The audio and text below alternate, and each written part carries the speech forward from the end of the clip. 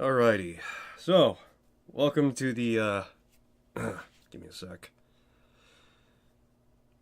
Alright, welcome to the, I believe it's Wednesday night stream. I'm your host, Flyman39. If I sound rough, that's because I am in rough condition. I've come down with a sickness, a cold, I think.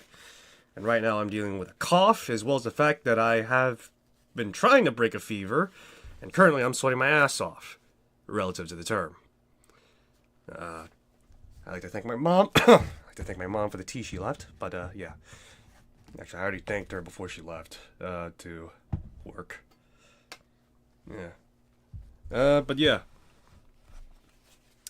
Alright, so, yeah, for the most part, let me think off the top of my head now. Last we left off, we had engaged... Sorry. We had just engaged in combat with the twins that were occupying a fortress to... Yeah, so we were dealing with bandits that were occupying the fortress after stealing their wealth and coming to bargain. Yeah, coming to bargain. For the most part, we're gonna pick up from there. However, I do intend to try and, give me a sec, I'm trying to think clearly at the moment. Alright, but yeah, I am trying to think a bit more clearly for the moment. Give me a sec. Because I just did like a bunch of stuff, and like I said, I'm currently breaking a fever. Breaking being the key word, because I'm sweating. Alright, but yeah. Let me just get all the stuff ready, because this was something that I was going to do earlier, but because my sickness was getting in the way, it was, I was unable to do so. But currently I now have time, at least a little bit, before needing to stop and recoup myself. So, this is going to be, I suppose I should remark right now, because it is technically the end of the year now. And I figured, what better way to end the year off than playing D&D alone? Yes, but yeah, no. This is going to be a continual thing, I hope. But yeah, this is going to be a continual thing, I hope, because for the most part... Yeah, because for the most part, it was very... It's very interesting, I'd say, and I do want to try and explore more of the books I have, while also trying to build on top of what I have here as well. Type of thing, you know? Let me see here. Alright, but yeah. I do want to try and build off of what I have here, because, for one, D&D itself, once upon a time, during the older days of D&D, this being like the original first edition and maybe I think advanced edition, it actually did have solo play. However, that sort of fell to the wayside, and because of the fact that it was more or less seen as a social game, it is going to be a bit more... Crap. Sorry, I'm trying to think. Oh, boy. It's not brain fog, but it's me trying to, like, deal with my symptoms. Give me a second.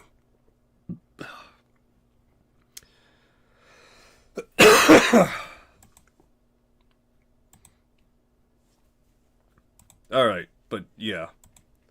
So for most part, yeah, it's just pretty much, Alright, so yeah, for the most part, I do want to go through the books, I do want to build upon the systems, like I said, and I do want to try and, you know, explore a bit. There's gonna be some stuff where I'm going to be interacting with D&D's lore. Maybe try and go back to the oldest bit of lore. And the whole point of this is and will always be to pretty much make a story of sorts.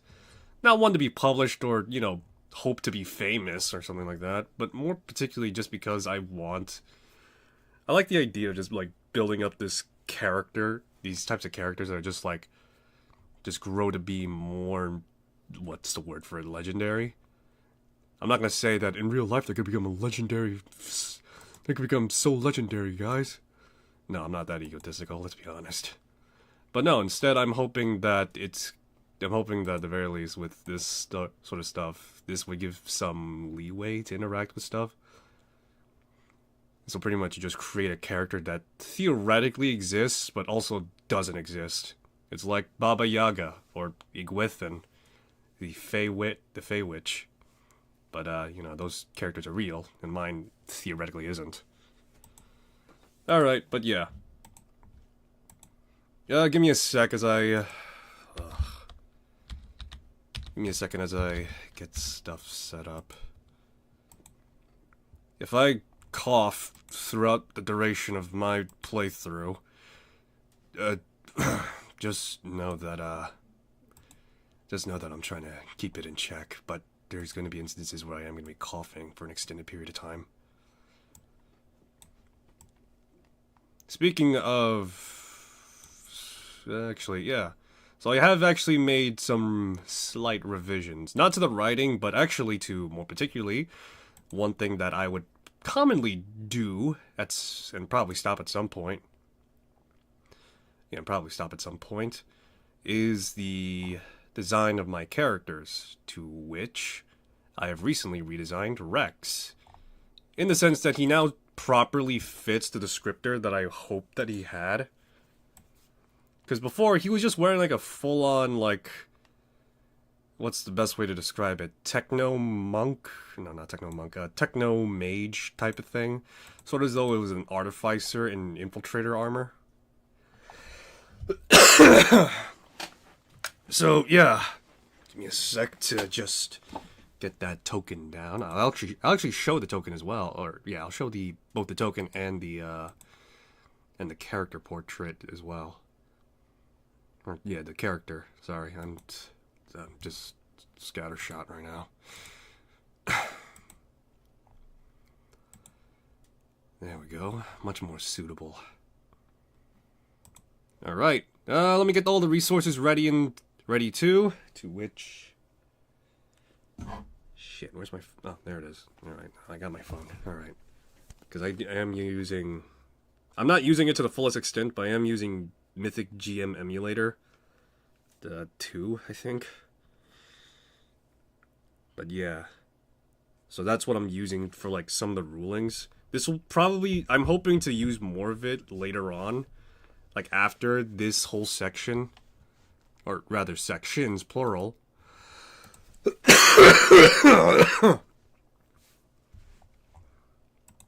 Give me a sec. I might have to step away to get some water at some point. Alright. But yeah.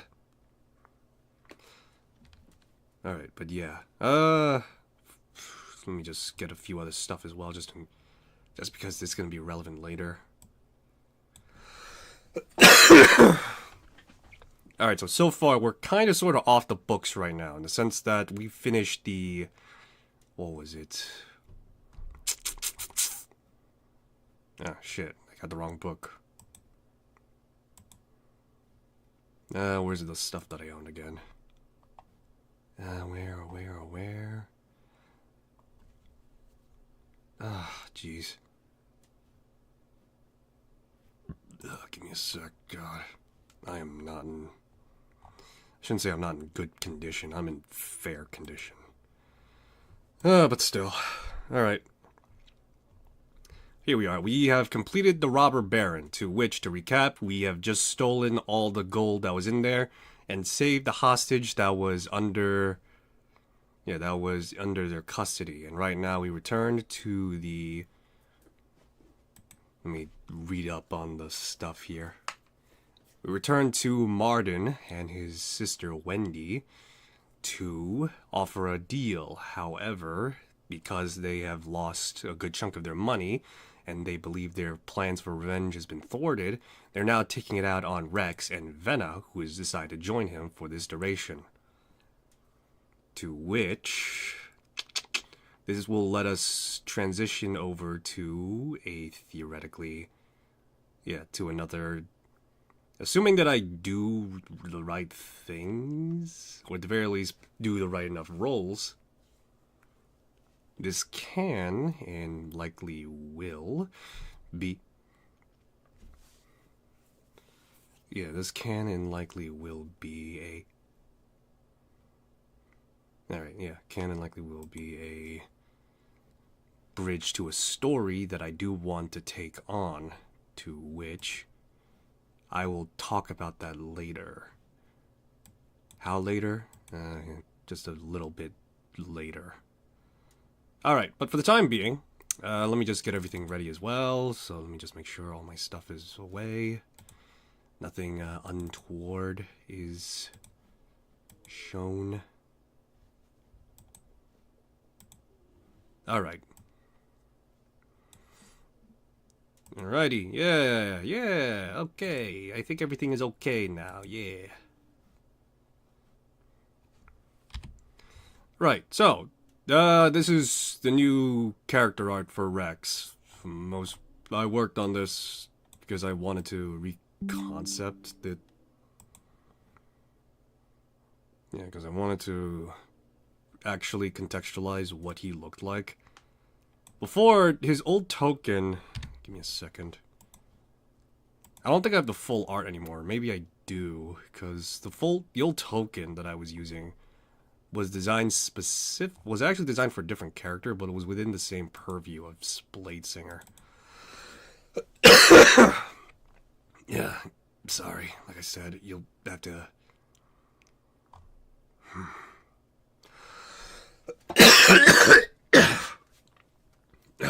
Sorry. You know what? I'm gonna have to probably mute my mic every time I cough. Alright. Oh no, no, I now remember this one. Okay. So this token was originally designed for a rogue, to which it would have been a, what was it? I think it was like the psionic, it was the psi assassin subclass. The one with the psionic blades. Oh, soul blade, there we go. This was designed for the soul blade and kind of sort of reflavoring it a little bit so that the guy was more or less using like actual physical talons, but they would have inflicted psychic damage. So yeah, that's why this character looks so just not like a typical mage. Whilst here, you could actually at the very least see he's at the very least a mage, I hope.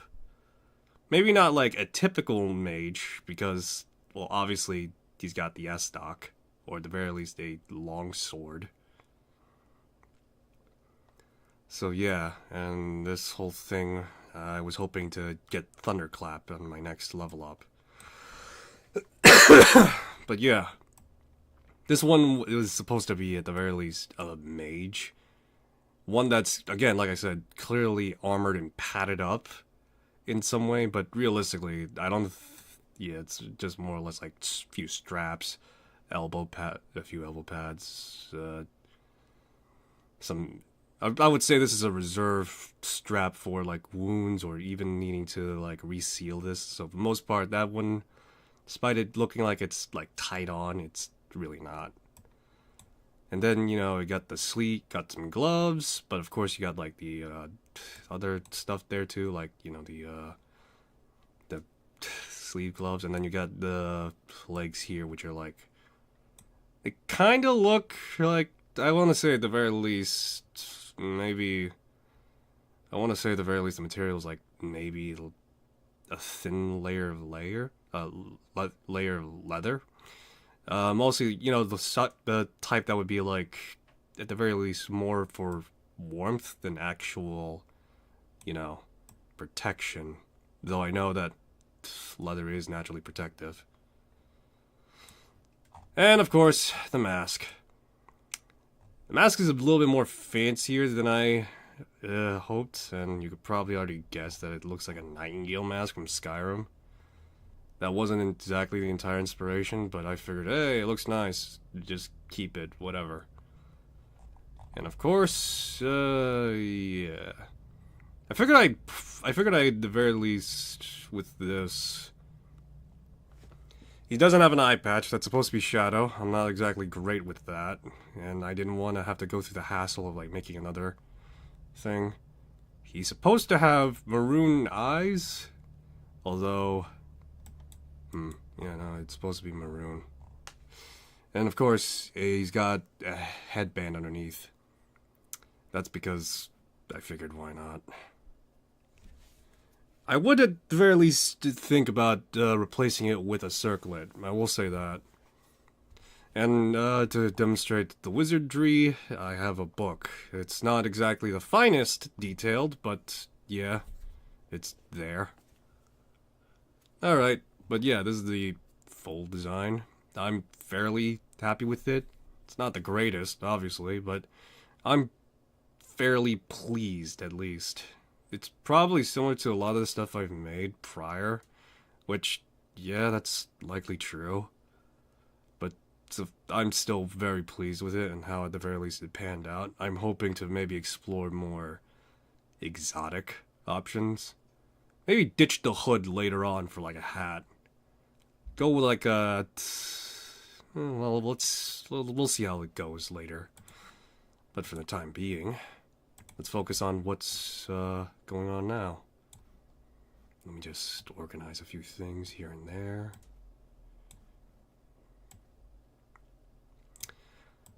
Okay.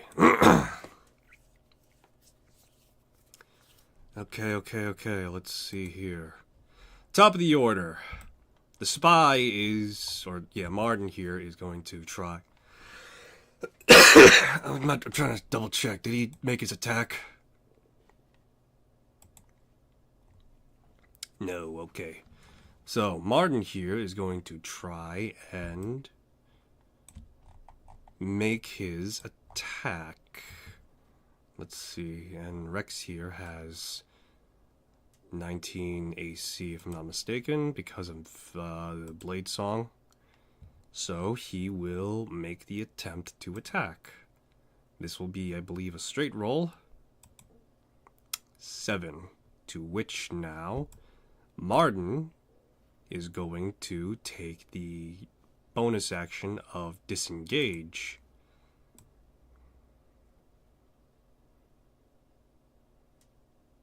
Let me see which way, because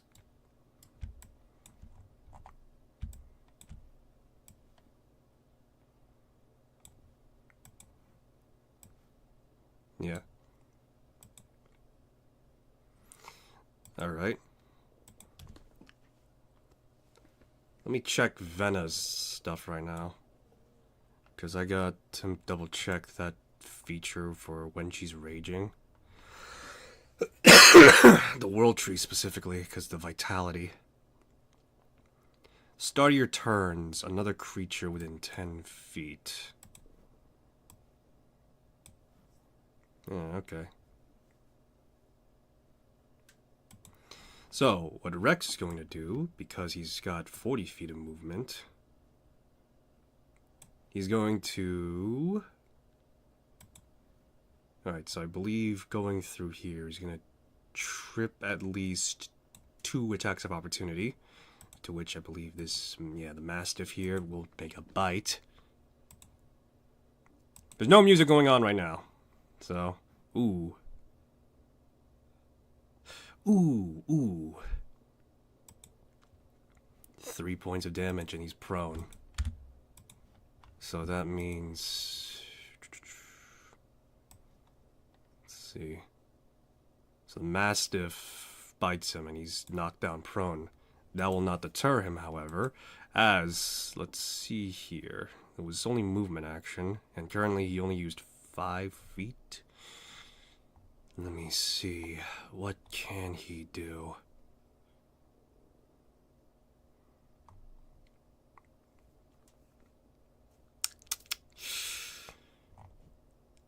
How badly do I really want to... because I do want to try and... Alright, yeah.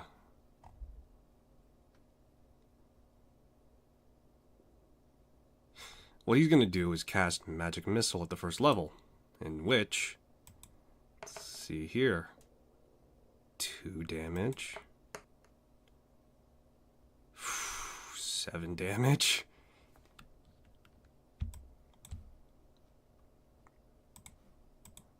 Alright, and I will say, because I do want to pull off this next bit a bit more differently, he is going to strike at the sister.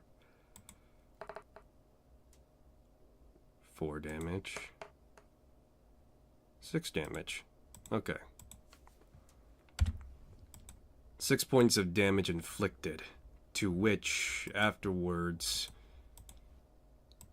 using, I think, half movement, so let me think, maybe 15 feet of movement to continue moving. He's gonna kip up, move up to here.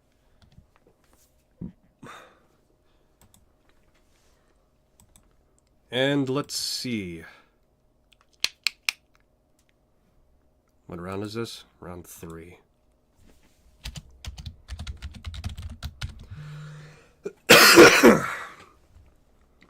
So Rex will get up after pretty much was effectively supine firing a bunch of magic miss. Oh shit, oh shit, that's alright, you know, because I used instead of first level, it's gonna be fourth, or no, that's fourth, second, because I accidentally rolled a fourth one. Yeah, because it's 3 magical darts for first level, so to keep up with the continuity and because I don't want to have to like deal with like retcon, I am gonna say that it was at yeah, it would be at 4th level at this point. Yeah, 1 additional dart. So, oh, that's right, my character's token. Yeah, okay. So Rex will, let's see, will I allow this or not? Yeah, sure. Let's try it at least once. Rex will point his S-stock towards Martin and his sister Wendy, and will attempt once more to persuade them to surrender. Or, in this case, no. He will attempt to negotiate once more, and demand that they surrender. They may have the superior number, but clearly they'll be outmatched soon enough, and they won't have anything toward their name if they die here. And let me think what else he'll say. He will also add on that his offer is genuine, and this is the last opportunity that the two will have to take it before they and the rest of their band gets eradicated by the two of them. The two of them being Rex and Venna. This will be because the two are in a fairly bloodied state, and Wendy is by Venna, so the chance of them dying is literally right there. This will be at a persuasion check at a DC of, let's say,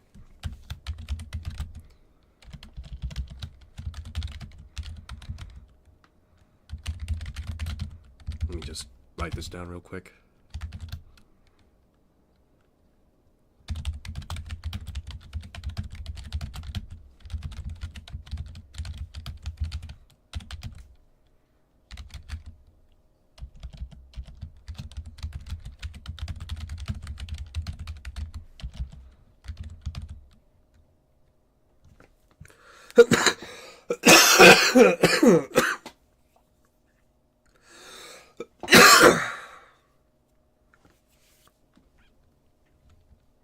Alright.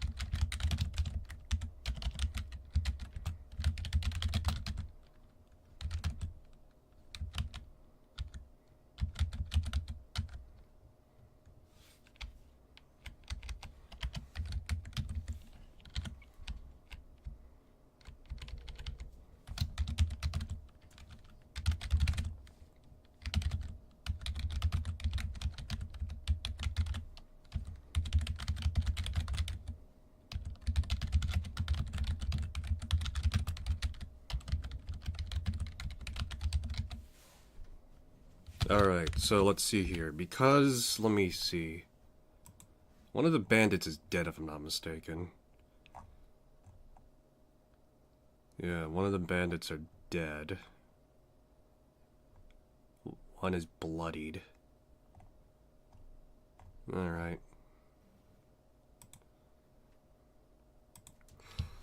I'm gonna say that this is going to be...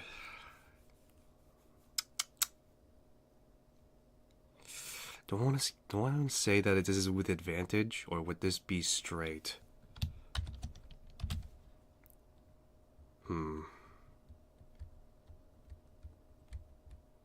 trying to figure out the DC right now. The thing is that one of the bandits is already dead now. So that's kind of the kicker. And for the most part... what would the natural DC be at this point? The two of them are already going to be falling dead soon enough. They do have superior numbers, but it's clear that with Venna and with Rex, they will likely tear this entire camp apart. So...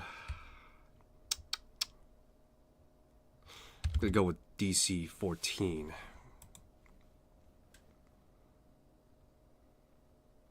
Alright, persuasion check. Go. Just met it. Okay.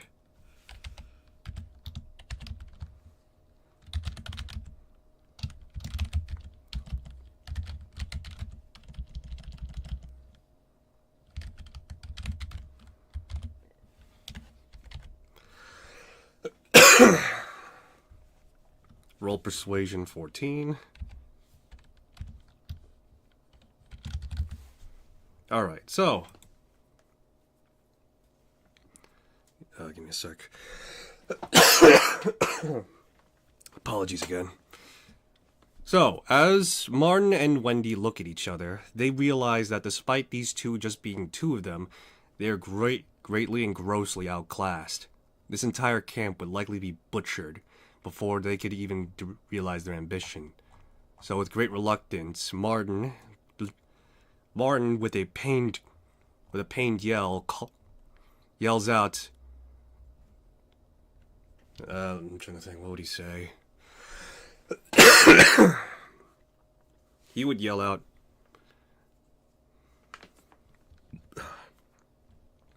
"Everyone, stop fighting! It's clear now that these two mean what they say.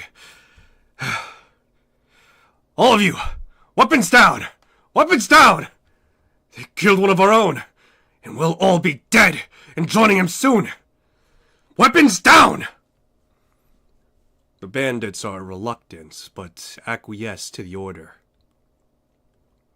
Wendy looks at Martin with is he sure? And Martin says, "You're right, sister. Looks like banditry isn't the way. None of these two are going to end us." Okay. And so that ends combat. Alrighty, so let's see. The bandits will back off, back up at least, and, what was his name? Kaiden, I believe, or Kaled, is gonna quickly check on his dog. He's gonna see that it's knocked out and just be grateful that he's alive. The bandits here will try and drag their dead friend away and we'll just drag their dead friend away and all of that. Well, anyone that was down below is gonna come rushing up. But as soon as they do, they're told by their fellows to stand down by the boss's orders.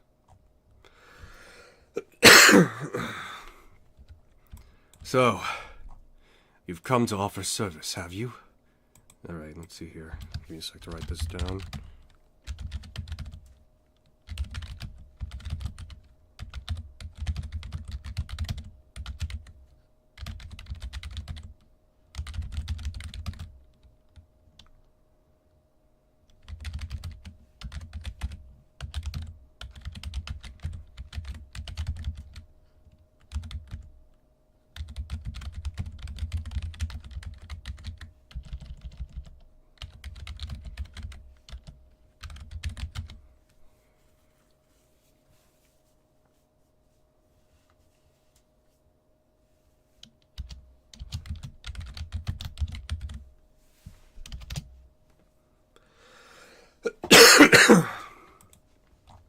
Alright.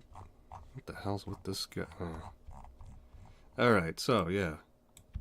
So, Martin here is going to...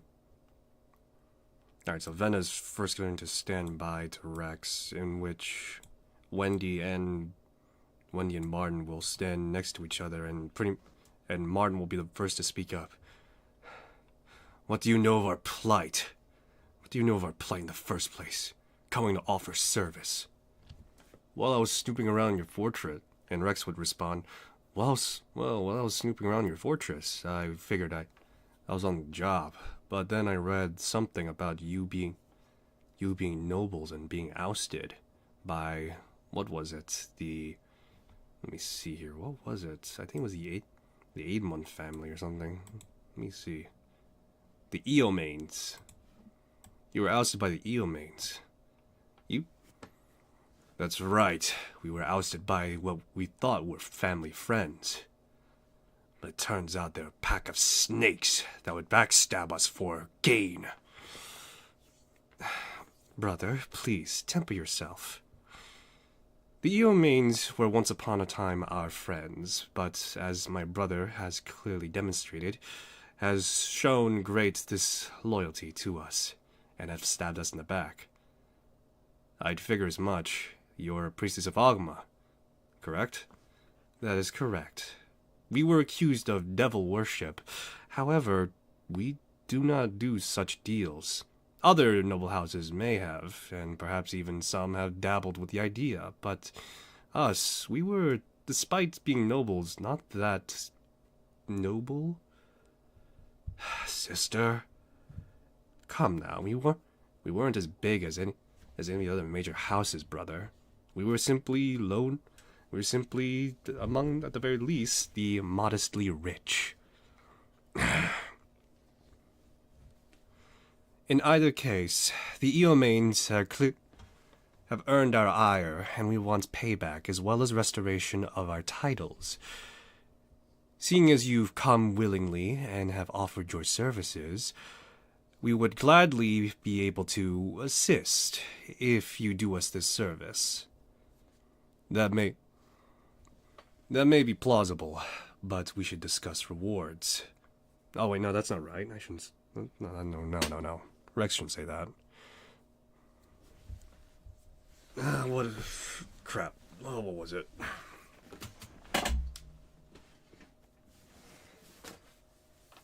I'd be willing to give my services, but I need to know more about the Eomanes exactly. Very well. Follow us. We'll show you what we've compiled.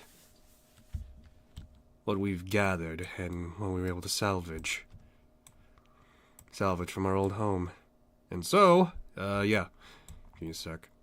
And so the two will lead Vena and Rex inside into the study, to which, let me just reverse this real quick.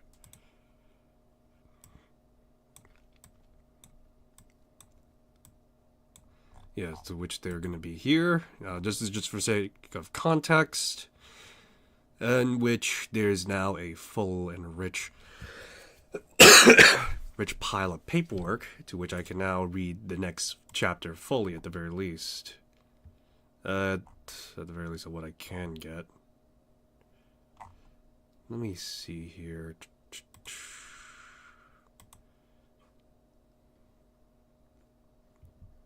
The robber barons, and then back down to here. Bandit stronghold. Is there any details I could get of the Eomanes? See Eomane house. Alright.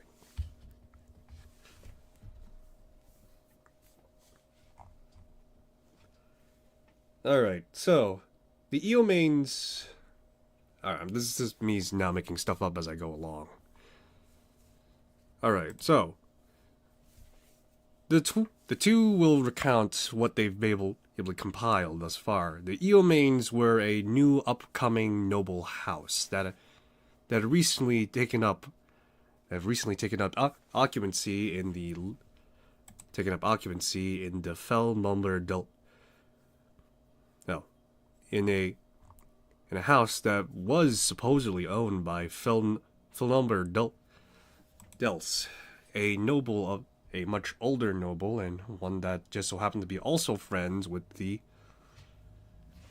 that just so happened to be friends of their noble house that these two were from, to which that would be the Ruhe family. They found it strange at first, but they welcomed them nevertheless to the fold of nobility, to which it would only be about a month after their meeting that they would be set up to be accused of making deal and pacts with devils and fiends, to which Baldur's Gate's bureaucracy as well as magistrates had casted them out in exile as punishment of that. As a result of this, they had earned their iron in trying to investigate further into the Eomanes. However, they learned that the Eomanes are not exactly, well, real in any way. They would explain that despite them being technically nobles, no records of their feats, transactions, or even their riches can be traced. In fact, it's almost as though they just came out of the middle of nowhere and just up and assumed all and presumed over the manner that they take occupancy in.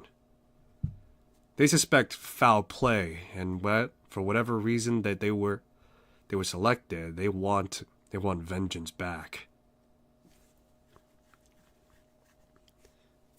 All right.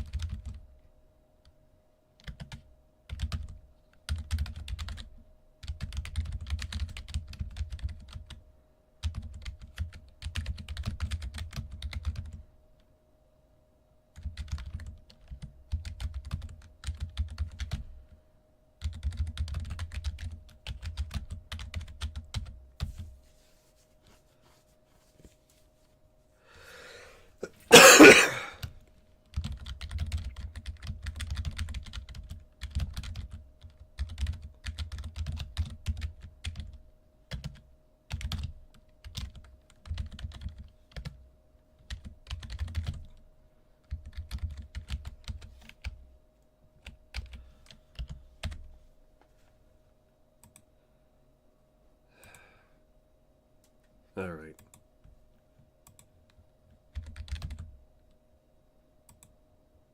Alrighty, so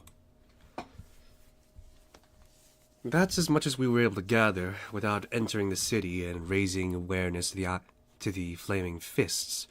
So, do you accept to assist us? Rex is thinking for a moment. Obviously, he was committed in the first place, but it's clear that he needs to be more thorough in what he's looking for, as the information that the Ruhes were able to get is fairly sparse, and he can't lie to himself. He's also very interested in where the Eomanes came from as well. If they came out of nowhere and occupying another noble's house, it is strange. Venna will look on, bored out of her mind. Venna will look bored out of her mind, but looking at Rex, she knows exactly what he's going to be doing next, and will say, hey there, I'm still going to be here, so if you're doing that house, I'll stick around just a bit longer. Thank you, Venna. And, so, as this whole thing comes to an end, I know a bit of an anticlimax, but because I do want to try and progress, at the very least to the next stuff, and this whole thing was just kinda optional, being honest. It's going to be a day's travel back to Baldur's Gate, to which I will say that let me think off the top of my head. It is going to be about a week of downtime to try and figure out what is going on before I just trigger it outright. So yeah. This is from, let me see.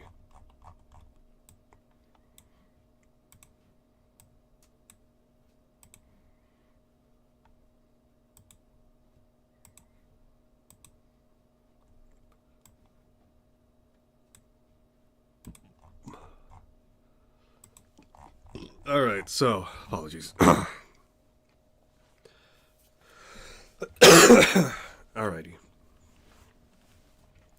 So, it's going to be about a week of downtime, to which, once more, this downtime can't be used for level up, at least not until Tier 2 play. So, yeah. To which, I'm going to say that the day has passed, so before the long rest happened, to which... before I'm not going to be tracking any, yeah, so I will remark this, I'm not going to be tracking any resources for the time being. So any expenditures that I thought I would be able to track, I'm not going to bother right now until later on, to which when I would have, like, more defined idea as to what it is I want to go with. So for the time being, I'm not going to track food and survival needs.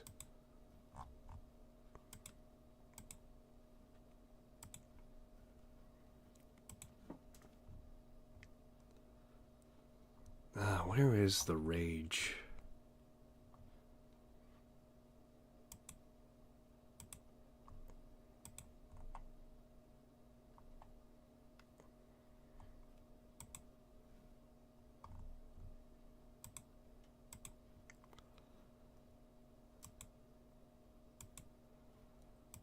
Alrighty. So, currently, actually, real quick, I gotta start now implementing a few things as well.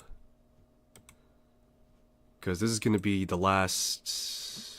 I'm hoping that at the very least this is going to be the last session, as I do anticipate this to be at the very least the ending arc for the first part.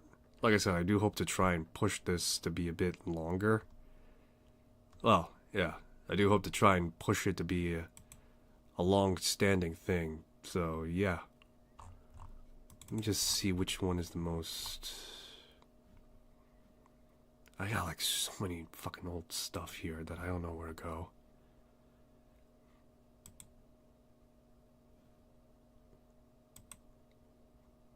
Let's see, is this...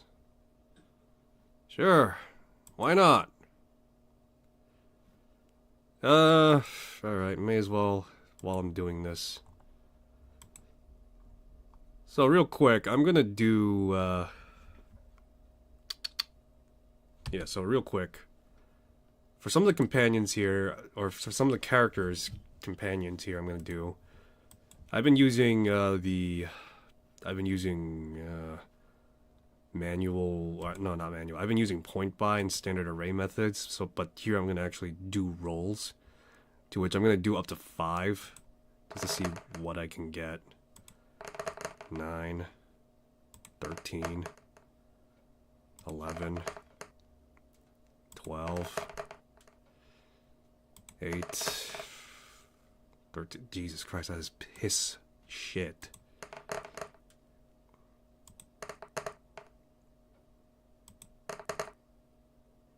Finally, something okay, at least.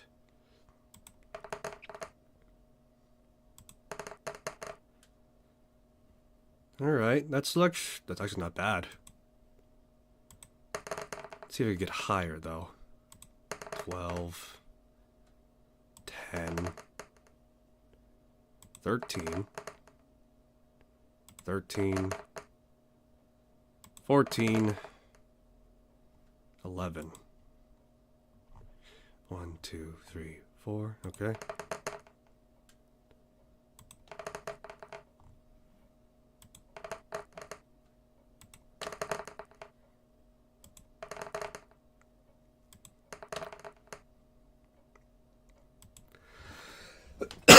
So let's see here. 10, 11, 17, 9, 8, 13. Okay, so...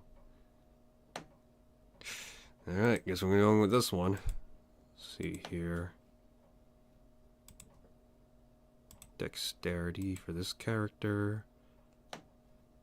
So, let's see here. What should I use the intelligence modifier as? Let's just do that for strength, and let me see. 14 charisma, and then constitution 13. Yeah, okay. Alright, yeah, I think this is pretty good. Yeah, so this is for this character. Let me double check to make sure. So...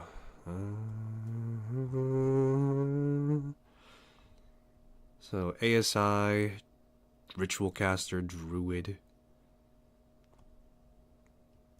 Dexterity, Constitution.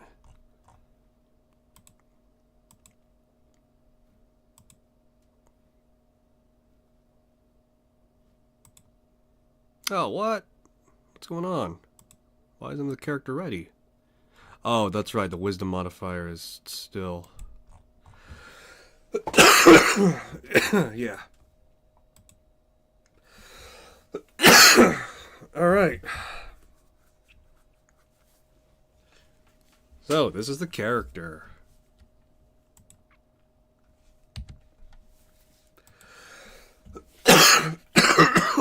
Fuck.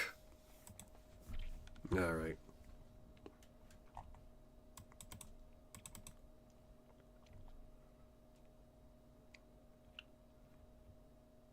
Alright, give me a sec, I gotta step away.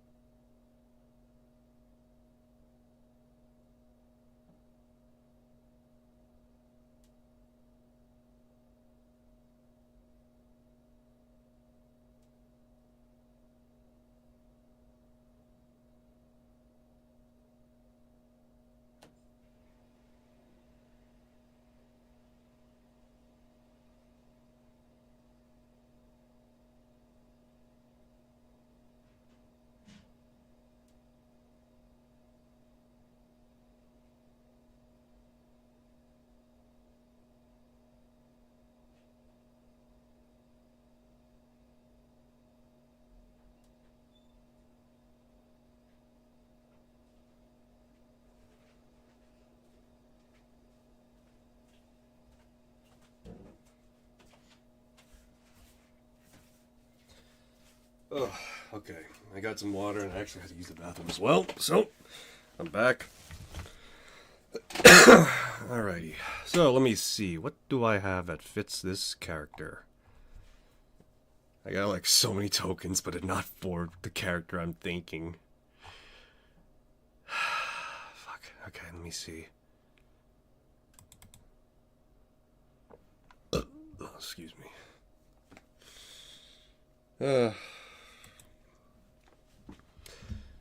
You know what? This might work for the time being, I guess. No, actually, no. I don't think. All right, guess this one then.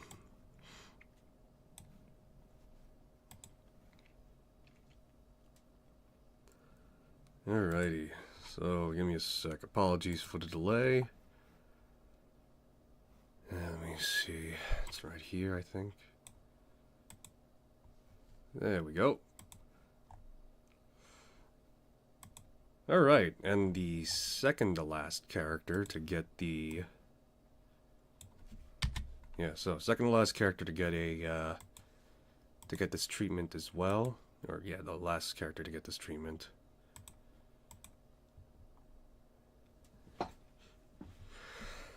I should actually do the same for Xander and Jin, because they're using point buy as well. So, like I said, out of 5, we'll see what he gets. Okay, that is not... Just make an invalid character, I guess. You know, there's a reason why you don't have... There's a reason why you don't have a character that rolls... This is why some people have house rules of, like, nothing below 70. Because, oh boy, this is just the most mediocre set I've seen.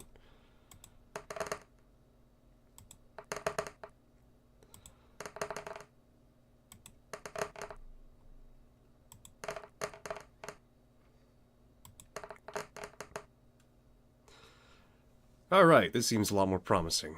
Let's see if I get anything better or more balanced. So let's see.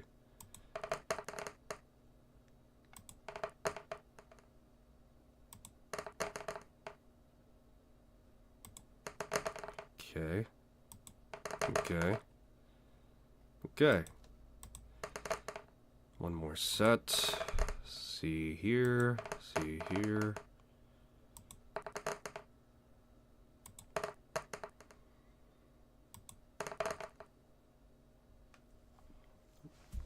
As you can clearly tell, there's only one superior set. Let's see here, strength. Actually, dexterity should be a... if he's gonna go with, like, medium armor, it's not really gonna matter that much. Constitution.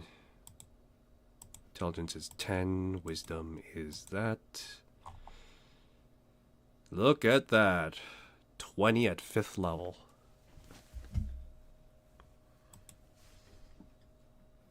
Ah, for fuck's sakes. Seriously? He doesn't want to count my intelligence, man.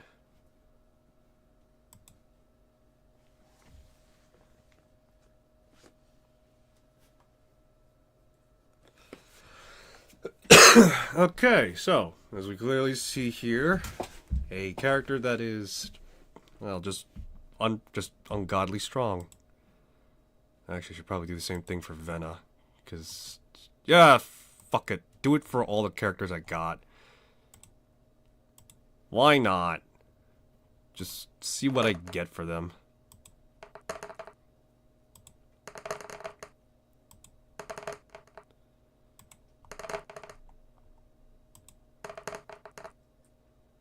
Alrighty.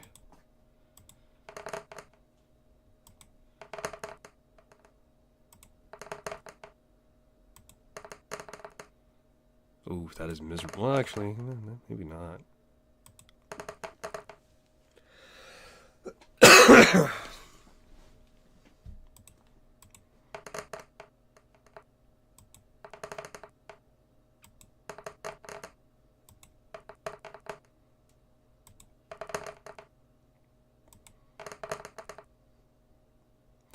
Oh, the misery.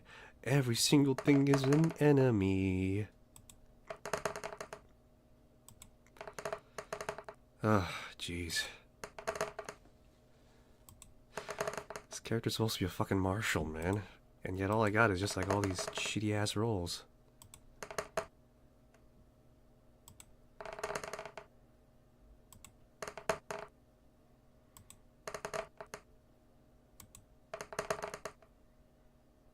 Hey, that looks a lot, well, it's modestly better, that's for sure. Let's see here, though. Which do I want?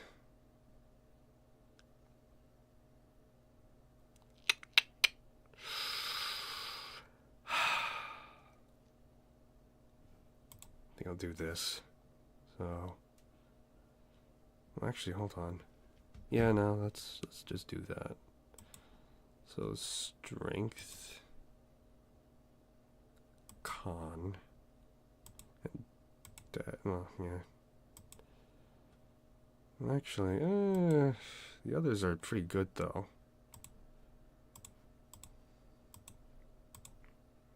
Thing is that this one's a lot more extreme.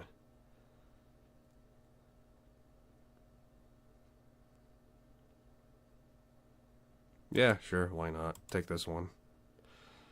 Let's see here. Dexterity, Constitution. Obviously, intelligence is a dump stat. Charisma is 10, to which this will be... Yeah, look at that.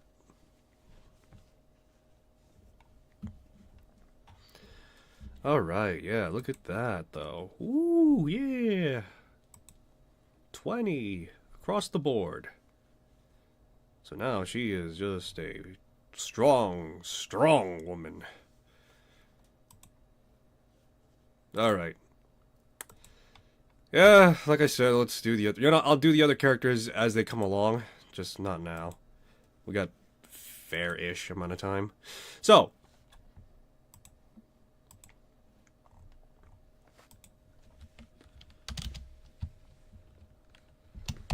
Seven-day downtime period.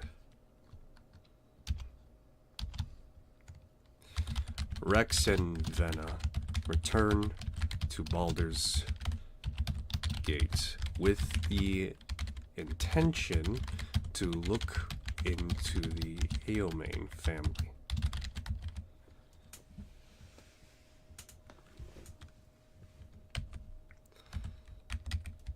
They would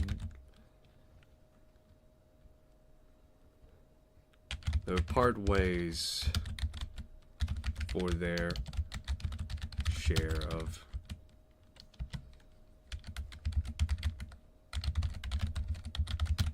before reconvening.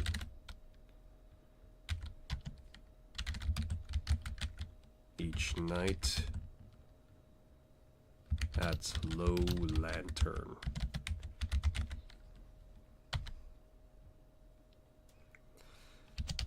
Alrighty, so, alright, so yeah, this is where now we could actually do rolls. So, let's see here.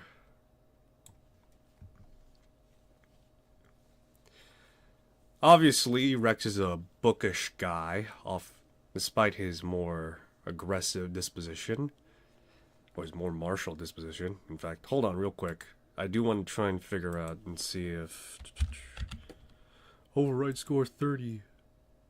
Oh my gosh. 10 fucking Silk Blade Song charges, guys. Yeah, there we go. Back. There you go. Alright, okay, that's kind of cool, though.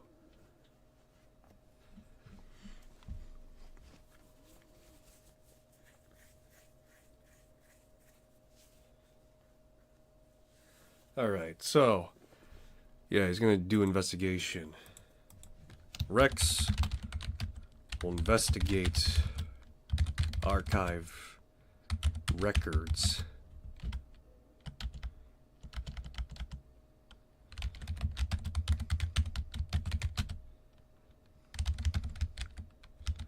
Where and when they came into nobility. Let's see, DC is just going to be, because it's still tier 1, 14 again. DC 14, to which, let's see, 26.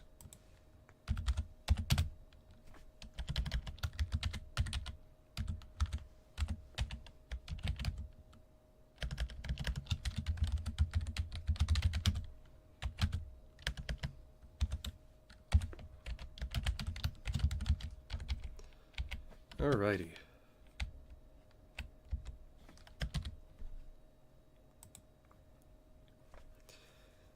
It's nobility.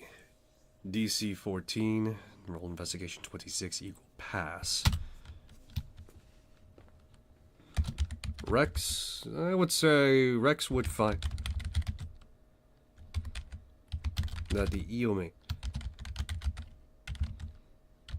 like the Ruiz said, a new family. However, strangely, no record of their induction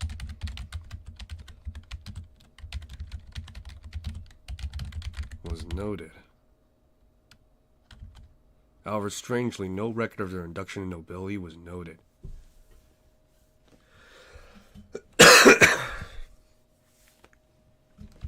In fact, with looking over the record, it's missing.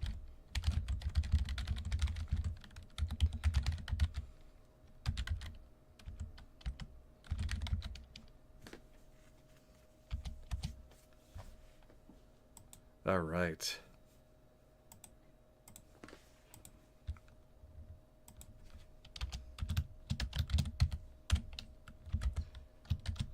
Alrighty, so yeah. Let's see. Vena will now. Boy, man, she is not that great. She's not that great for social stuff, is she? Oh boy. Alright, let's see. Vena will.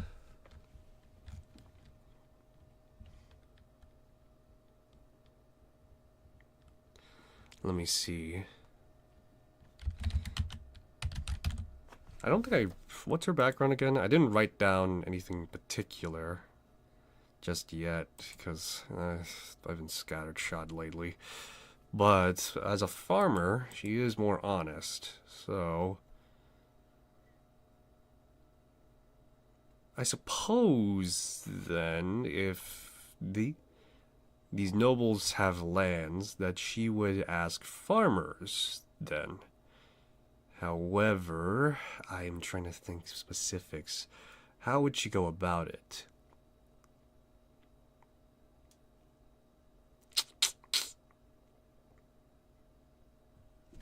Shit, she doesn't got many skills to use.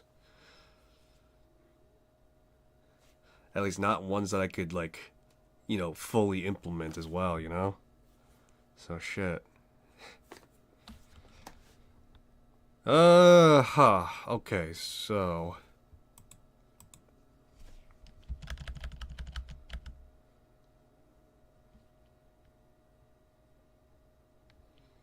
yeah, let's do this.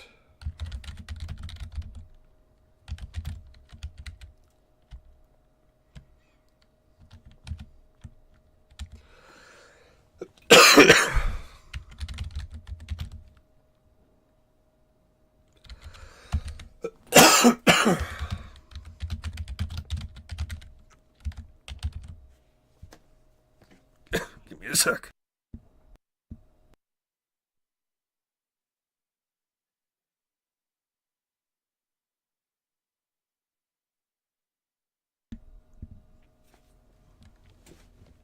Alright. Ask around for any land property owned by the humans.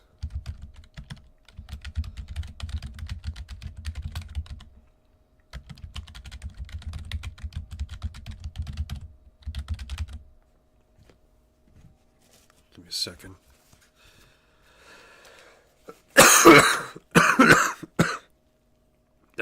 Fuck's sakes. Okay.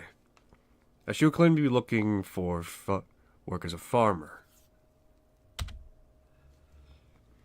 Yeah, so she's going to be looking for work as a farmer, to which she will attempt to use her oh-so-gracious charm. Wow, I did not expect that. Okay, well, shit. DC would have been at least, like, the same as Rex, so 14.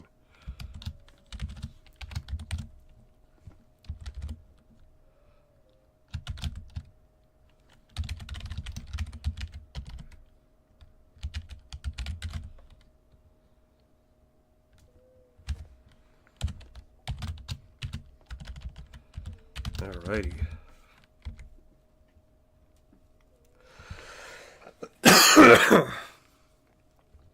Alright, so. Now you may know she would claim to be looking for work as a farmer, so pass. After asking around enough, a farmer that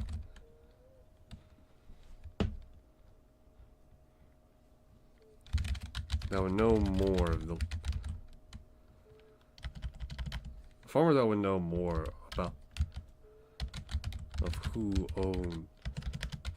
owns what parcel outside Baldur's Gate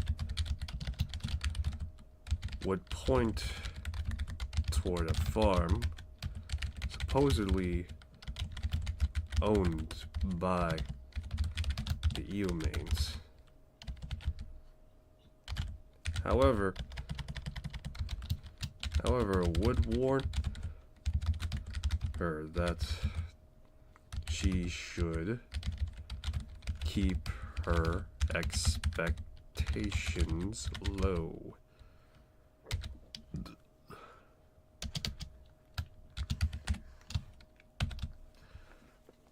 I will say the downtime period, because it is going to be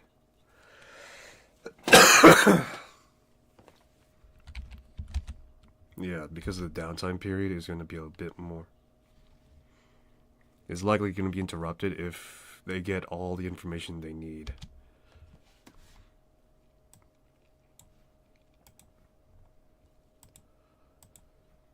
Alrighty, let's see here.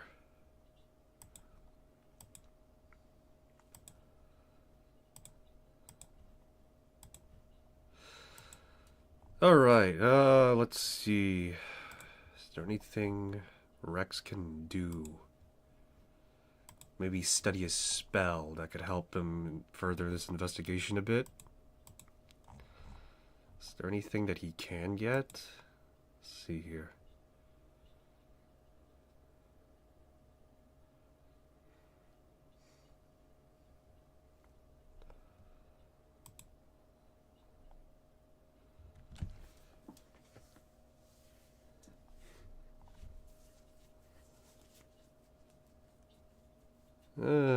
Well, for the most part, it's just like a bunch of,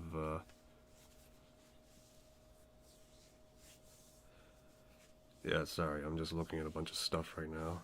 So, for now, it seems as though that I do want to try and pick up some spells.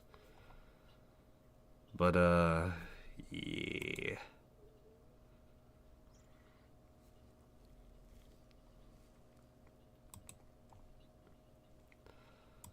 Arcane Vigor.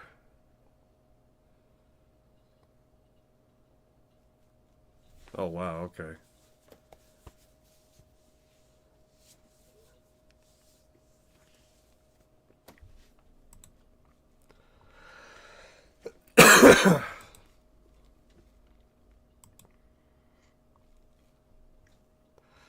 Alright.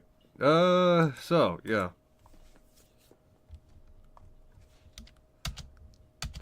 Alright, day 2. What is Rex and Venna gonna do now as they investigate more?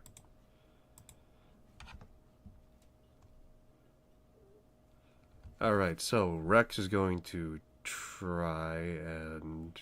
let me see.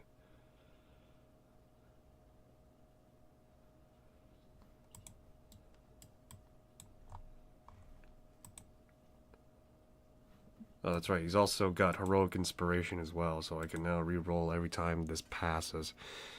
So Rex is going to go to Baldur's Gate's bank and inquire about the Eomane's financials.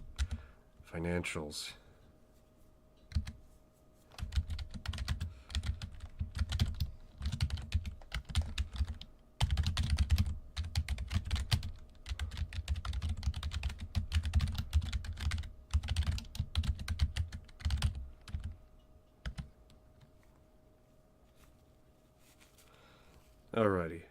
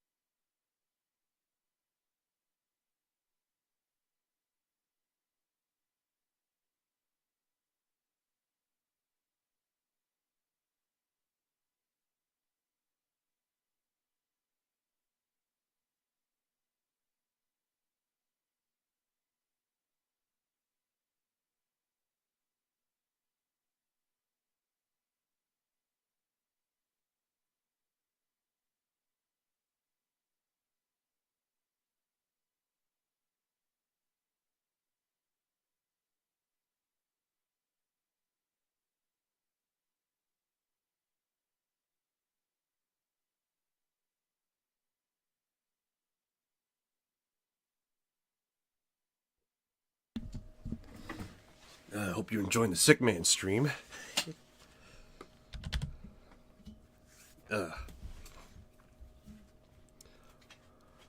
Let's see here.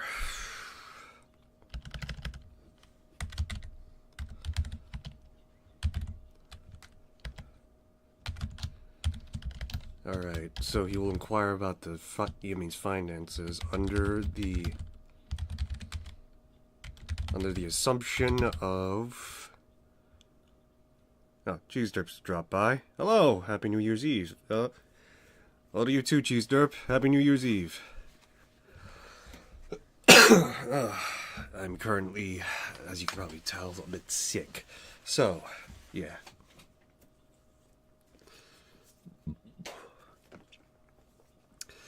So, let's see here. Under the assumption of what shall I go with?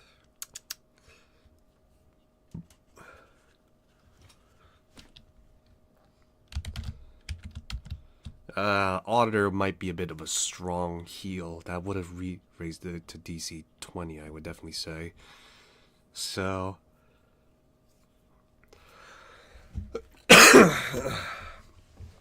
let's see here. Under the assumption of a family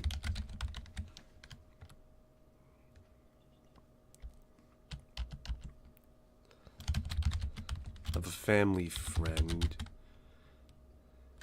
ensuring their...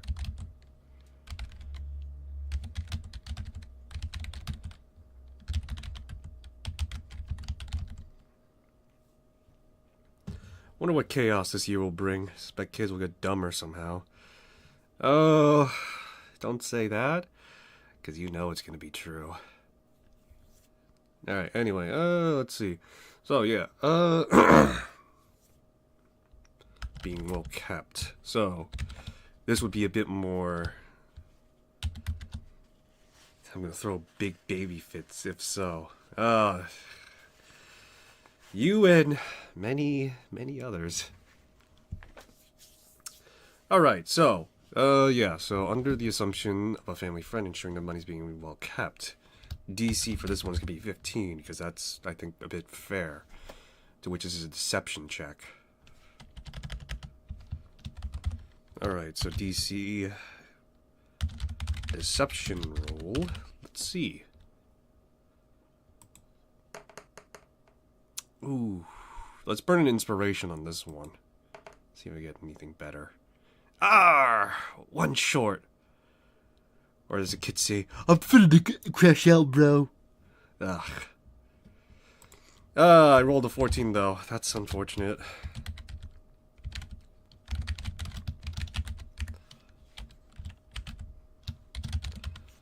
Alright, so this check is a fail. So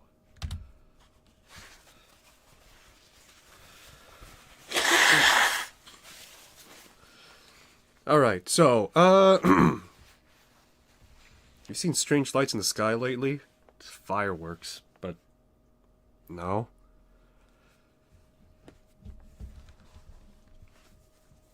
Deception 14, inspiration burn fail. The bank, while understanding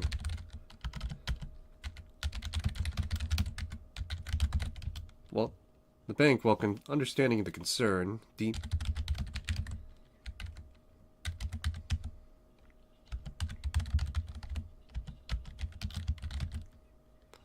it unnecessary and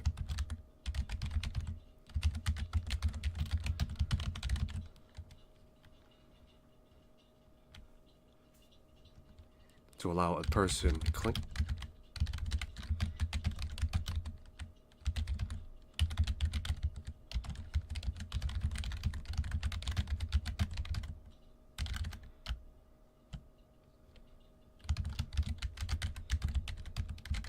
Alright.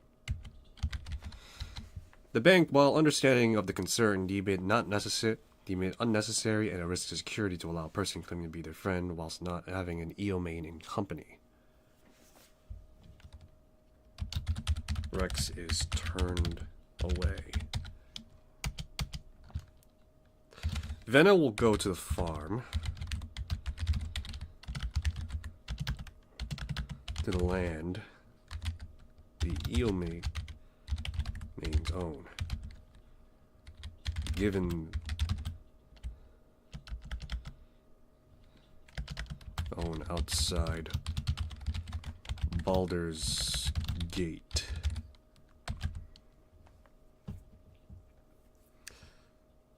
Circular spotlights don't distort like normal spotlights without getting farther. They're fast multiple times. Don't make noise. Too agile for planes. Too first in direction whenever it wants. Oh, UFOs. Alright. Sweet. We got UFOs. Alright, so what Venna sees is a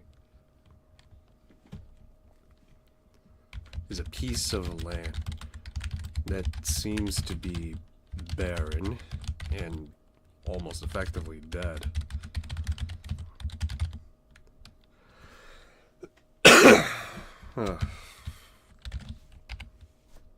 This one's gonna be up her alley and probably still the same as before. So DC 14. Roll survival. Let's see. Venna has proficiency in survival, so here's hoping that she does well. Ah, one short. Fuck. Alright. I see how it is, game.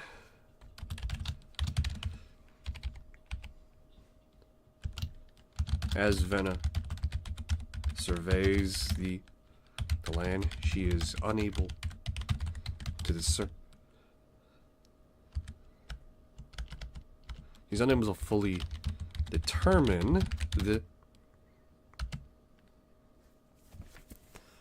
Jeezderp asks, "What am I writing?" I am currently writing my solo D&D adventure, to which this is what I'm doing right now. I'm playing D&D by myself.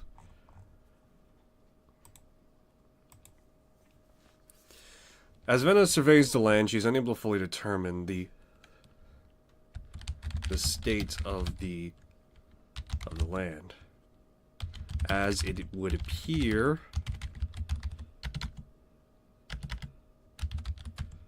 it has been like this for a considerable amount of time. That's sad. Do it with ChatGPT. I like the idea. However, ChatGPT doesn't keep track of story beats and is a terrible dungeon master. So I'm pretty much doing it off rip and trying to piece together what the hell do I want I'm trying to do here. Alright, let's see here. Day 3.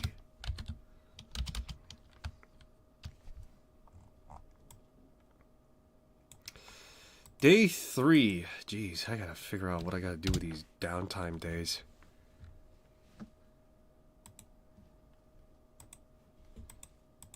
Alright.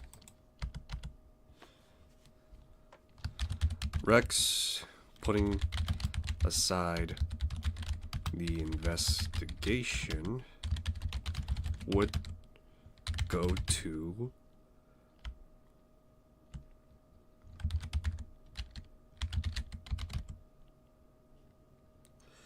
Captain Log. The voices, the voices, the voices, the voice. Yeah.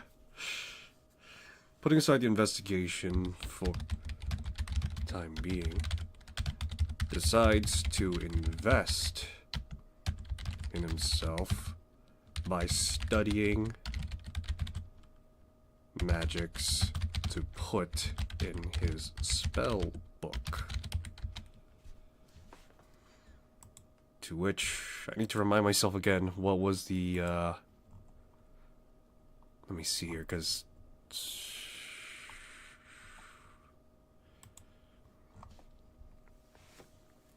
copying a spell book, let's see here, 2 hours and 50 GP. So 8 hours and 100 GP. Oh wait, no. And 200 GP. Ooh. 8 hours and 200 GP. Fuck, that is a lot of cash.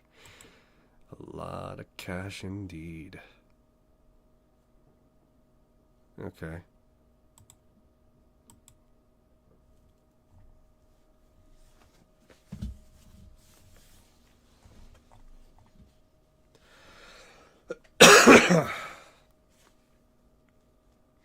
I think at this point I want only one spell. I'm tempted to take 2, but I should just get only 1. Let me see. Well, maybe I do want to get 2. Yeah, fuck it. 2 it is, I guess.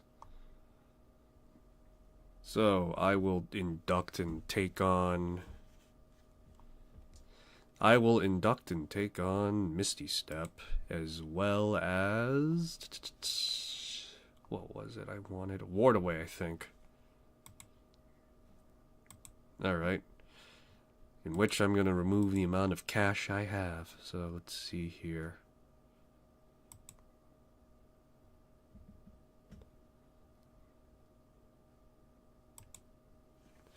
Jeez. Gotta do math. You're your own DM. Give yourself the GP to yourself. It's not fun that way. It's like me playing Skyrim, giving myself all the gold. Yeah, it's fun, but, you know, it's kind of sort of gets stale after a while. Alright, so I think... this... Yeah, there we go. Alright. Alright, so I now have 220 gold pieces worth of currency in my back pocket.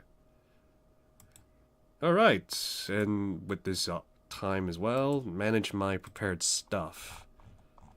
Oop. Alright, let's see here. What do I don't want and do want? I will take Ward Away, and I will take drop... Let's see... I will take on Misty Step, because who doesn't love the idea about teleporting around like a zippy little fucker? Alright. Alrighty, so, yeah, now I am completely melee optimal.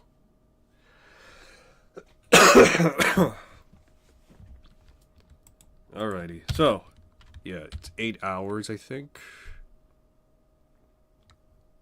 Yeah.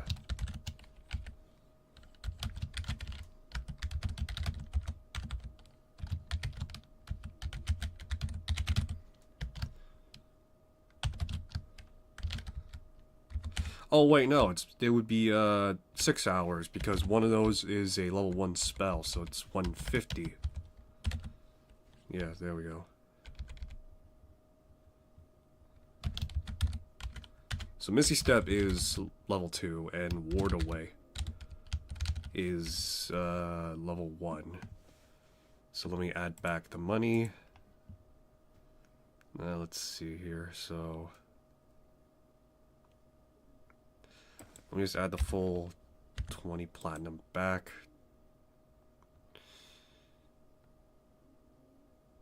To which it's just 10 platinum. So that'd be that. And then afterwards is 50 for the Ward Away. There we go. Alrighty, I'm slightly richer than I was before. Alright, so, let's see.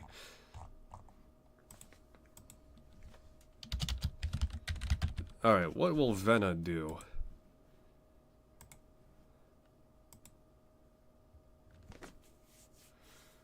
Ugh, jeez. What is it that she can do other than just be brawny as hell? Good recipe for you. 2 lightly toast bread, spread cream cheese on both, slice of ham you're choosing. Damn good. Yeah, it is. Let me think off the top of my head.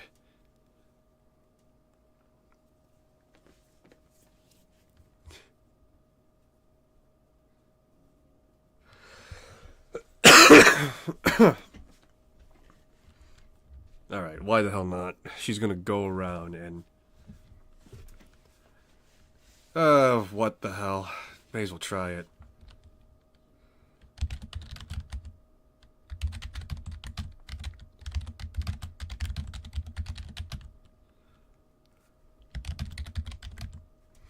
She will attempt to coerce more details from...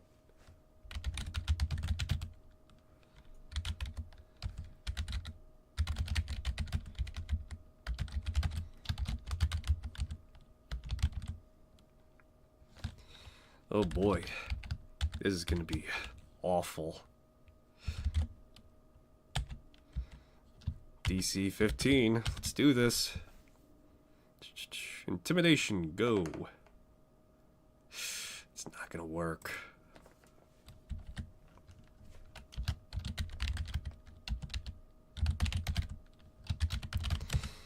Oh, this is going terrible. Alright. Alrighty, so...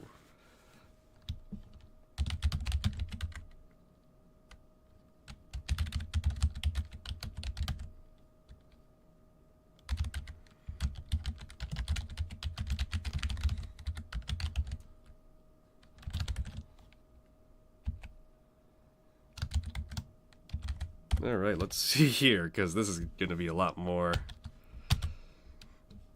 Alright.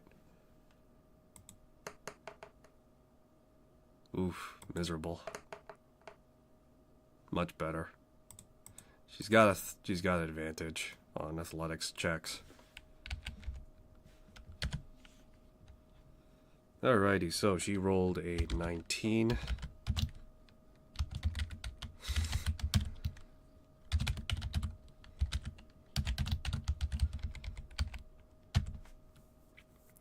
So Vena will attempt to coerce more details from nobles to get information on the Eomanes. She is unsuccessful and has ran afoul with the law. But yeah, she's ran afoul with the law.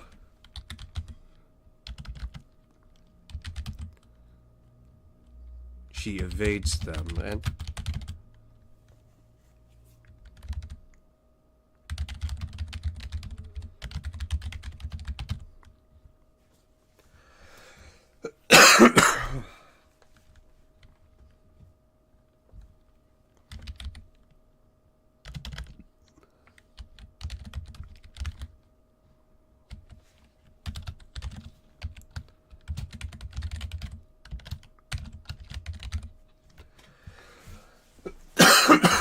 Shit. Alright, violation. Alright, criminal violation minor.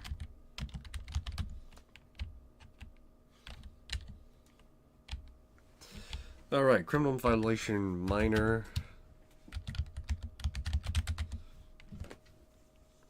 Right now it's just harassment. Alright, day 4. Jeez. Tempted to cut. I probably am going to cut this short. At least on the 5th day. Because then afterwards it's going to be just preparation afterwards. So, last day of official investigation, I'll say. No!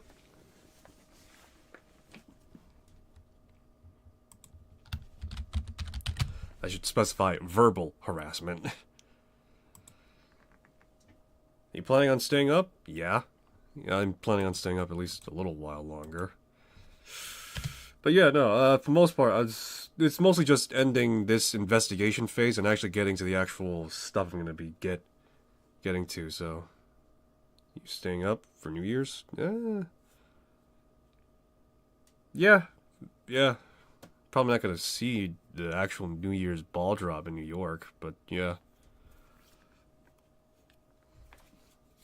Alrighty, so, day 4, Rex and Vena decide to team up for this duration. With what information they have, they've only scratched the surface, they believe. Rex wanting to see that land will ask Vena to bring him to it. As they arrive, the scene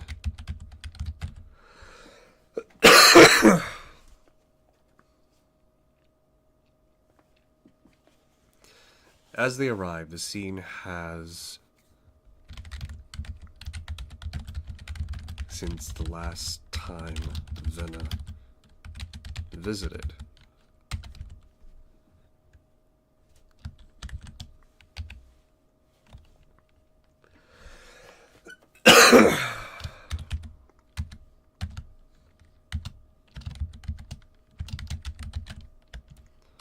Alright. Let's see here. What will work for the most part? Because I don't think Rex has detect magic yet.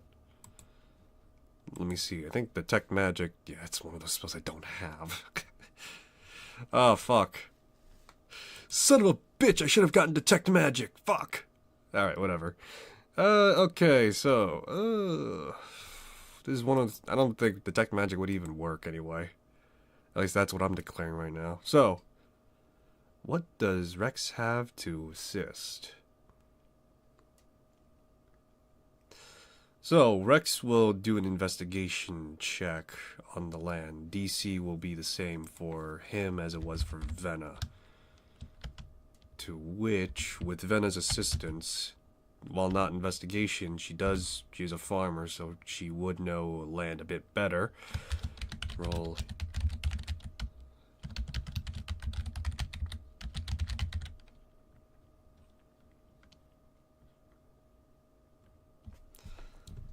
Alrighty. Oof, 26.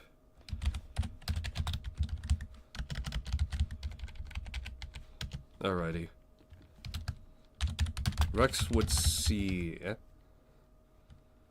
closely that this land that the Eomanes... Oh, the Eomane own has been barren and dead for a considerable amount of time. In fact,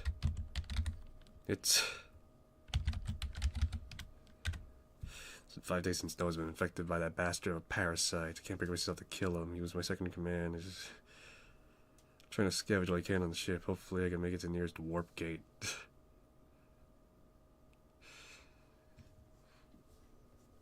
That the Eomain zone has been barren and dead for a considerable amount of time. In fact, it's been this way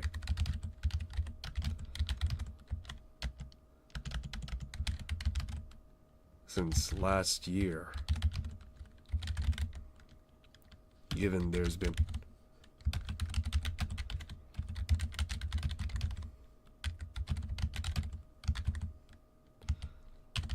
shitty log entry. Depends. It's mostly, it seems like it's out of context. Which I guess is the point. Anyhow, Rex would see closely that the land of the Eomain zone has been dead and barren for a considerable amount of time. In fact, it's been this way since last year, given there's been no tending to the land at all. Venna would try to determine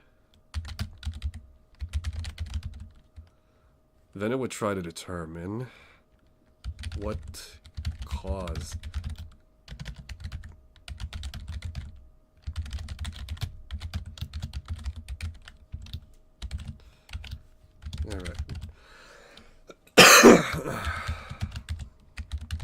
Alright, because Rex managed to narrow it down a bit, Venna is going to now do nature check.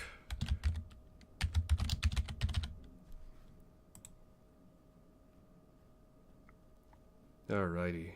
Nature, go! I'm pleasantly surprised.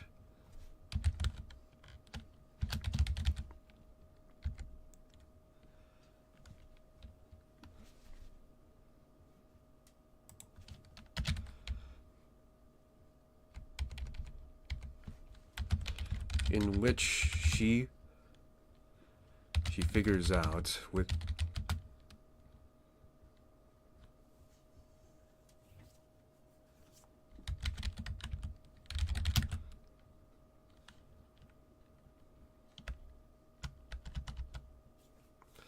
in which she would figure out that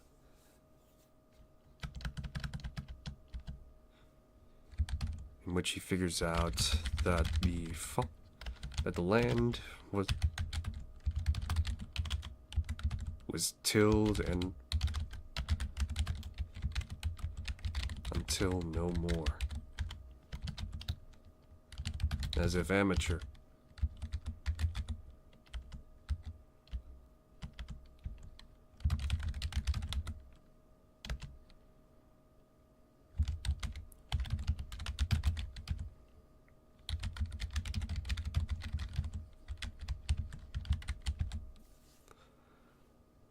In which she figures out that the land was tilled and farmed until no more, as if a novice wasn't able to figure out that this land would require something returned. As a farmer, it's fairly common. No, I shouldn't throw that in. I was going to say, it's fairly common to burn some of your crops so that you could nourish the dirt, but I'm not going to say that because this is close to a city. So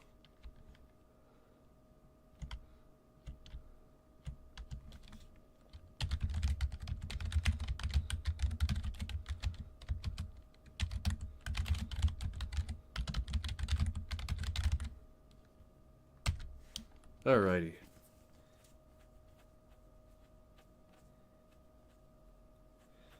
Alrighty, let's see here. Day 5. As Rex and Venna go out to investigate further, let's see here, this actual hook.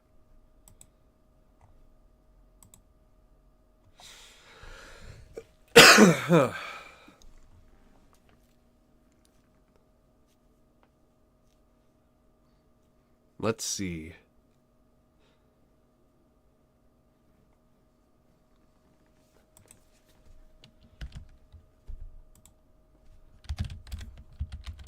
A man in formal attire greets them. Alrighty, so now we get to actually do some light role-playing. It's me, myself, and I. So, let me think. Greetings. You two have been quite busy, haven't you? Who are you? My name is unimportant, but I serve a family that you've been looking into. Is there a problem? Oh no, there is no problem. Only that I've come here with an invitation. An invitation to a party, let's say. Party? Why would we be invited to a party? We don't know the Eomanes directly. No, but you've been looking into their lives and affairs, and they figured they may as well invite you so that you may get to know them better. Yes? Vena and Rex, or Rex and Vena, will look at each other, and Vena's like shaking her head, very wary of this whole scenario. However, Rex, wanting to know more, will say, "So, do you have our invitations?" "Indeed I do. Indeed I do." And reaching into his breast pocket underneath his jacket, will pull out 2 envelopes, both stamped with the Eomane's symbol, which is, I'm just going to say it's an E, pretty much.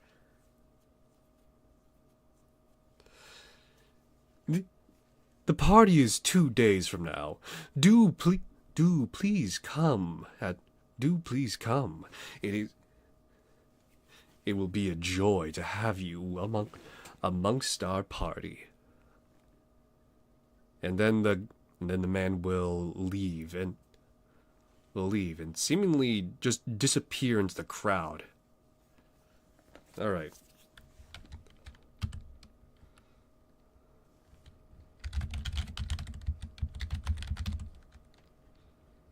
All right, so he would say that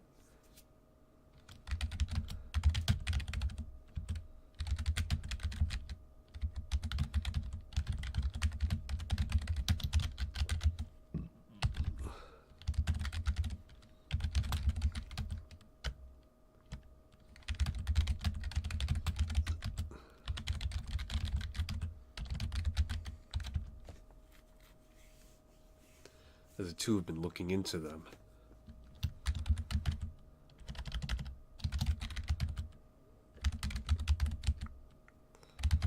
Vena expresses wariness.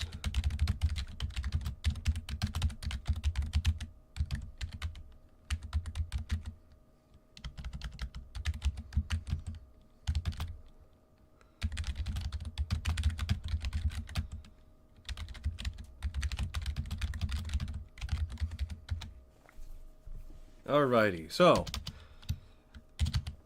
day 6 and 8. That's right, I'm upping it up a little bit, yeah? 8 downtimes days. Day 6 to 8. That's totally what I meant, guys. I promise. Totally.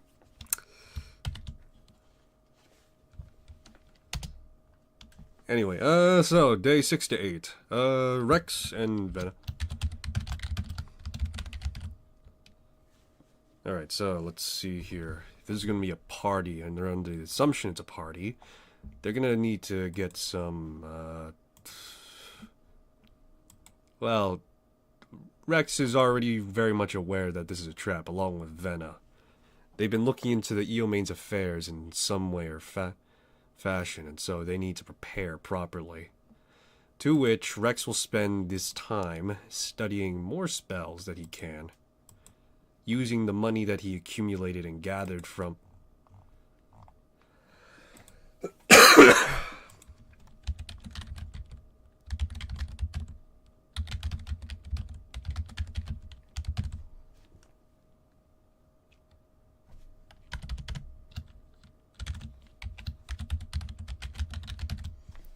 Alrighty,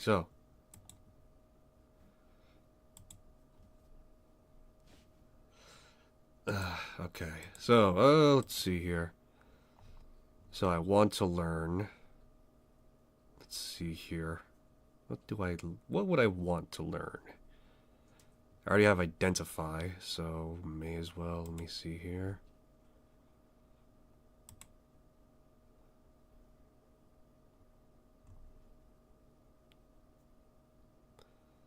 I will learn detect magic, and then afterwards burning hands. So that makes it another 104 hours.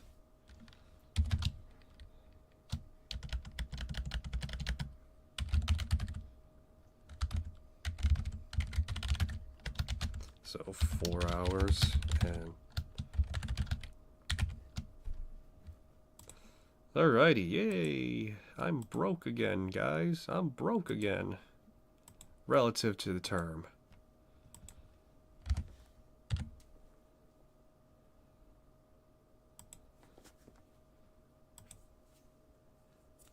What did this one sound? Captain's log. Me and my crew land in Ursha 12. Corporate wants us to start drilling soon. Looks pretty desolate and cold. Mia told me that journaling will help me, well, keep me sane between the rations and the rowdy crew. Hopefully she's right. I was looking forward to find this shit corporate wanted and get off this icy hell. Plan on putting them out of order. Yeah, it sounds like the pretty good beginning. Alright, let's see here, so...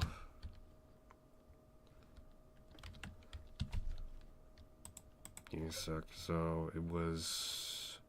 detect magic. And... let's see... burning hands. Question is... no, I do want... as much as I want the burning hands, I have to hold off on taking it on. Pretty sure Venna should have some money to get a new weapon. Let me see. I think a greatsword is like 50. Yeah, that's right. So, shit. Yeah, she'll pinch some. She'll ask,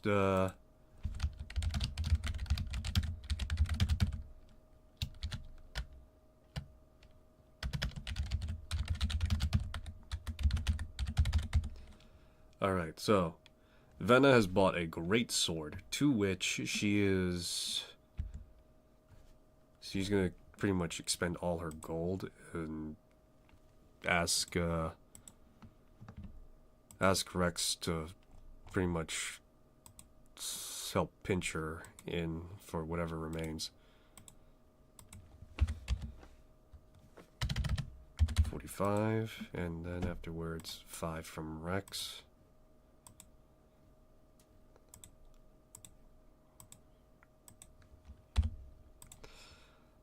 Alrighty. Alright. Alright. End of downtime. Yay! The boring stuff is over, guys. Relative to the term. Some people find this exciting. No. The portal is closed. My ass it has. Okay, so...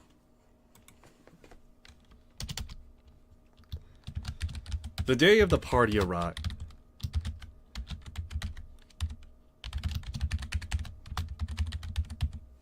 Alright, so the day of the party arrives. Let's see, do I have their home here? I do not. Lovely. Okay, give me a second. Where is my books?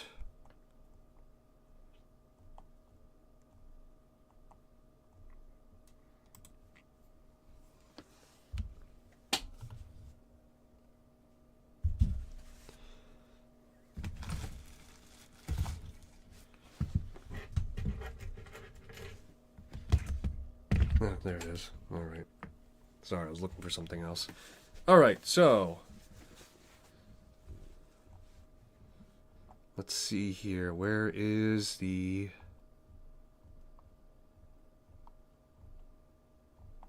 trying to find where the hell their house is, because they actually do have a house.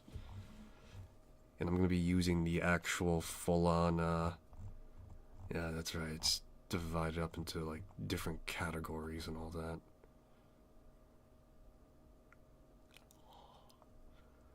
Alrighty, so, let's see here, where is... Eomain House, here we go.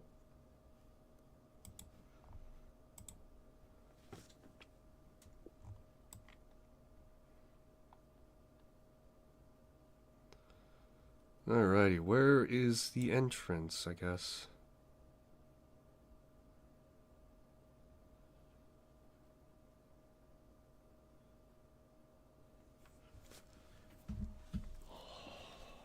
Alrighty. I'm just gonna assume that this is where the entrance is. To which, the day of the Eomain's party arrives. Rex and Venna approach the house, and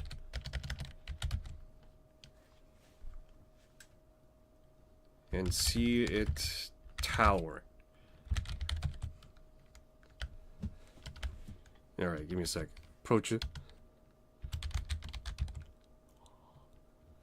Venna and Rex approaches the manor, They see this grand building stand tall. As this grand building stands tall before them.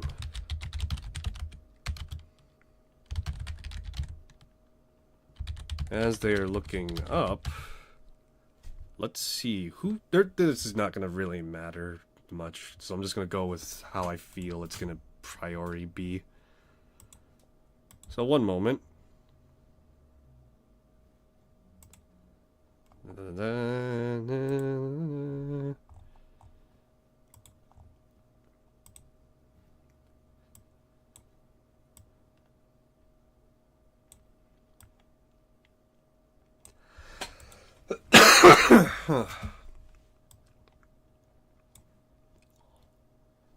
Alright, so let's see here.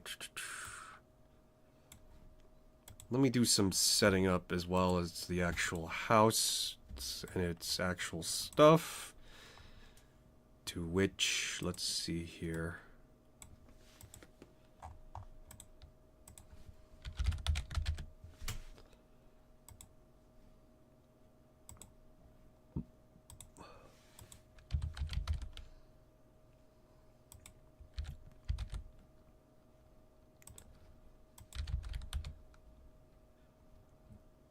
Alright, yeah, so right now I'm just doing a bunch of, like, additions and all that.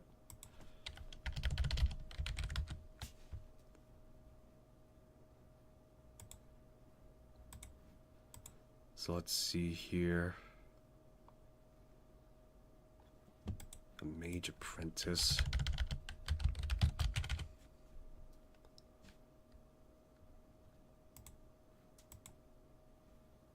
Cultist fanatic.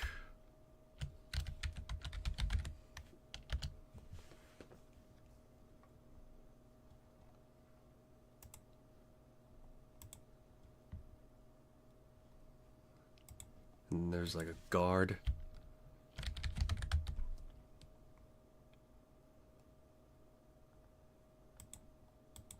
And then there's a ghost.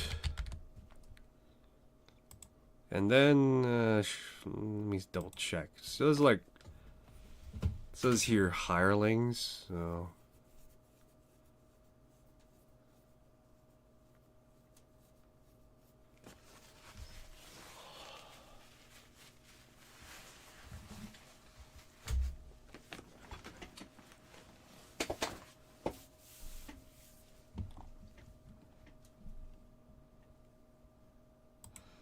Just get some other, like, let me see here.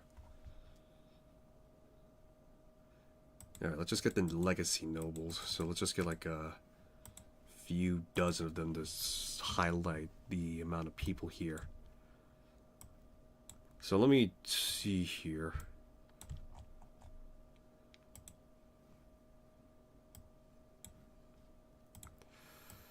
Okay, So, if I'm reading this correctly...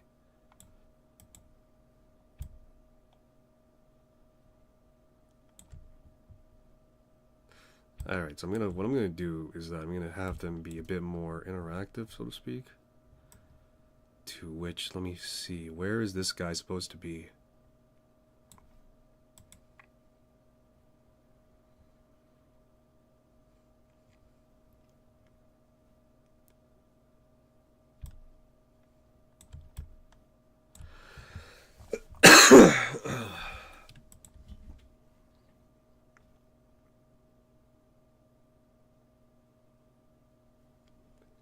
See here.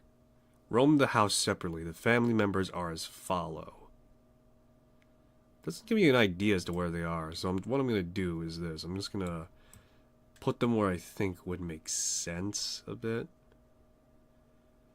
So, I guess here would be a bit spacious.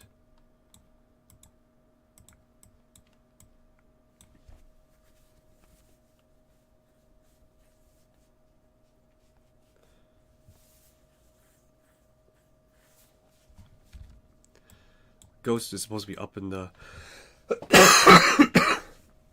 supposed to be up in the garden.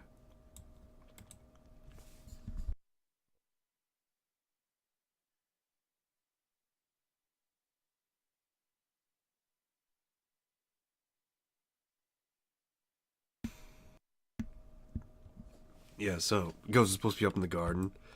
Let's see. Let's say the apprentice is here.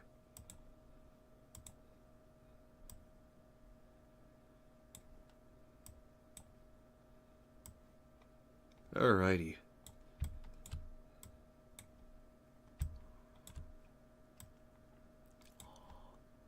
So for the time being, it's the idea and illusion that these people are normal for now. So for the time being, I'm just gonna set up like these nobles here to just be whatever, you know.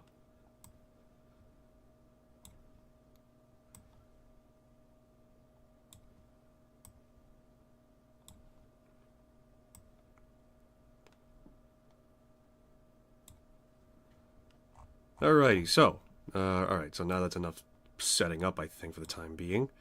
Alright, so as Rex and Venna approach the manor, as they're looking up, a woman's voice calls out.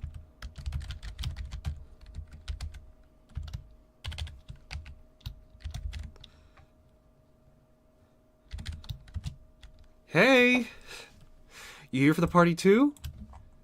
Venna and Rex are just gonna look towards where the voice is coming from, and they're just gonna see this... how do I describe this? Because this is one of those things where I got a lot of questions to answer. But yeah, so pretty much, they just see this extravagant woman. Fuck. I'm trying to actually piece together what she actually looks like. Give me a sec, because I actually drew. Alright, so they see this woman effectively it was effectively a backless one piece with a sash around her waist, as well as in her hand a quarterstaff, and with it wrapped around the tip of the very least one of the tips of the quarterstaff a druidic focus. Yeah, druidic focus. So yeah, that's what she looks like. But yeah. Hey, are you here for the party too? Yes. Who are you? Rex is gonna ask the woman. Oh, duh. I'm Iris. Druid, if you couldn't tell. A druid, huh? I didn't realize druids dressed so salaciously. Venna Vena will snort as she taunts a little. Well, one could say the same thing about barbarians. Despite the fact that your kind can take on blows like no other, you still have the choice of wearing armor. I'm Rex. This is my companion for this party, Vena. We both got an invitation from a servant. Oh, no way! So did I. See? And Iris is going to produce a envelope similar to Rex's and Vena's. Same mark and stamp and everything with an E. As the three are conversing with each other, they hear in the distance, well, not so much as a far distance away, but at the very least, as it gets closer, heavy footsteps and sound of clinking metal, to which they see this fully armored figure. Is this where the party is? Yeah, you were invited too? Yes, I have an invitation here too. You've been invited as well? Yes, I take it you three have also been invited? Yeah. Do you think there's any others here? It's gotta be. I mean, it'd be awkward if it was just the four of us. Well, let's not keep our hosts waiting. Come on. And Iris is gonna be the first to step on in. Rex is gonna look back at the two and just follow suit after her, as Vena is just looking at Jiro and just be like, guess you're the last one that's gonna come in, and she follows after and so on and so forth.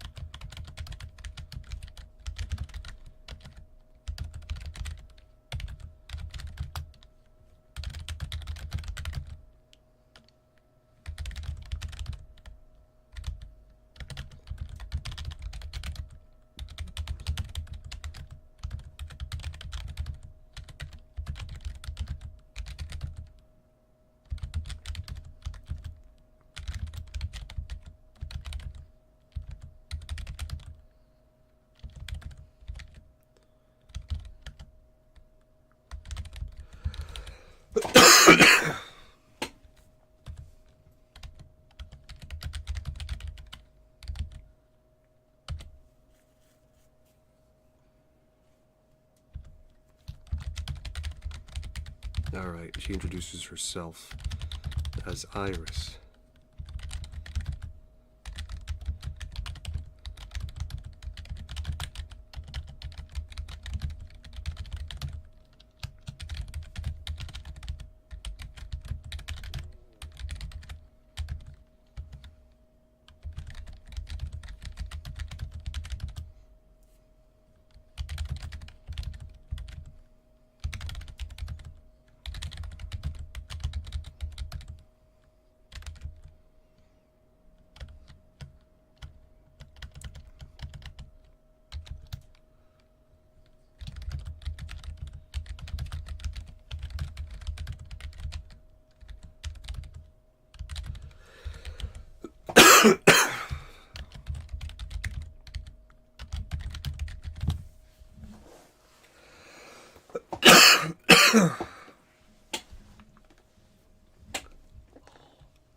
The four show that they've been invited, and they wonder as to why they...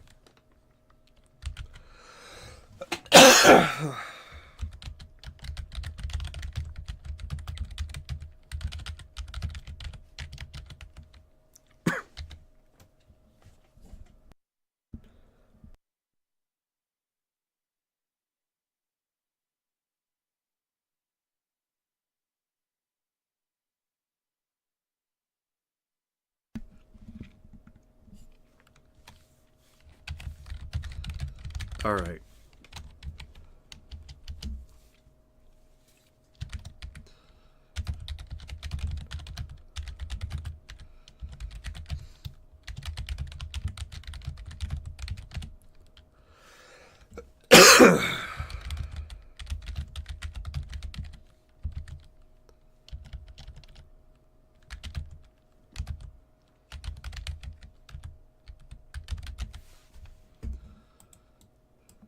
Alrighty. So, yeah.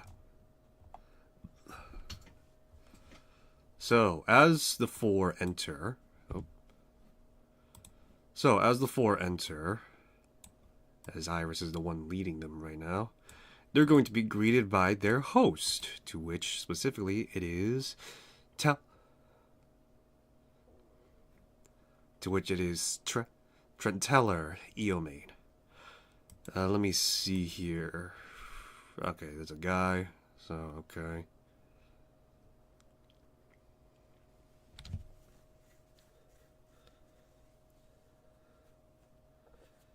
Alright, so it's going to be a guy, and the performer is going to be... Okay, so, yeah. Let me just see here.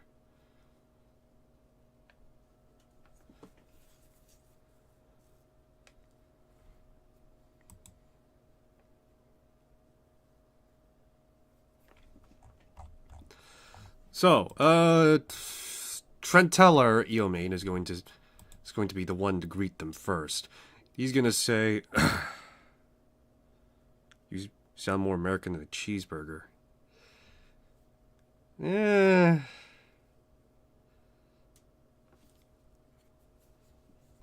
don't know about that one, to be honest. I mean, I'm trying to think specifics, because... I think I'm more... It's the bestest. I don't know, I think an insult would be like, you're more blander than British food. It would go a long way. Yeah.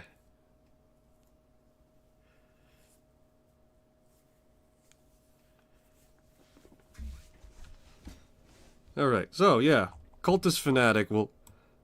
Yeah, so Trenteller is going to welcome the four and just be...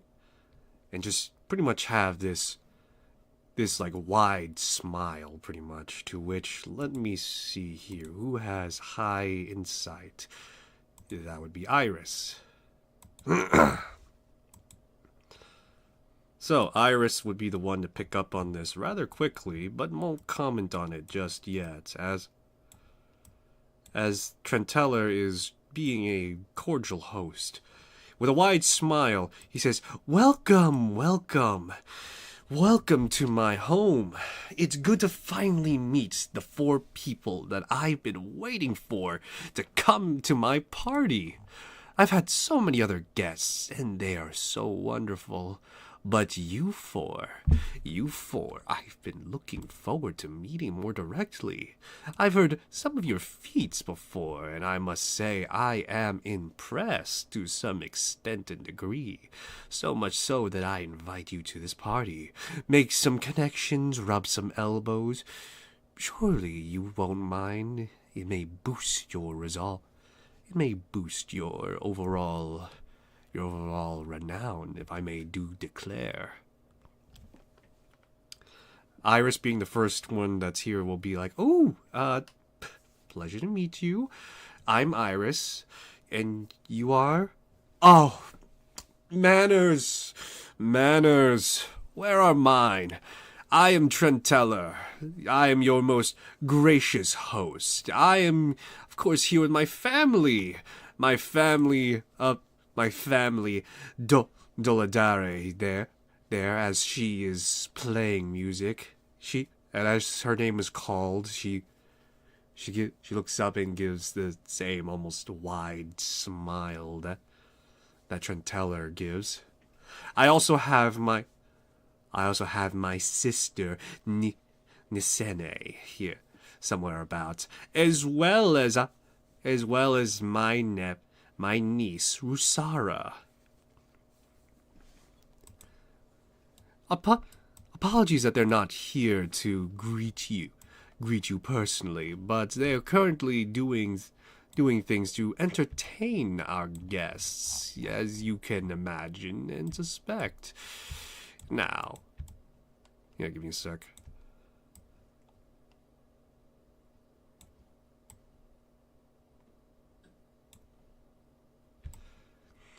But yeah. Alright, but yes. But... Yeah. Cheeser says, I'm going tonight. Going off tonight. Gonna get some dinner and ice cream. Have a wonderful New Year's. You too, Cheese Derp. Have a good one. Alright, but yeah. But yes, Trent Teller is just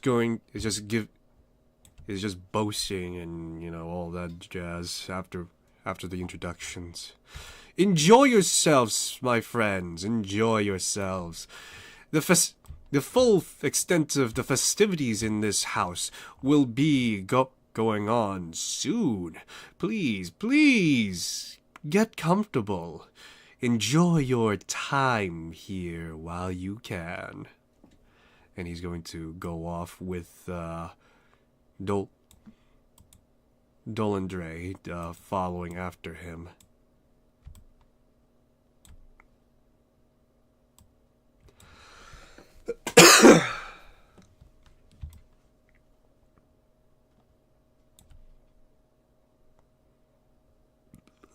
Okay.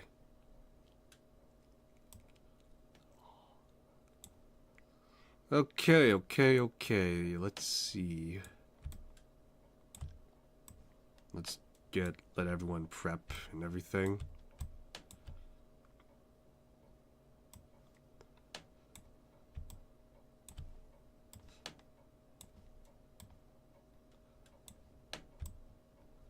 Alrighty, so there's like some light music going on. Let's see here. Let me see if I could get some royalty-free ominous music.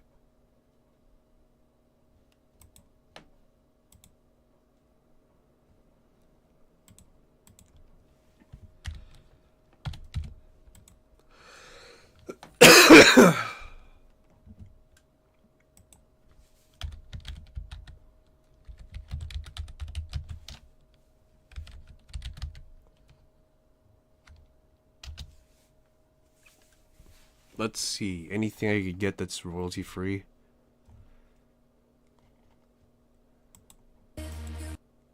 Let's see.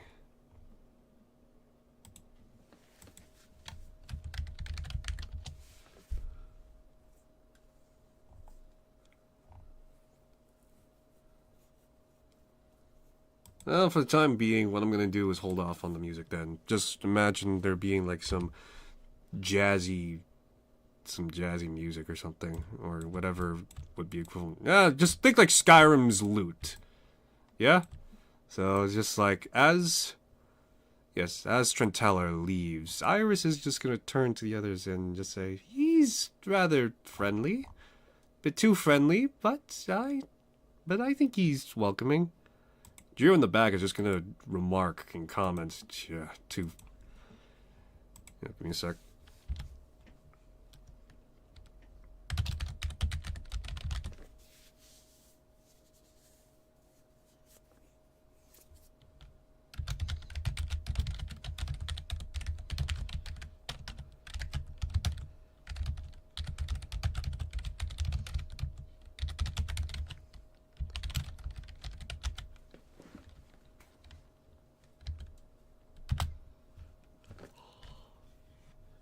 Trent Teller would greet them as he would give a wide and friendly smile.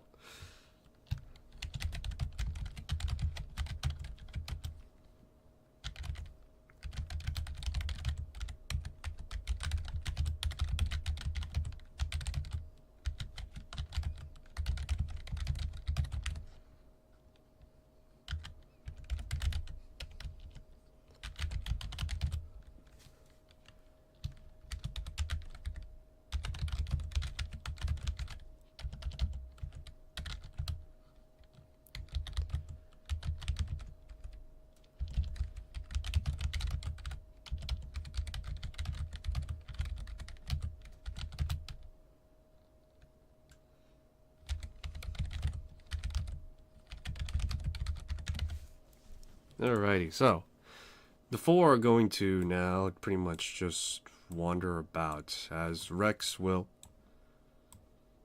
Iris is going to, let's see, what will she do? Well, for the most part, these four are at the very least going to keep together for the time being, as they soon come across two nobles talking amongst each other. They would just be commenting and just being like saying, "Oh my goodness, this is... my goodness, this place is quite... it's quite something, is it not? Indeed, I dare say so. Indeed, I dare say so, my good friend. This place is quite something, though if I'm not mistaken, this once belonged to Fellumber Delis. Whatever did happen to the old sport? Who knows? But it seems as though perhaps the Eomanes may have purchased it from him. Strange. I've heard nothing from the bank about this purchase. And they would just go on talking about, like, all sorts of different things, like, noble interests and such. Iris, being the ever curious sort, will...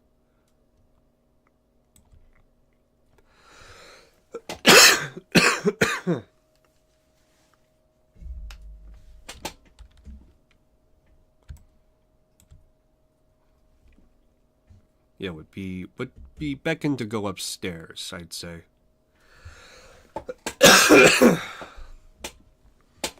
Alright, but yeah. She would go upstairs. Rex, unsure what to do, would follow after her, while Venna and Jiro would just kind of sort of idle about, looking to see if there's any, like, food or drinks to have. As they're not exactly sure what they can do immediately. So the two will be upstairs, and they will likely see... You know, I should probably spawn more nobles.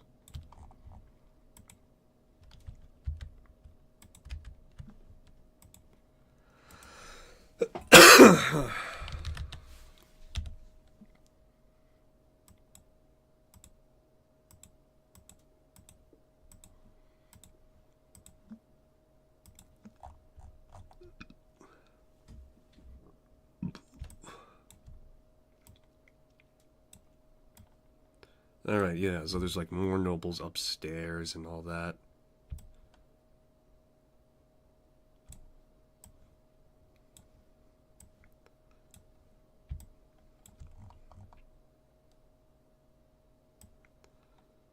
Alright, so yeah, there's gonna be like more nobles that are like around and just, they're pretty much conversing in their own little circles. Just pretty much like, yeah. Just pretty much just like, yeah. It's like, yeah, nice place and all that, you know. And it's just glad to have been invited. Glad to be invited. I've been wondering about these Eomanes. Iris would just be, as she looks around, is just, I'm not sure awestruck is the right word, but at the very least taking in the fairly luxurious sight that is the manor, to which for the most part it is fairly nice, even if they aren't exploring the more intricate places like rooms and the like. They're still very... It's still very nice. To which Iris will say to Rex, "Hey, what do you think are the odds they have a roof garden? I've heard a lot of noble houses here have something like that." Well, I'm not sure if they would have that, but come on. Besides, we get to see some sunlight. As much as I like looking at all these nice looking hallways, it gets pretty stuffy, especially when you have... And so I said to her, "Go to the kitchen and get me a sandwich, wench." With such stuffy company here. That's one of the nobles saying that, by the way. So the two are just gonna go upstairs. Well, I guess, yeah, okay. So they're gonna go upstairs. Two are just gonna be more nobles, but they seem to be more appreciative of being outside rather than downstairs, as they're saying to themselves, "I hear there's a performance going on in here." "Oh, really? I wonder what type of song they play." "Hard to say. I can't hear anything with this door." "I'll say." And here the guard, and here is the, and so here they are up on the roof, to which, here they are on the roof, to which they see a garden. Iris steps through as the door is open, and to which the two will walk through, as Iris seems to be almost greatly attuned to this place, in the sense of it being an actual nature and her being a druid. So she just walks around being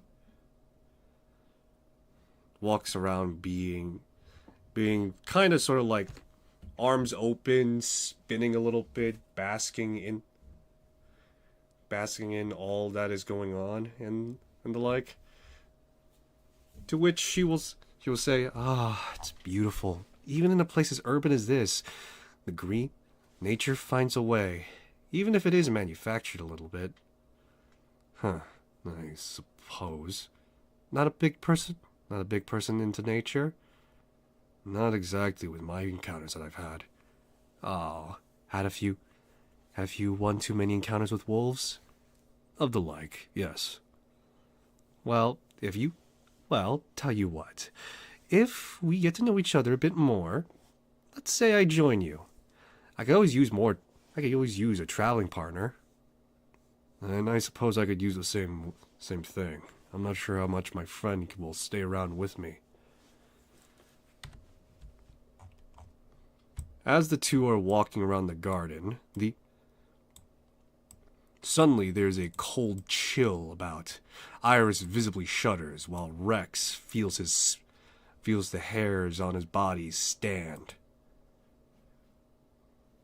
To which he's going to ask Iris, "Step back a moment. Something's not right."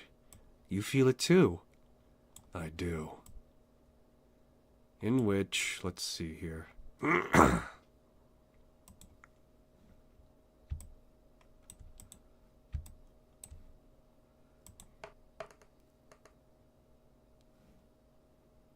Oh, wow, okay.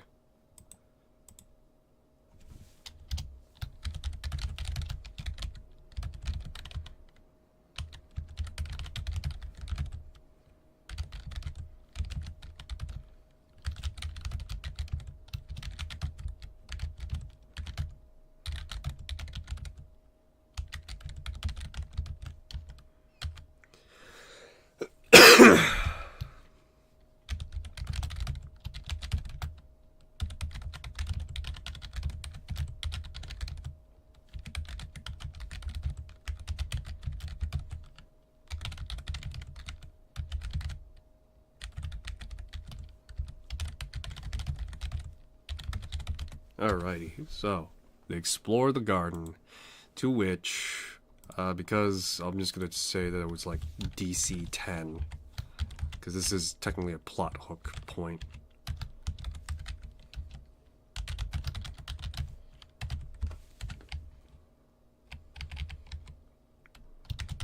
Rex DC 10 Arcana roll.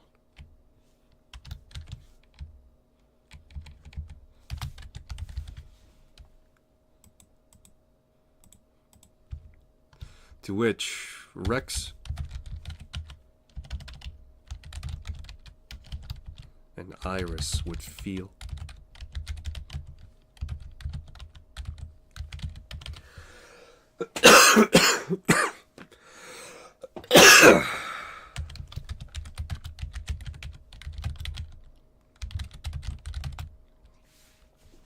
Alright, so Rex and Iris would feel a cold chill. Rex stepping forward and tapping into his connection with the weave of magic.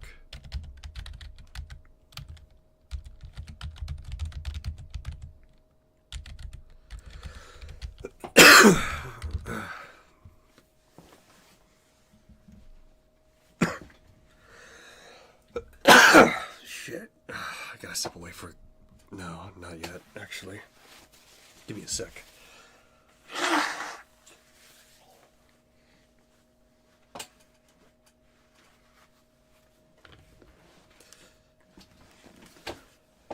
Alright, so, stepping forward and tapping into his connection with the Weave of Magic would sense a disturbance. As it...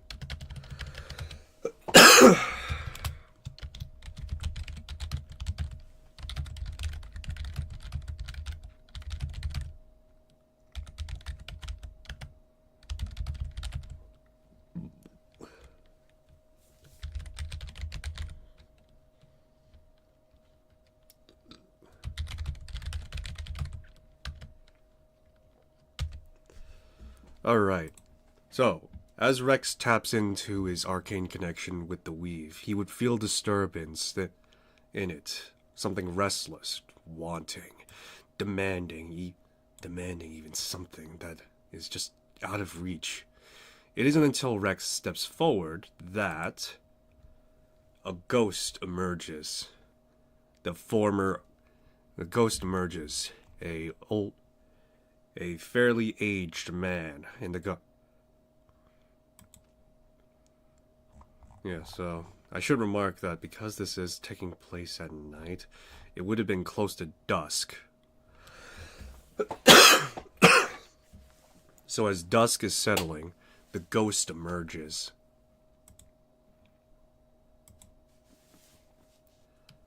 But yeah, as dusk as dusk and night begins to settle in, the ghost then emerges to Rex and Iris, to which he mutters out, "Vengeance!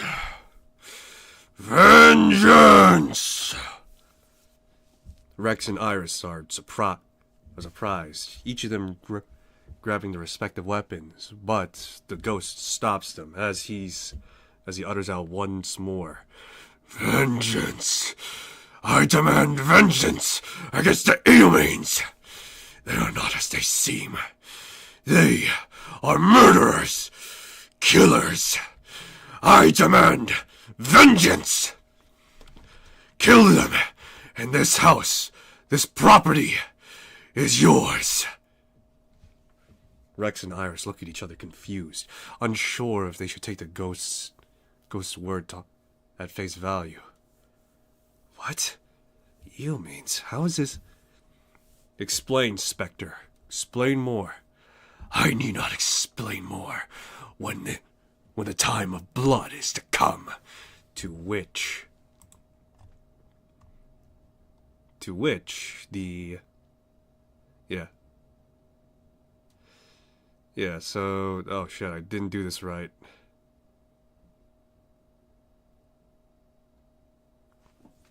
I didn't do this right, shit. Okay, whatever. We're still here.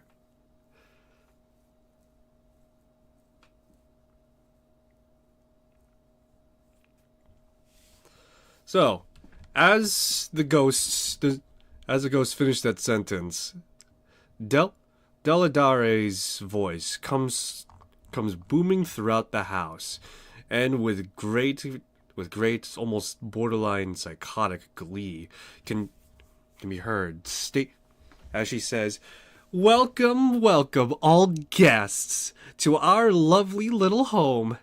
We thank you for your time and your visit, as well as your interest in our party. However, the real festivities have yet to begin, as they are going to now." To which for Venna and Jiro, as well as even a few of the nobles upstairs in the second floor, they begin seeing wards form around certain doors, and for Rex and Iris, they begin to see a dome almost form over the roof, a magic ward forming over the roof to prevent anyone from escaping. It seems like today's festivity is in great honor and service to our Lord and Patron, Baal, Lord of Murder.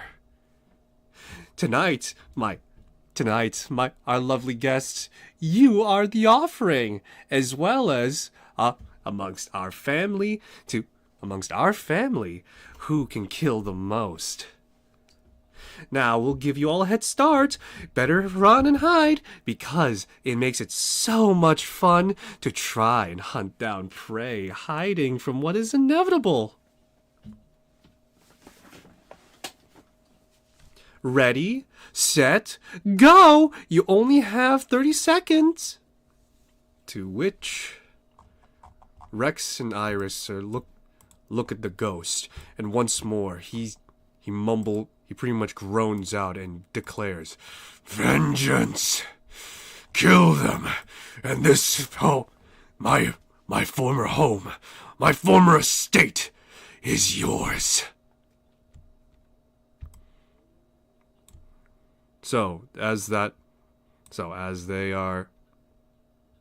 As Rex and Iris see, not only having heard Dolandre's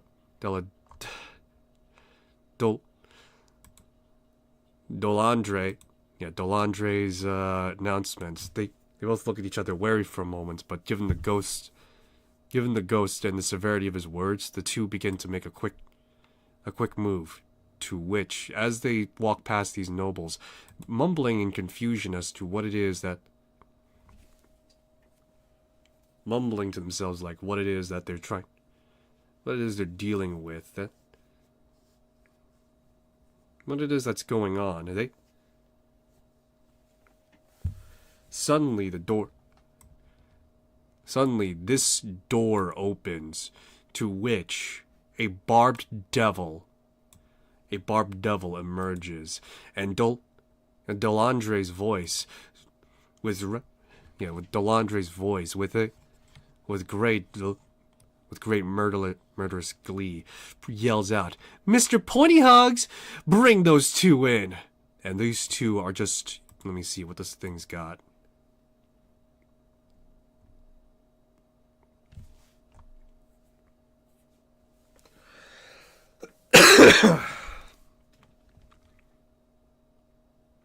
All right.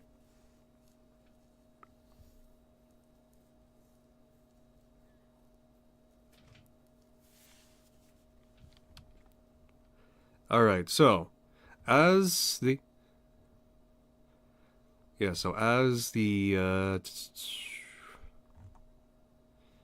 two make their way down, suddenly the door opens, and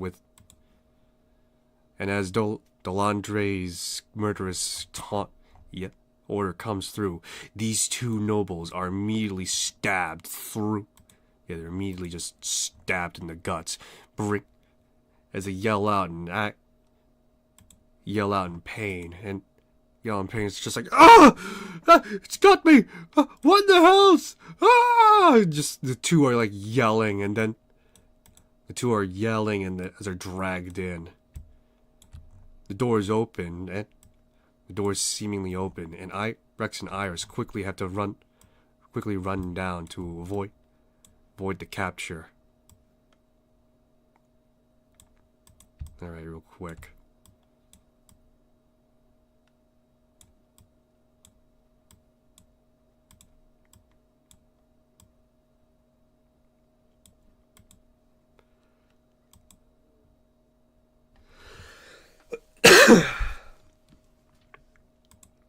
Downstairs below, suddenly a cacophony of cries of pain is heard, as with Dolandre's announcement, it is as if it was a signal for their family members to commit whatever sick, heinous acts they were planning on doing, to which the cries can be heard all across downstairs. The nobles down here are scared and scurry to try to exit, whilst Venna and Jiro, seeing the windows being warded as well, they know that there's no escape, and go to flee upstairs and to hopefully get Rex and Iris.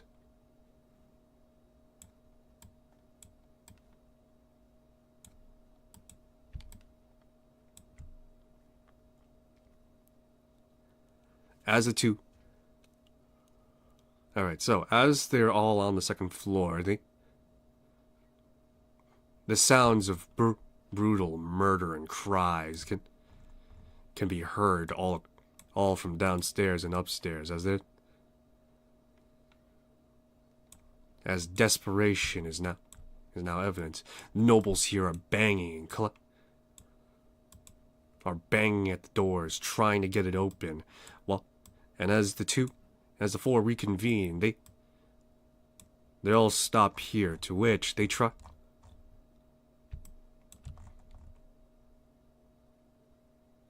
To which, let's see.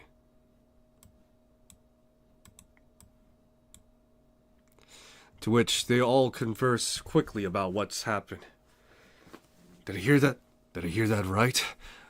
Did I hear that right? We're all meant to die for Baal? Of course. Of course. Of all the things I get myself in, of all the parties to be involved with, it has to be with murderous cults. Well, at least we still have our weapons to crack heads with. We should get the people out. We should get the people out and safe, and we can't. And how would we expect to do that? These people are gonna be... No, wait, that's not right. We could try, but they're gonna be coming for them soon enough. No, that doesn't make sense either. Give me a sec. But yeah, so Jiro's speaks a verse saying that, expressing disbelief the fact that they've all been selected to be sacrifices to Baal. Vena laments the fact that that this was a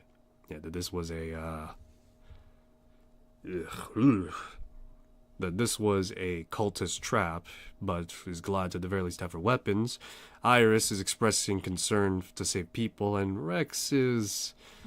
Let's see, what is Rex feeling, if at all anything? Let's see.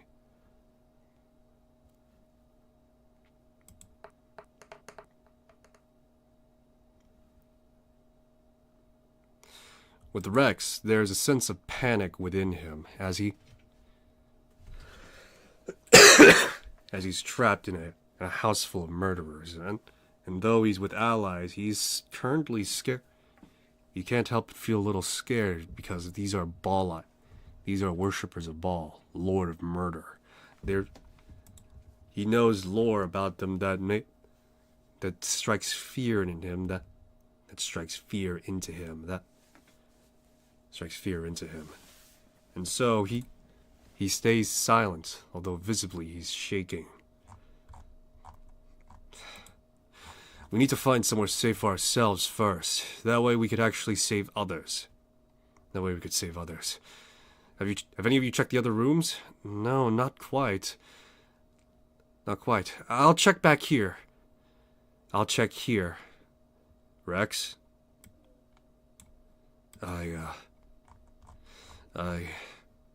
Rex. And then, let's see here. I'm gonna say...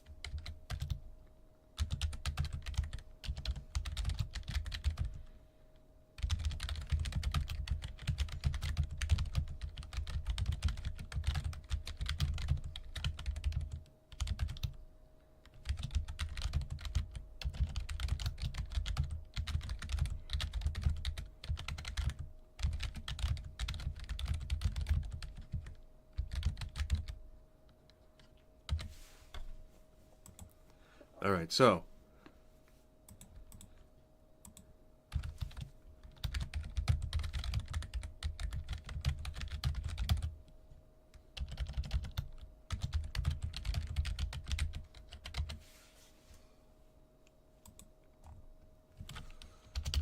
Alrighty, so let's see here. I think with the passive perception, you would obviously see Rex shaking and shaking a little bit. He would put his hand on Rex's shoulder, to which he would get his attention. He would try and say something to reaffirm him, to which this is a DC 10, I would say. If it gets any higher, that means it's a pass, but if it's 10, that means, breaking out of the stupor. Ooh, just below. That's below. That's a fail. So, Geo tries to reassure Rex that, hey, we're not done out of the woods yet. Hey, we may not be, we may not be close, but at the very least, if we stick together, we can get through this. Rex understands this, but doesn't exactly help alleviate his anxiety about facing Ball against Ball cultists. Alright, so Iris would check these doors, and they're all bedrooms. Yeah,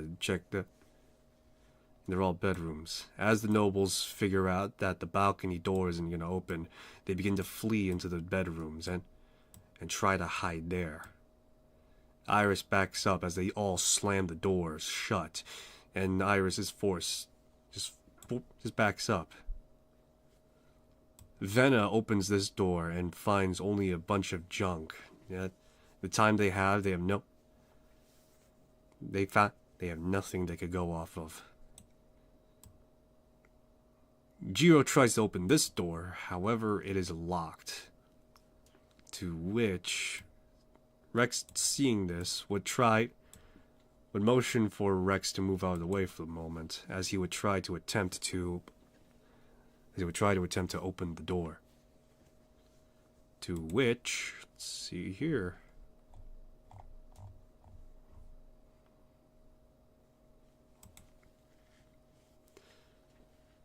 Let's see here.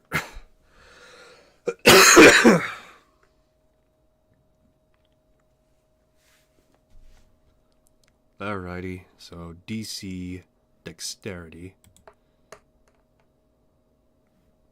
22.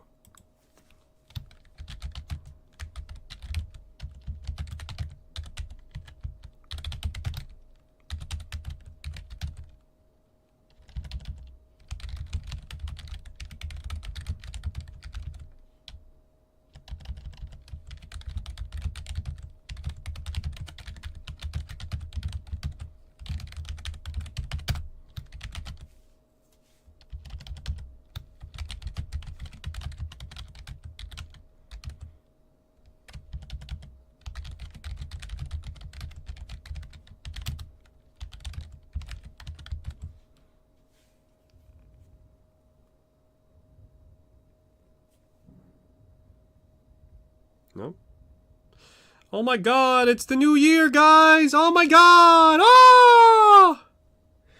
Happy New Year! Yay! Oh my goodness. Ball dropped and everything. Woo! I'm now older. Fuck.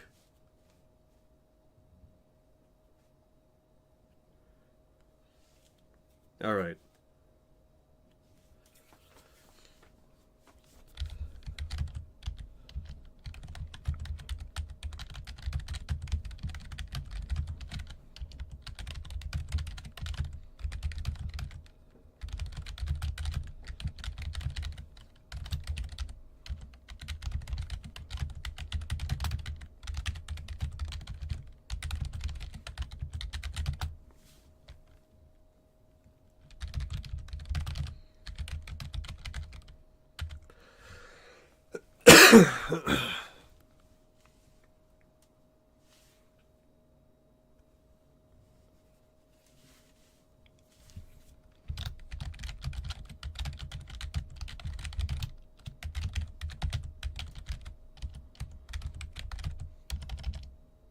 Alright.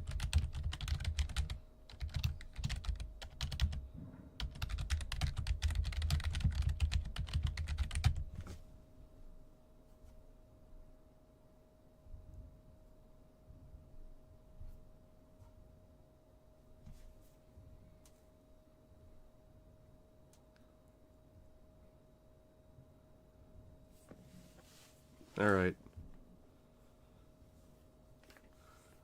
Rex seeing this will then...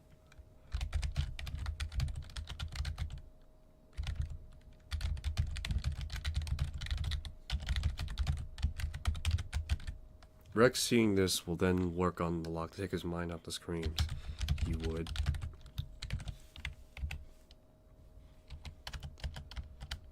Let's see here. Just put this down. DC 15. Alright, DC 15.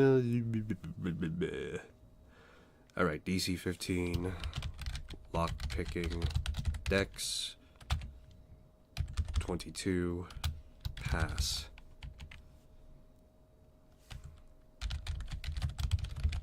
Alright, so because this is...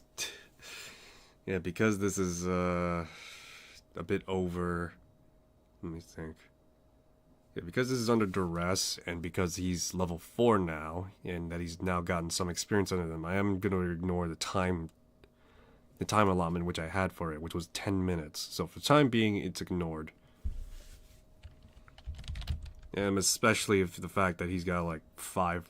He's got 7 over as well, so that also attributes to it.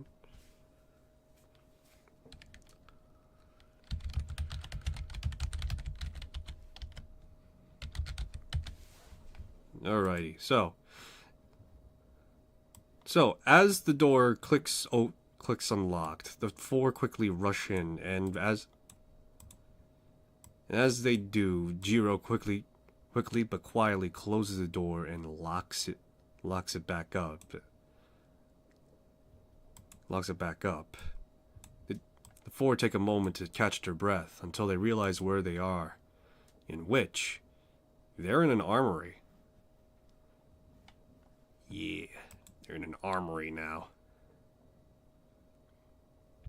Alrighty, let's see here. So, this is a... Here we go. Alright, so this is where I wanted to try and now do some stuff. To which, one would say that this is probably something for the fate table, but... Yes, I'm just gonna go with what the... Yeah, what was it? For this one, it was awarding... Yeah, so it's gonna be 6 common magic items, 4 common... Yeah.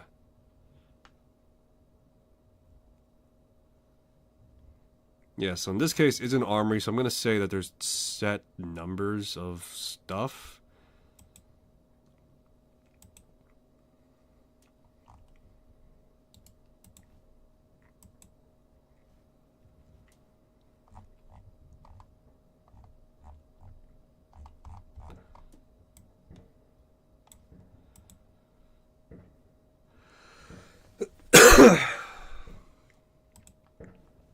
Alright, so specifically, this is going to be armament, to which, according to the DM's guide, or DMG, at this tier, specifically for Rex, because that's the one I'm scaling off of specifically, 6 common items, 4 uncommon, and 1 rare.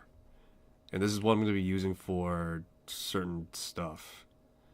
So yeah, let's see here. So, for armaments, because that's what I'm going to do, I'm going to roll... Alright, so I believe it's like 6 of them, so 6 D100s. Go. Okay, so let's see here. 18, cast-off armor. 79, let's see. Sylvan Talon. 81, a veteran's cane. Alright.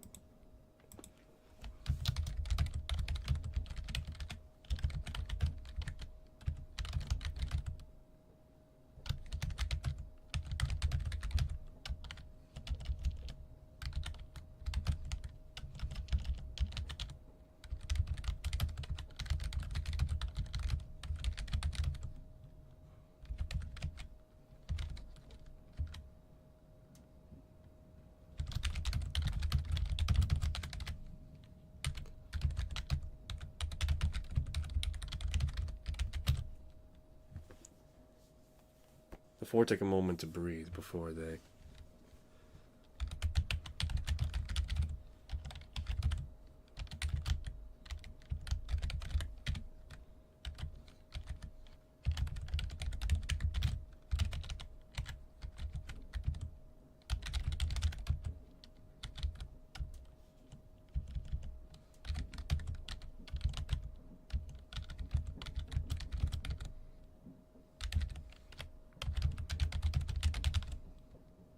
Alrighty.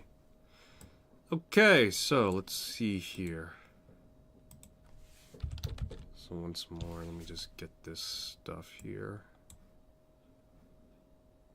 Let me just...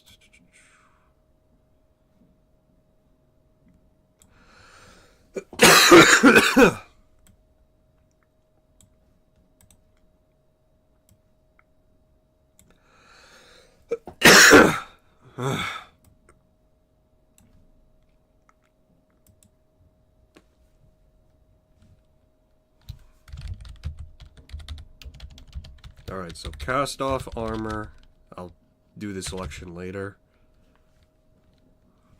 Let's see here. 79 Sylvan Talon.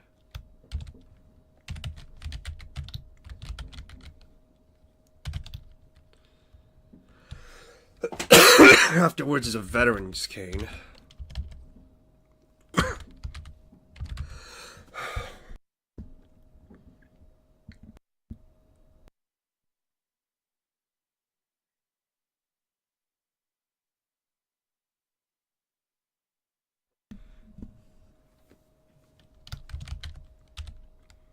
What else? Oh, 2 Veteran Canes. Alright. 2 times Veteran's Cane, baby. And let's see here. 21 Dreadhelm.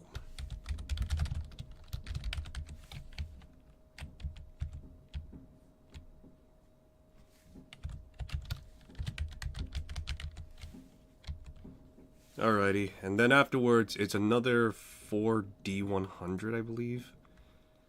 So yeah, another 4D100 for the uncommon stuff. Let's see here, 97 Wraps of Unarmed Power.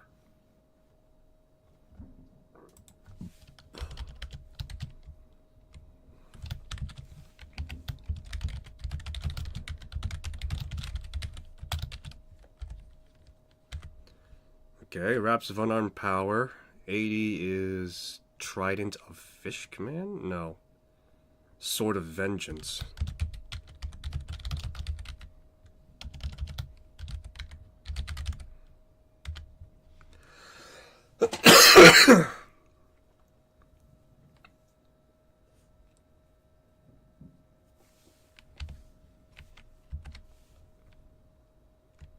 Alright, and then there's like 2 times Wraps of Unarmed Power.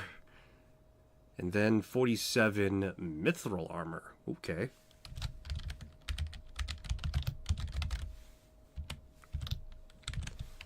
Alright, and then there's one more. To which, yeah. Let's see what we get here. What is our options? Because I want a particular weapon. Please be good, please be good, please be good. 58. Mace of Terror.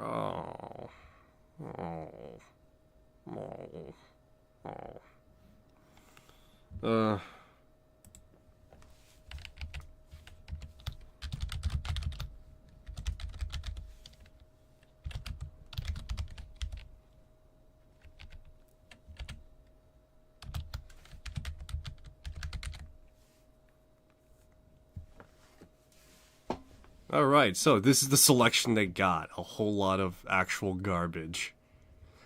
Oh my goodness. This is so sad. So sad. Oh well. What can you do?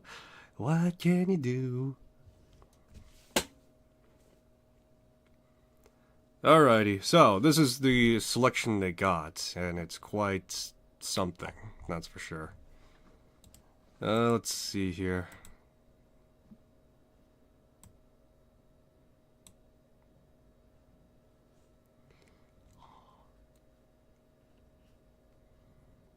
Alright, while wearing these, you gotta and they don't require an attunement either. Ooh, okay, you got me there.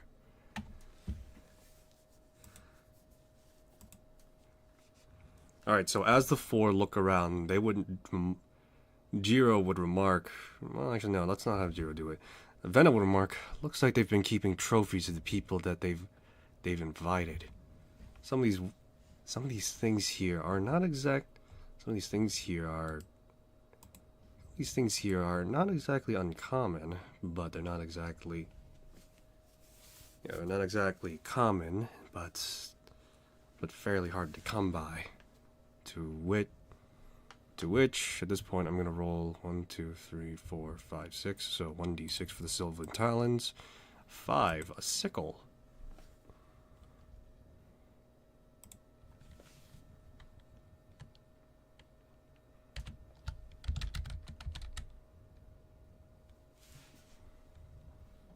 Alright, and then afterwards is cast off armor.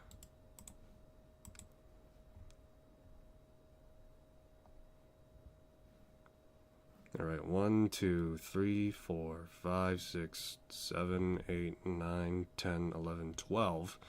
So 1d12, 7. 1, 2, 3, 4, 5, 6, 7. Okay. So that would be a breastplate.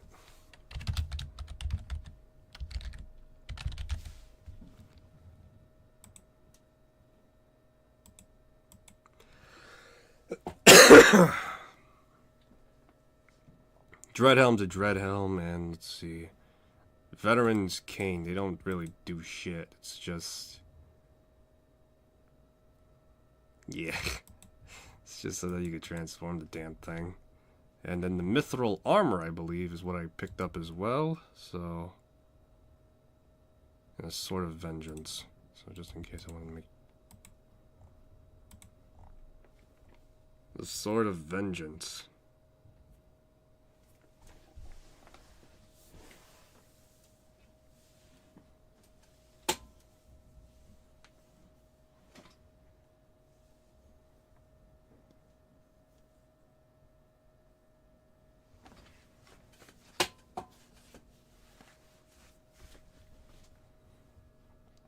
One, 2, 3, 4, 5, 6. So let's see what is given. 3, longsword. So it's going to be an actual sword of vengeance.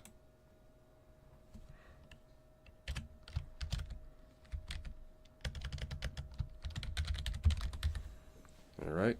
Mithril armor will now be 1, 2, 3, 4, 5, 6, 7, 8. So 1d8, 5.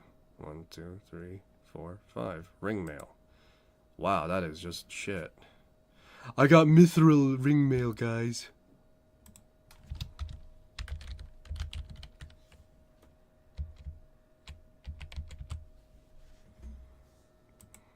Alright, and just the Mace of Terror is just gonna straight up be a Mace of fucking Terror, which is dog shit. Yeah, it's nice, but it doesn't really offer you much in the first place. It's just one of those things where it's just like, yeah, it's there.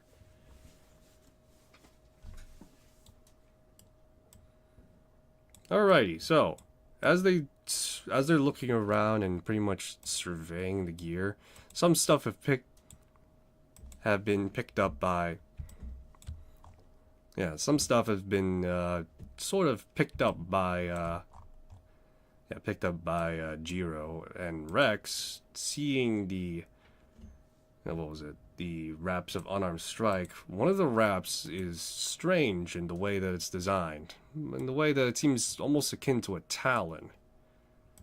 The best way to describe it right now is that I'm pretty much thinking, you know how in Dragon Age 2 they have, how Hawk has like in one hand like a talon hand, and the other one is just like a normal glove. Yeah, well that's what it pretty much looks like. It's like a pair of gloves with one of them being a straight talon. To which, because those gloves don't require anything, and I think from the outset it would be kind of obvious as to what they are a little bit, he is going to take those and put them on.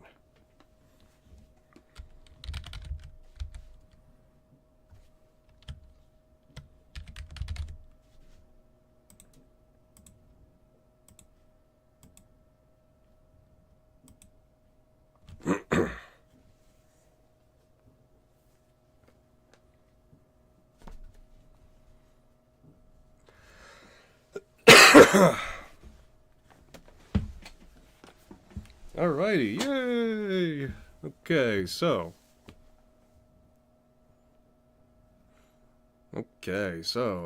Yeah. Alright, so. As the four are sort of just hunkering down here for the while, the slaughter downstairs, the sound of slaughter happening is seemingly stopped for the time being. Yeah, so let's just set up the scene.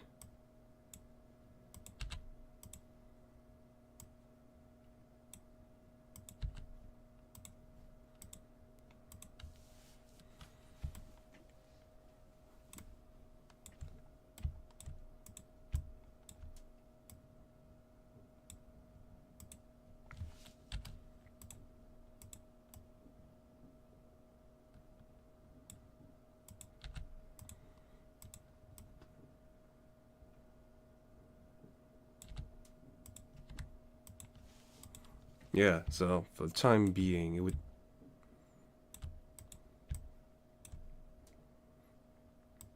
Yeah, so for the time being, so the sound of cries and murders have seemingly stopped and paused for the time being, as the four are sort of hunkering and hiding down, suddenly they hear a door slam open.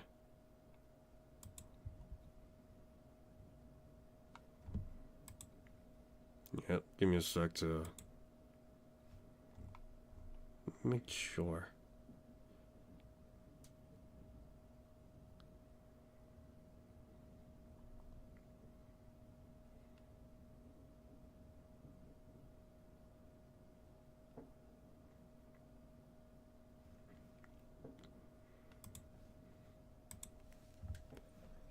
But yeah, the door slams open. They hear the sound of a door slamming open as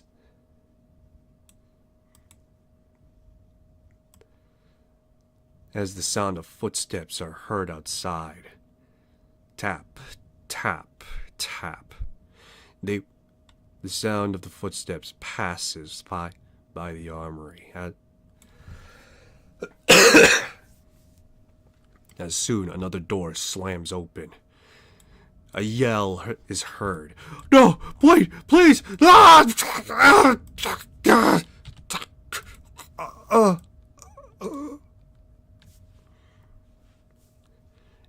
the cries of a man who had begged for mercy was found none.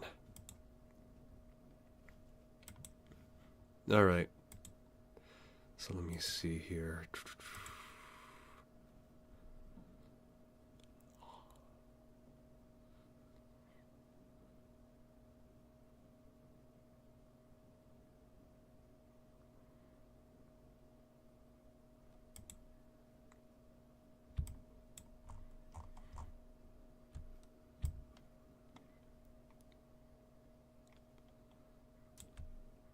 Alrighty, so yeah. As the four are stepping back away from the entrance, as the sound of footsteps continue, suddenly they hear it from a door nearby, a just pained groan. It's just like the four of them look and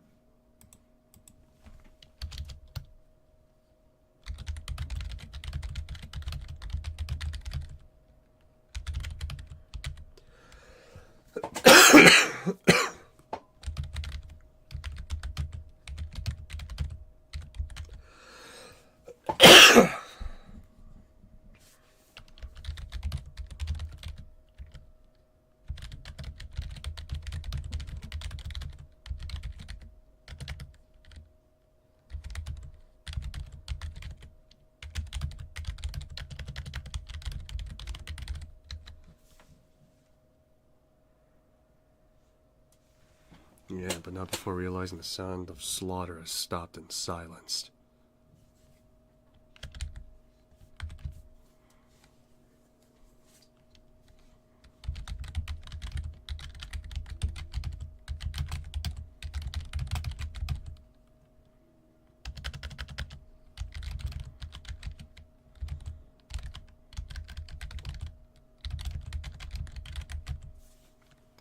Suddenly a loud slamming of a door open.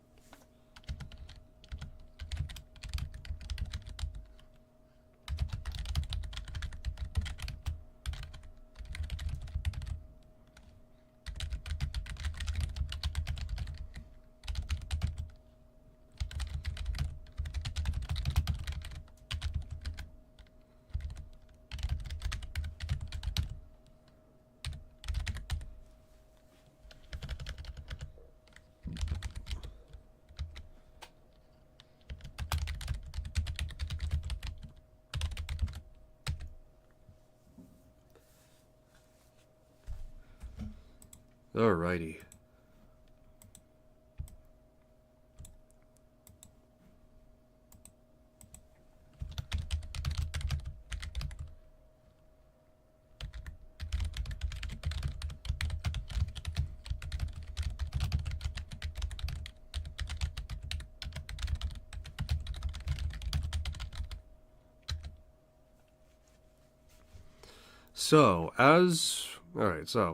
As the four hears the groan, Jiro and the party looks at each other and as if wondering if they should check it out. Rex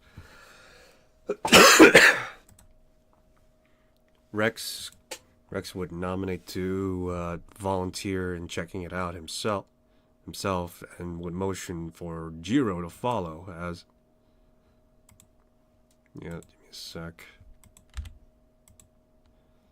As with a... Let's see here.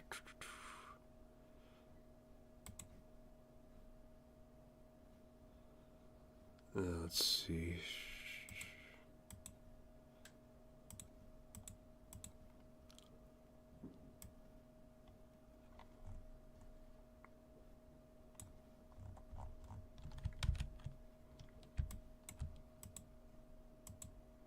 Yeah, as he would, as quietly as he can muster, channel mage armor on himself and draw his rapier, to which, as he steps forward, he sees a guard. Rex points his Rex would point his S-stock, as he would quietly as possible say, "Who are you?" The man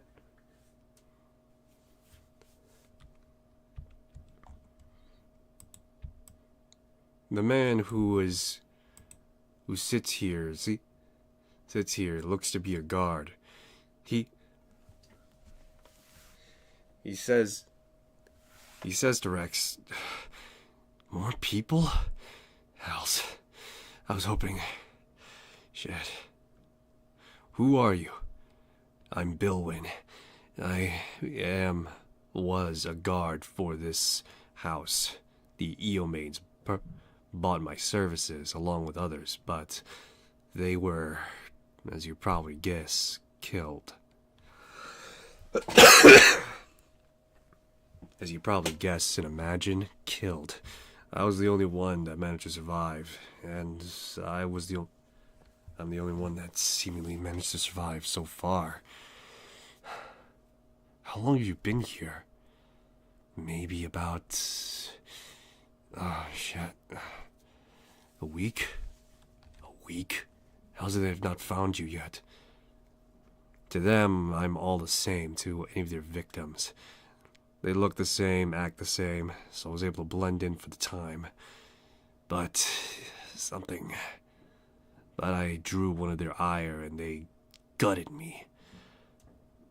I managed to stumble away just in time and fake my escape. But I'm in no condition to move right now. How do we get out of here? The only way I can think of is the roof. It's the rooftop, where the garden is. Rex would look back at Iris for a moment before then looking back at Bilwyn and say, me and my friend there were on the roof earlier. It seems as though they put a ward up on it there, too. What? They... Shit. Fuck. If they... Shit. Fuck. If they did that, then there's no way out, I'm afraid, until they think every one of you is dead.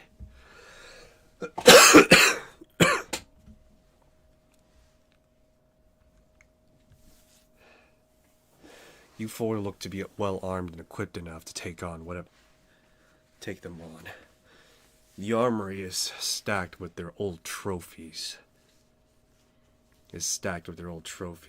They only come here every now and then to deposit what they deem a worthy kill. Suffice it to say, there's gonna be plenty of you. There's gonna be at least a fair amount of stuff you can use, at least. Is there anything we could do to get an edge over them? Not that I know of. This is their territory. So, you're better off. And then, as he's talking, another slam is heard.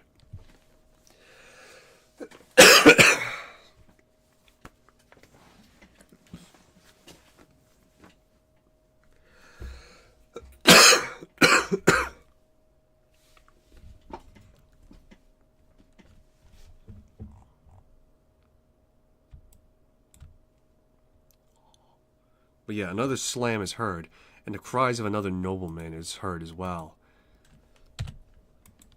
This one is dead. Shit. Look, I don't know what you could possibly do to get an edge over them. They're gonna be swarming. They're just gonna be wandering all over this place, likely looking for the last of the people they invited. That means you four. If you want to get the drop on them, get them while they're looking.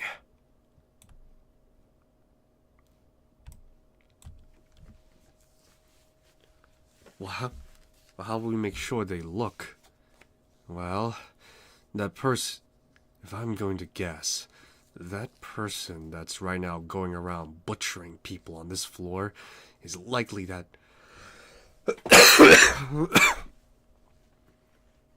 is likely that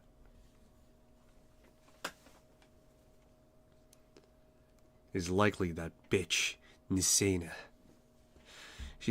She pulls all sorts of animals to do her dirty work, causing torment to people. She relishes in giving them what for. However, she is painfully blind to a lot of things. But she's painfully unaware of a lot of things of her environment. The others, there's one that's a mage. She's got the way that I've heard her talk sometimes. So she speaks in what I imagine is infernal language of the fiends and like, meaning that she's got some sort of connection to the house. Don't underestimate her on that front.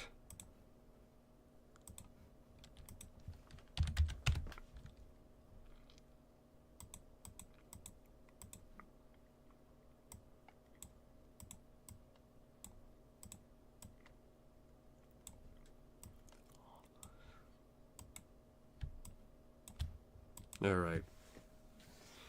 Trent. Then there's that showboat.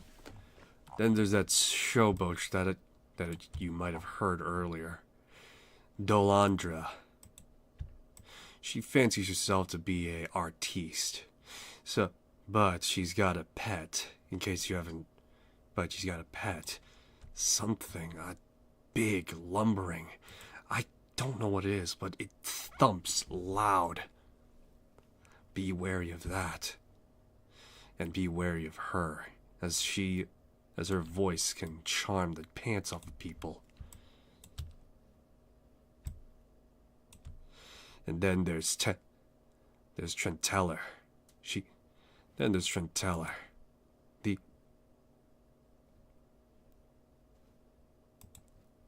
he's got a, from what I saw, he's got entourages of people at his beck and call, willing to do his work, and I saw them at one point. They're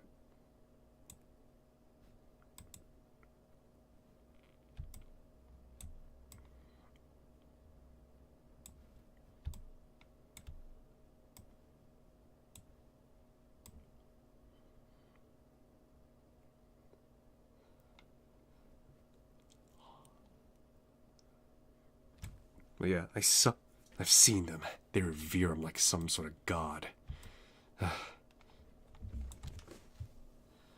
Alright.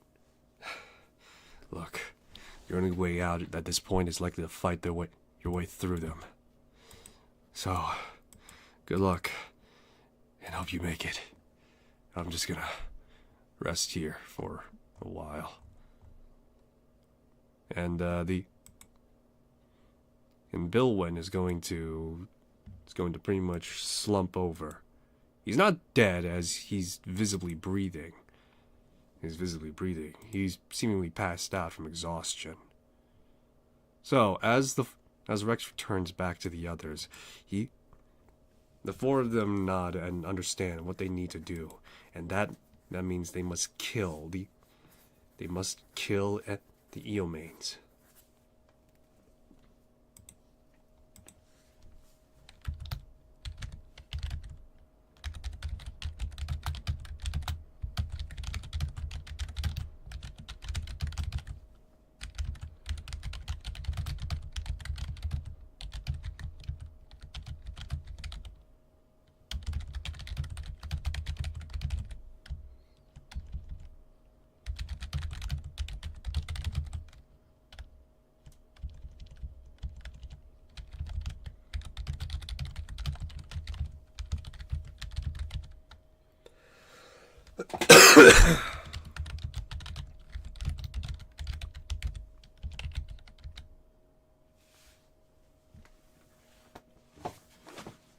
Alright, one moment. I need to step away for a sec.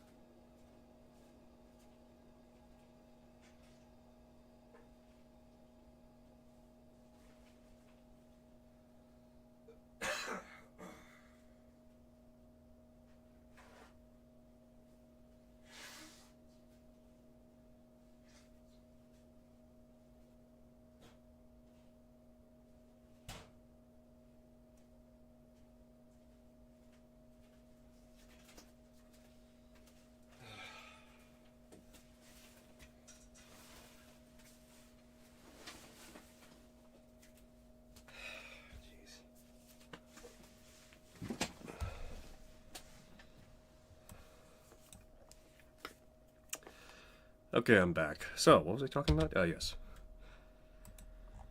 Alright.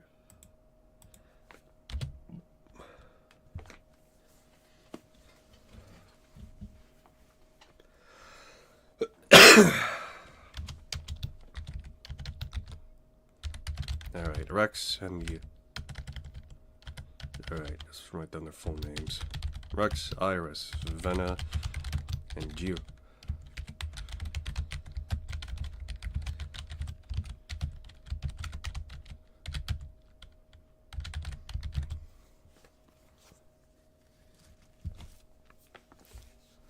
Rex, Iris, Vena, and Jiro understand now that the only way is through combat.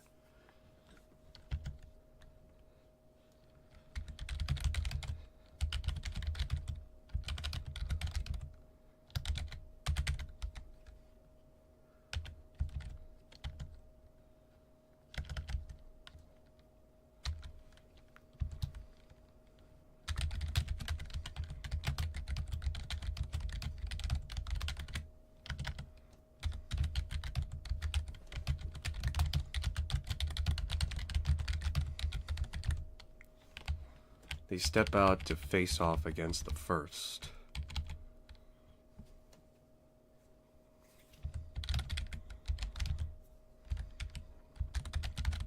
Alright, so.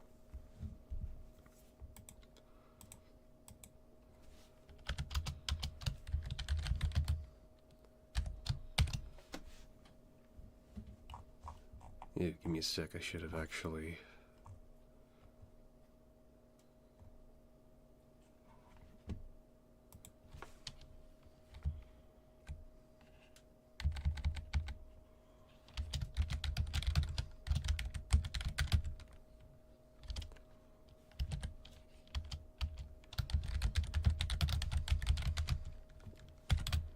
Alrighty, alrighty, so let's see here. Okay, so as Rex is the first to step out, and Jiro, Vena, and Iris following soon after, a spy will turn back and will, with glee, say, "Ah, so it seems as though our most vaunted guests have finally showed themselves. My lady, our quarry is here, it seems." To which... Alright, to which, let's see here...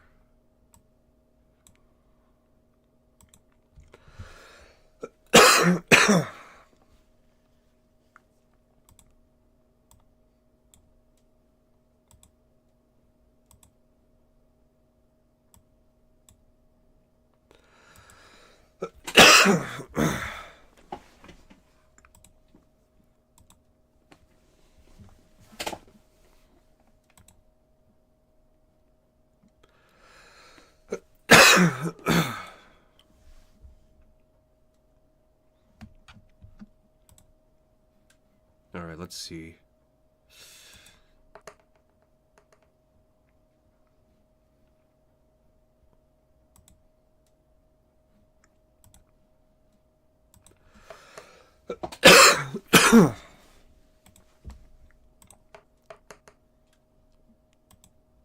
Alright. Alright.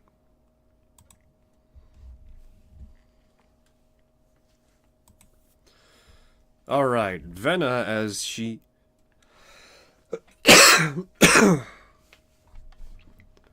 Vena, being the quickest, would quickly move around Jiro and Rex, as she will quickly, drawing her sword in one swift motion.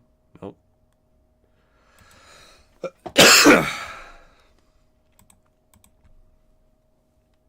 In one swift motion with Mastery Graze.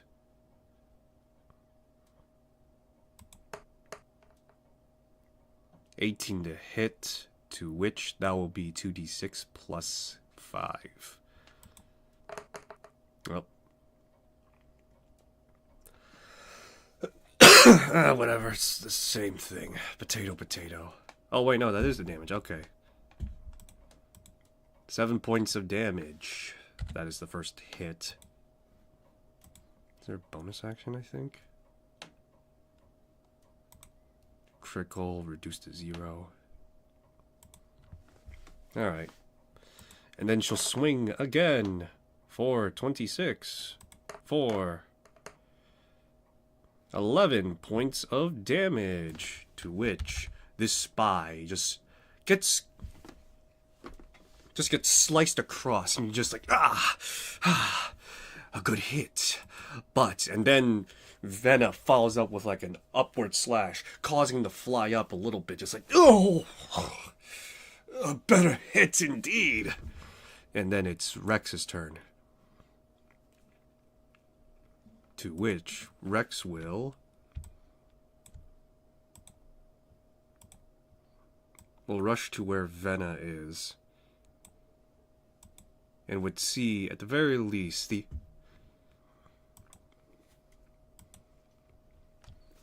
we'll see Nasine, to which, if this is correct, she has the stats of a noble, in which Rex, without so much as hesitating, will cast Magic Missile. Let's see here. 5, 10, 12. 12 points of damage to the noble, to which, as Rex turns the corner and effectively moves between Vena, using his hand that has the claw on it, which I'm going to say is his right hand, he pretty much seemingly at his fingertips drags the weave open, and then from his fingers, from where those fingers were dragged from, suddenly a burst of magic missiles comes lancing forward to hit Nasine. Nasine was seemingly ready to attack. However, upon those bolts hitting, first one hit her hard in the stomach, blowing a hole. Then one hit her shoulder hard, causing her to fall, hitting her hard in the shoulder and neck area, causing her to fall to her knees. She looks up in surprise and seemingly dread before smiling as before then, the last magic missile comes and just pierces through her skull as she falls over, eyes wide open, smile on her face, in this case, as this is Rex's first technical kill of a human being. Yeah, first technical kill of a human being. Those toughs, they do classify as human beings, but they were infected. Anything else afterwards were like monstrosities and all that.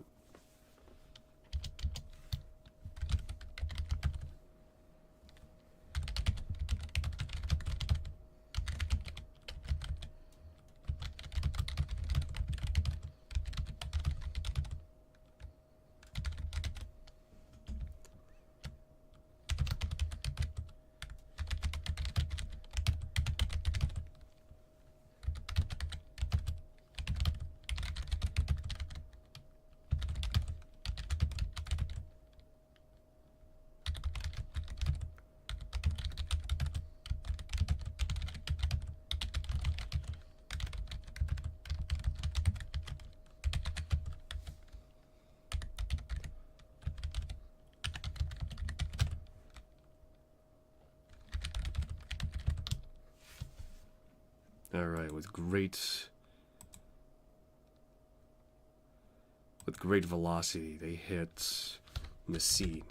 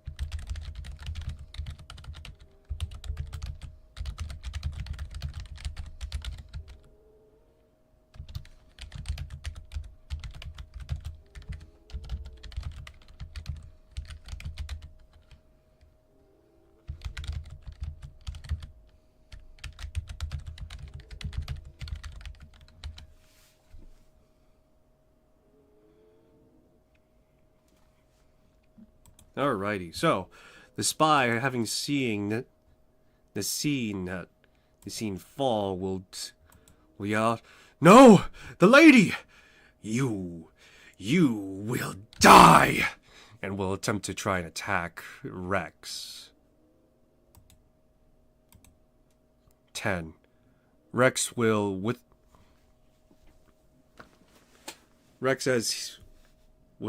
with his rapier, or rather with his estoc, parry and shove off the spy with his short sword, in which the spy will disengage. Yeah, the spy will disengage and attempt to flee.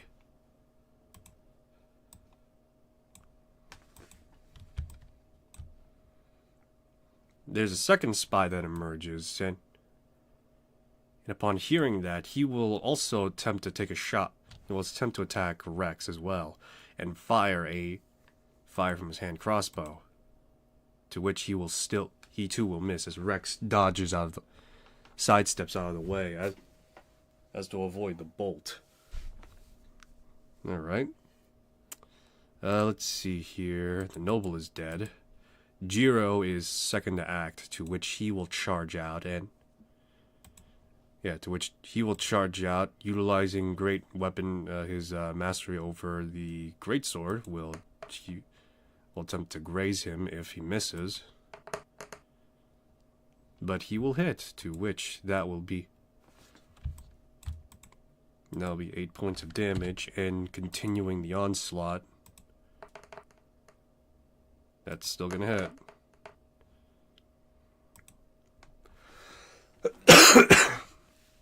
Will, with great ferocity, cleave this spy assassin person in half.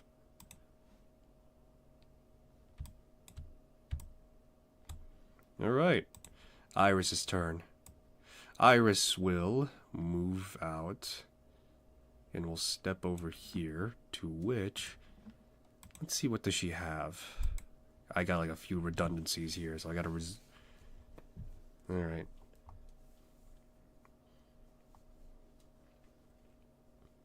So for her action, she will cast Starry Wisp, in which she will make the attack. 26 to hit, and 13 points of damage inflicted.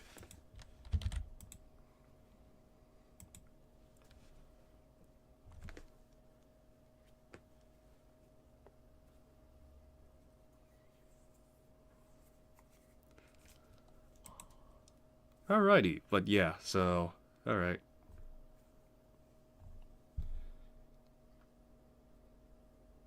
Really? Give me a sec.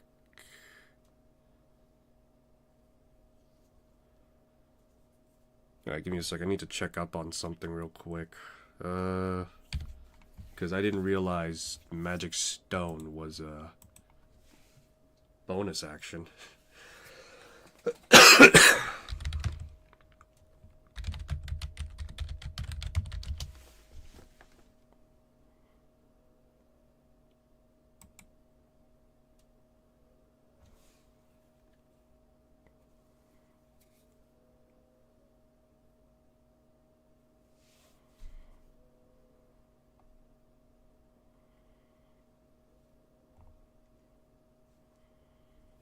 Alright. It seems as though it's agreed upon, at least, that as long as it requires the bonus action... Yeah, as long as the bonus action, yeah, just do that. So, Iris will pull from... I guess I'll just rip the band-aid off from her cleavage, and she pulls out a fairly sizable stone, to which she will also toss that at the guy as well. But it's gonna rebound and just bounce off. And that's it.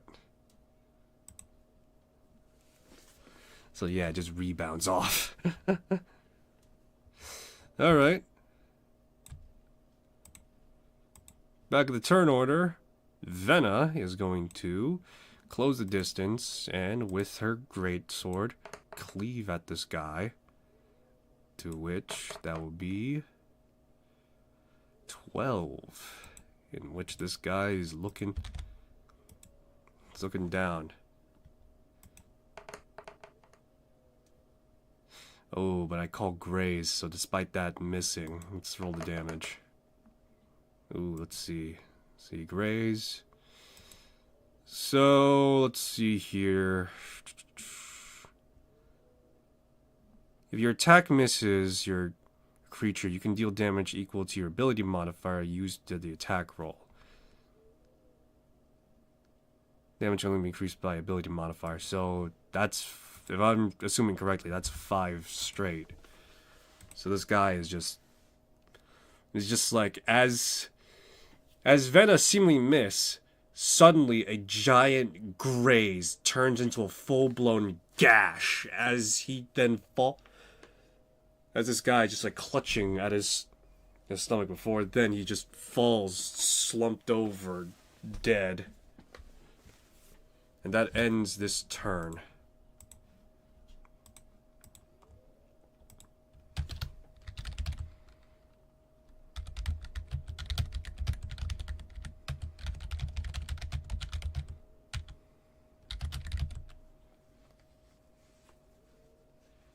The rest of the party make work of the...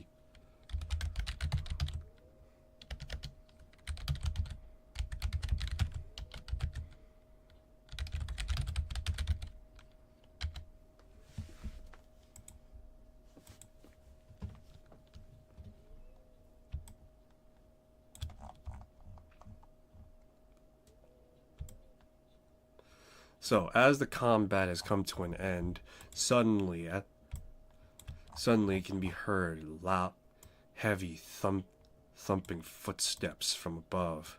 It seems as though that Dolande and her pet are coming down, to which the party looks at each other and decides to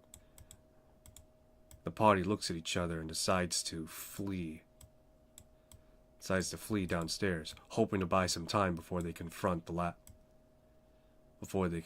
last the giant atrocity that is likely and liable to come towards them.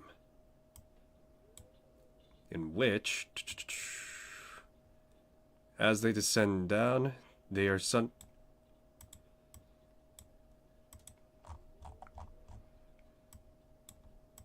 Yes, as they are descending down, suddenly the spies will descend from the roof. Combat is resumed again. Give me a sec to write down what I wrote that.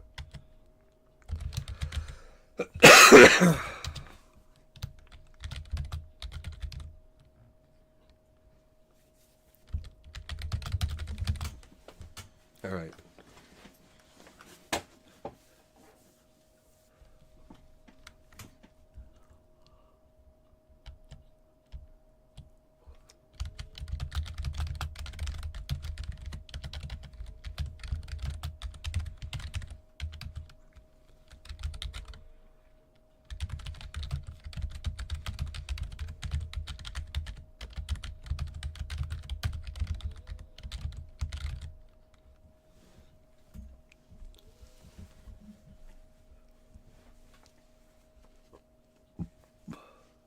Alrighty.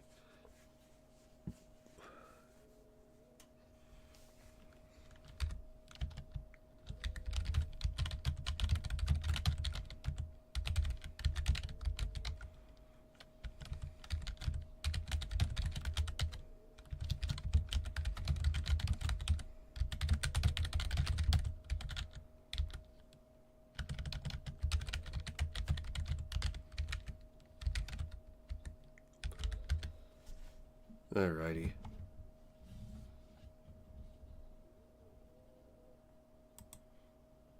Doesn't the barbarian have like a feat that allows them to not be surprised? How I wish Danger Sense had that again. Okay, so let's see here. Does anyone have any passive perceptions that's pretty high? Iris is pretty high. But I don't... Then Rex has only got like investigation. So yeah, I'll say that this is a surprise round. And according to the new ruling for surprise round, it's just disadvantage and advantage for these guys. So, let's see here.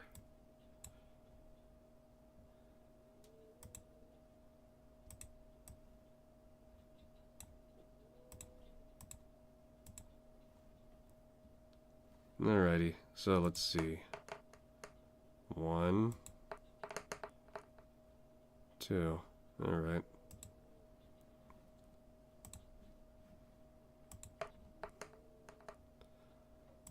One, 2. Okay, now it's 7 though.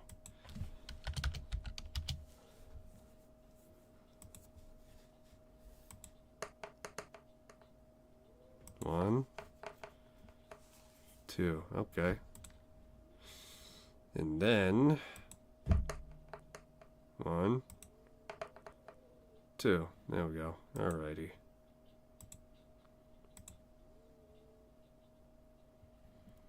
Alright, these guys... Yeah, it's... Wow, okay. So, these guys... I rolled for their advantage. So, these two are going to quickly act. And which... This one is going to attempt to attack Venna with a short sword. Let's see here, 21 to hit, to which that would be... for 8 points of damage. Okay. And this one's going to do the same. That's going to be dirty 20 for 12. Shit.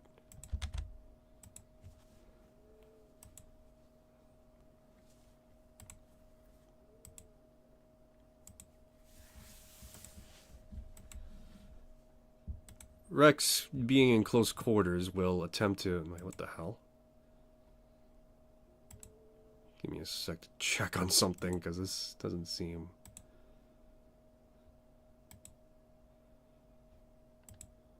Alright, now.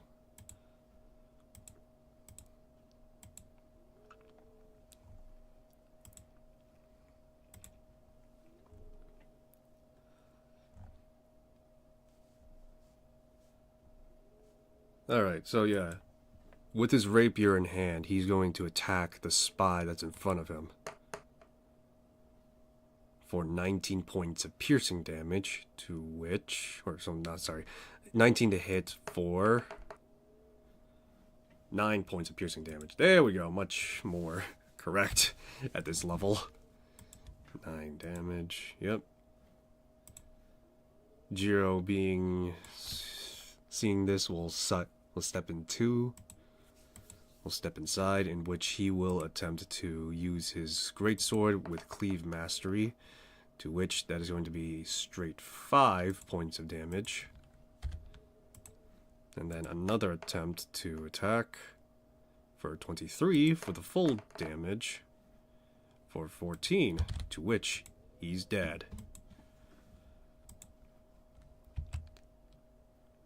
Iris, seeing the state that Rex is in, will with compassion, I would say. Oh, wow. She's already at 3rd fucking level. Jeez. Oh, that's right. I didn't give her any, like... I didn't add any new spells because... Yeah. I'm just gonna add some of these now, actually, because I'm gonna probably forget about it.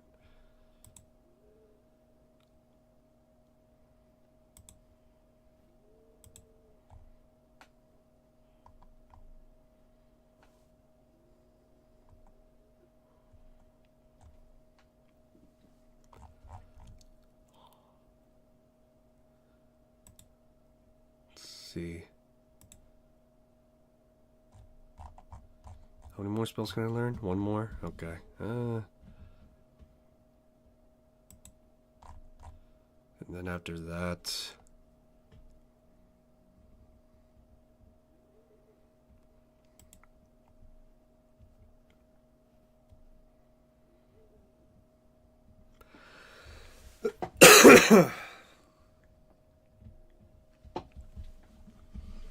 Alright, let's see here. I could take on Thorn Whip.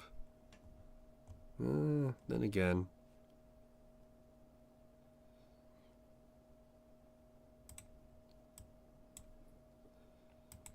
She's already got Shillelagh. Shillelagh. What the hell, why not? She will, using Shillelagh, or Shillelagh, whatever, will use her staff, and will draw her staff, and attempt to step past Rex and Venna for a moment. She will then use her Shillelagh, to which she's gonna strike at this guy, or try to at least. 13 is gonna hit. Okay. And oh wow. Okay, full damage. Full fucking damage. God. Shillelagh. Shillelagh la la la la la. Alrighty.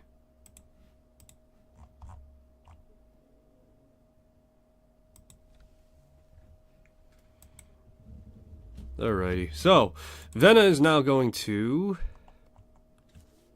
Yeah. So, Venna is now going to cleave at this... Is going to make a graze and cleave at this guy if she can help it. To which, that is the full damage. 15. To which she doesn't have to do shit anymore. He's dead. Ending this combat as well. So, the spies fall dead and are dealt with.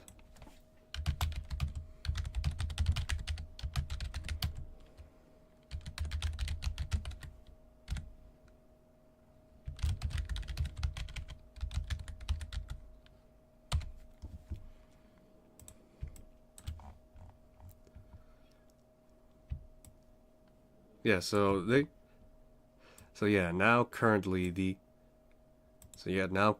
you have the 4 of them are the assassins are now dead, and now the loud heavy footsteps are getting closer and closer, as well as a deep heavy sniff and snarl. Delandre's voice is just soothing this creature as she's like, "Don't worry, Mr. Spiky Cuddle. We'll find them yet." And then the 4 are gonna quickly try and find a way out. As much as they don't. I'm try and find a way to put some distance between them and the fiend, to which Jiro will open this door and find it to be a storeroom with a dead noble inside. And the library has been opened as well, to which it reveals a dead noble on a chair, with his guts just chewed and gnarled out open. The door that goes to here is slightly ajar, in which in which Rex, let me see, in which Rex would hear fiendish incantations.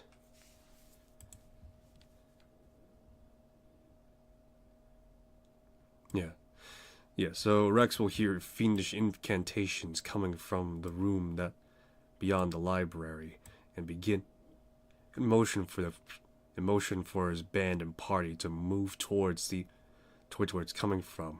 The others are wary, but they understand that this is likely another one of the Eomanes left.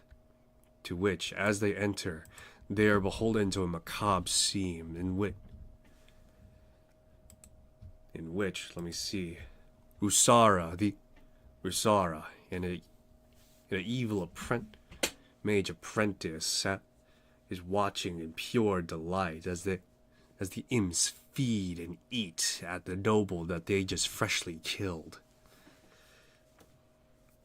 Rosara would take notice of their arrival and giggle and say, "Aren't they precious, my imps? So hungry, so wanting, I couldn't help it but give to them. Oh, the joy of having my own creation, my own minions. That's how you take good care of them. Feed them, care for them, and make sure they do the job right. Much like how this noble is serving my imps well, you will do as well too." To which combat is again resumed.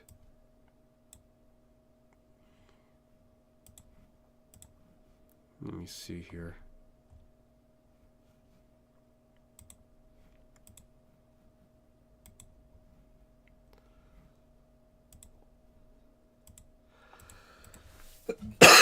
Alright.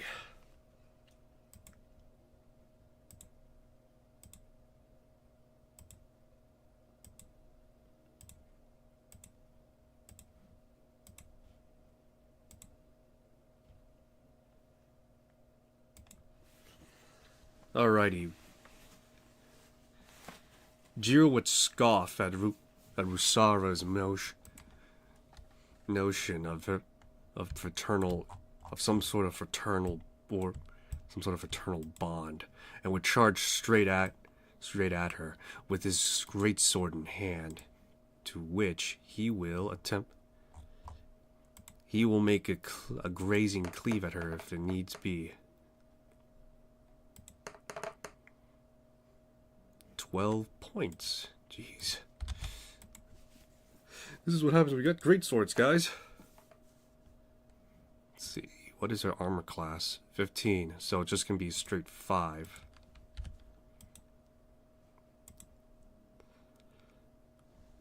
Venna is just going to do the same and just kind of scoff and be and have more dialogue with her and say, "Yeah, this is what you call familial bonds? Had to see what you call lovers." That's kind of weak, I'll admit, but still, it's getting late a little bit, and I want to sort of at the very least pass by it a little bit. Alright. But yeah, let's see. 21. Every time I make the attack, it's going to be with Graze if I can help it. 18 again. To which, so 14, 28, yeah, that's 28 points of damage.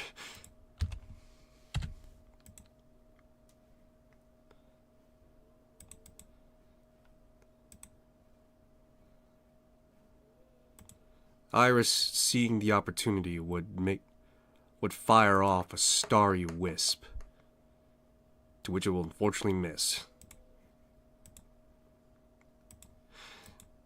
The apprentice mage is going to action disengage as she commands her imps to try and save her, as she staggers away, mumbling to herself, "No, this isn't how it's meant to be.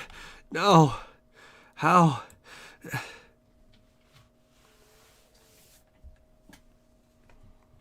Alrighty, and let's see here. It would be, yeah, so it would be like disengage, yeah. Rex, seeing her trying to get away, would fire off a firebolt at her. To which, let's see. Exactly. So, as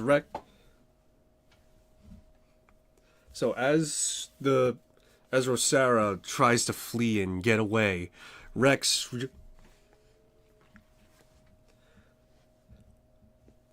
simply drags again his fingers across the air drags his fingers across the air in a wide motion before pointing it in a sort of finger gun, and from it fires out a firebolt, to which it hits Rosara square in the back, and she falls over.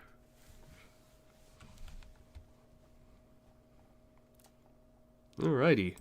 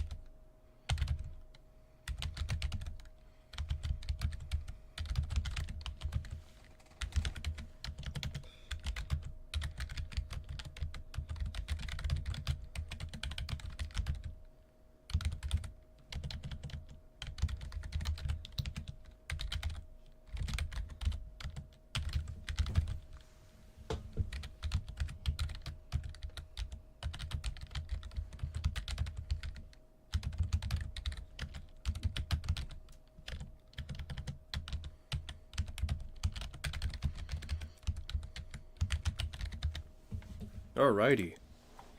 So, the imps here. I'm not familiar with their stuff. So, it's the imps' turn, to which they will see as their mistress lies dead. So wanting to carry on their wanting to fulfill their final request, they will descend upon the frontline party as they can't go past and try to attack. To which, let's see, 13 will miss. That one will hit, so that one will be for Jiro, let's say, for 12 points of damage.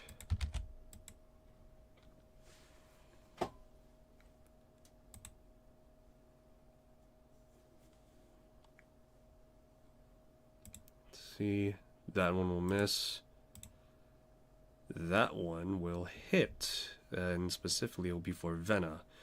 So let's see here, piercing plus poison, so that would be almost, it's 15 actually.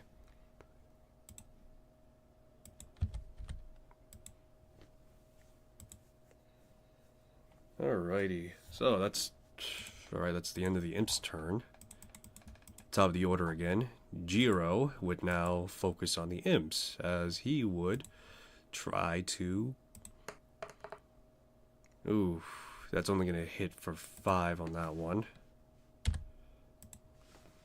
In which he'll attack the second one.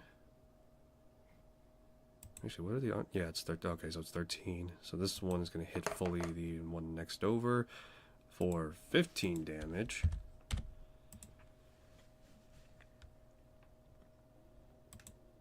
Vena, now her turn, will do the same with Graze and apply on any attacks that were miss.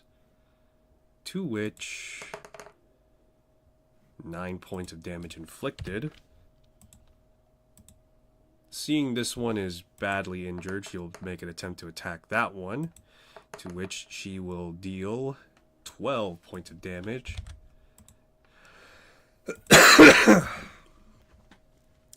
And with the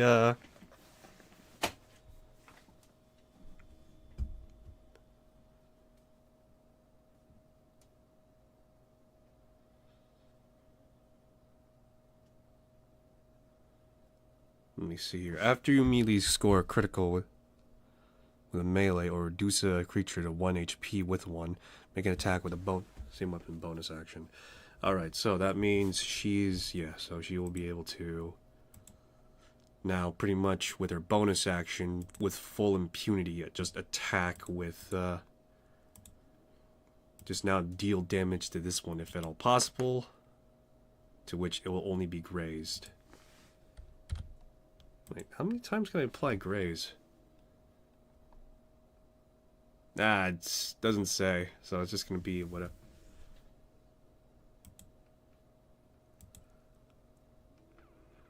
Wait, what the fuck?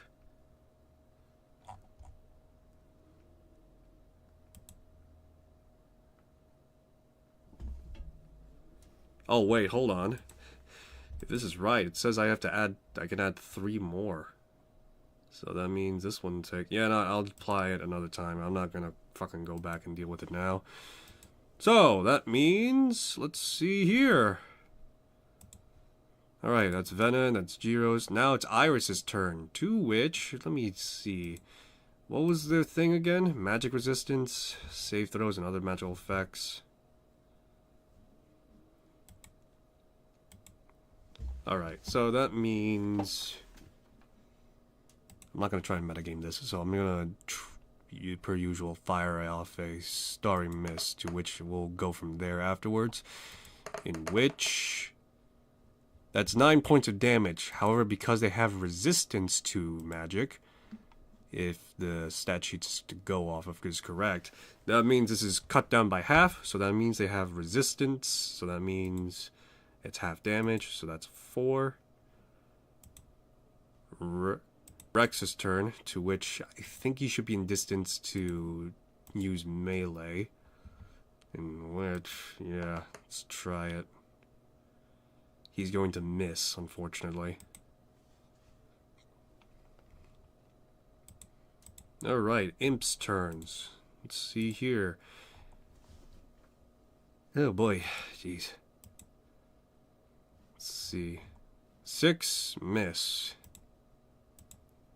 11, miss. 6, miss.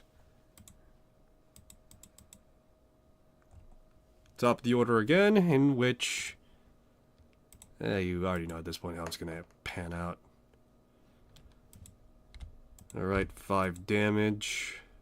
And then another... 20... For another 9. Oh wait, before it was 5, now this is 9. So yeah.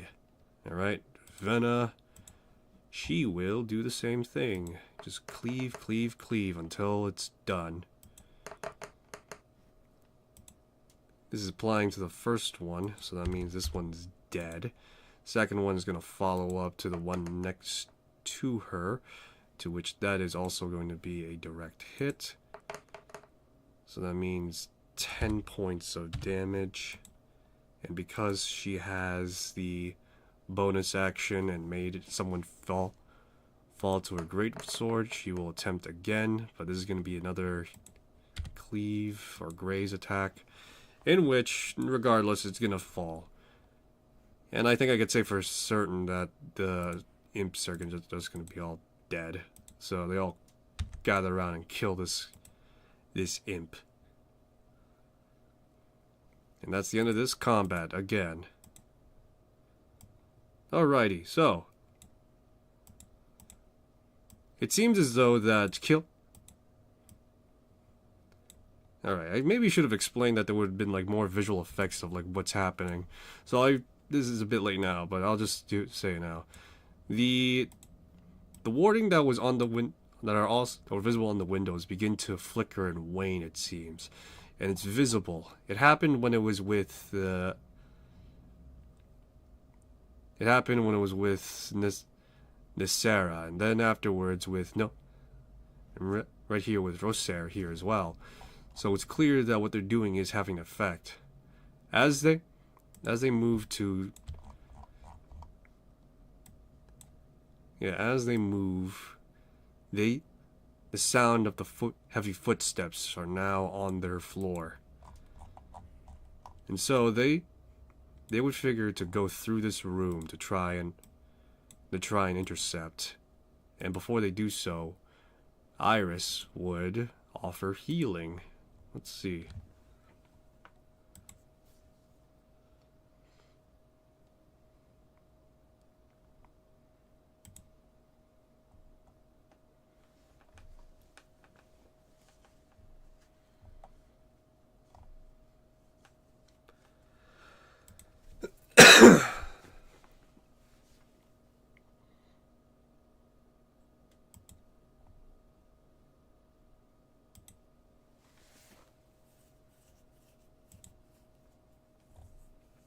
Alrighty. So yeah.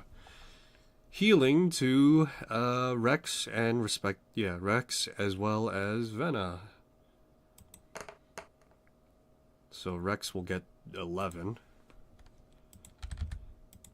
And Vena, let's see how much she gets. 9. Okay.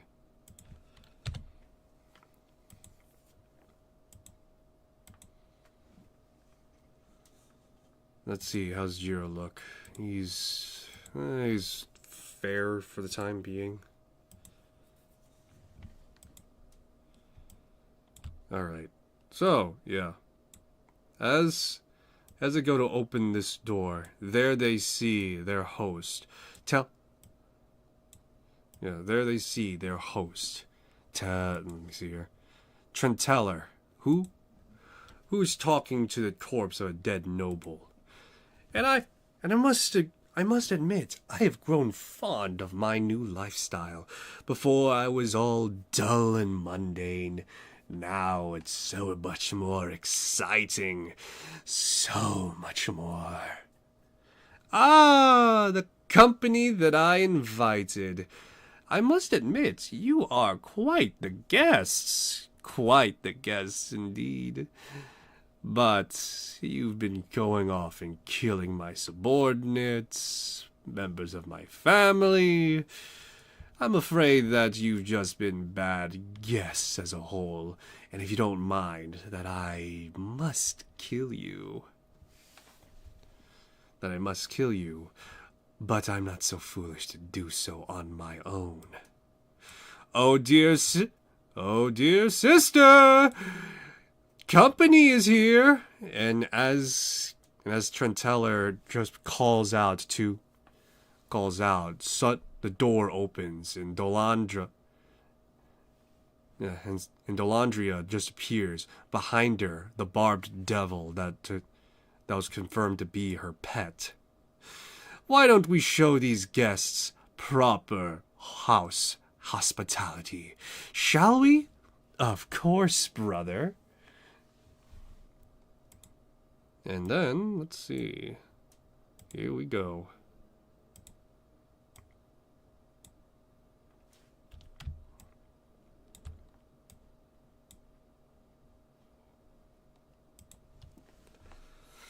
Alrighty, time for him to get actual music now. Give me a sec. See if this is worthwhile.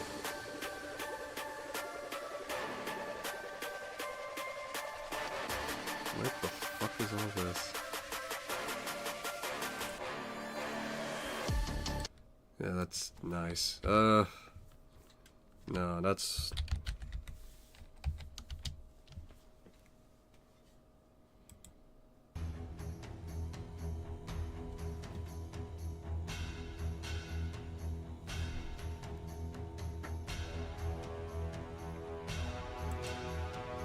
Alright, yeah, this works, I guess.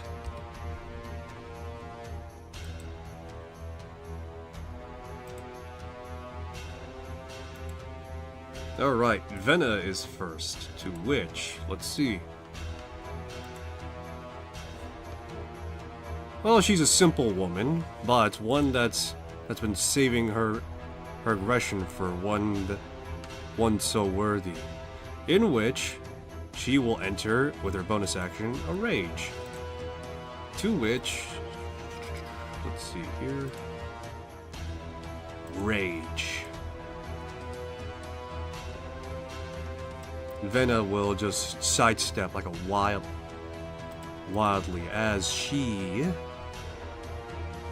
with her greatsword attacks with great ferocity. She's gonna reckless attack with this one, in which I believe that's gonna hit. Let me check just in case though. Yeah.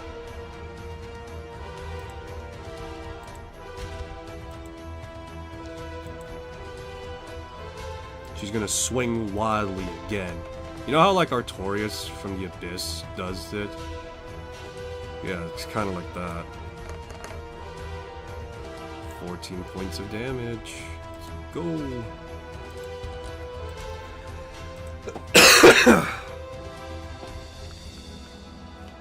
Alright, it's gonna be the cultist. It's gonna be Trenteller's turn. To which he is going to...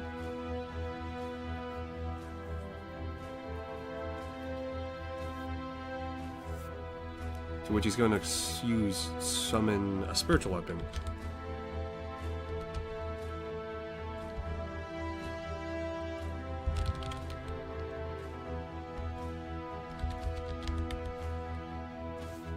Yeah, let's just use the flying sword. He's going to summon with his bonus action spirit weapon.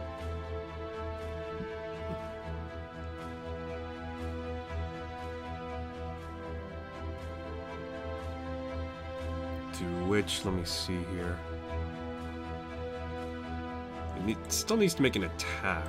Unfortunately, I don't have a modifier. Oh, there we go. Yeah, here we go. He's gonna make the attempt to attack. To which, it is with advantage. But it's going to not hit at all. I think he still has his action as well, though. So... yeah, sure. Advantage. 17 to hit for piercing. Oh, slashing. Yeah, alright, so that's 3 plus 8. Okay. Oh, yes, that's right. She's also World Heart, so that means... Give me a sec.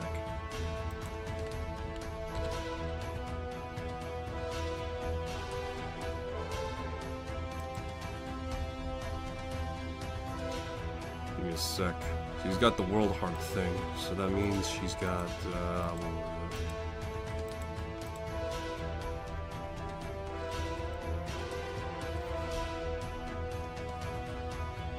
5 temp HP.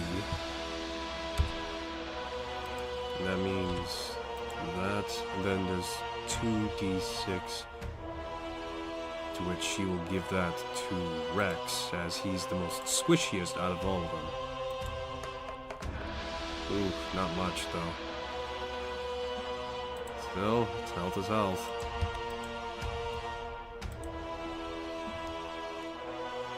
Alrighty, let's see. Barb Devil is going to lumber in right now.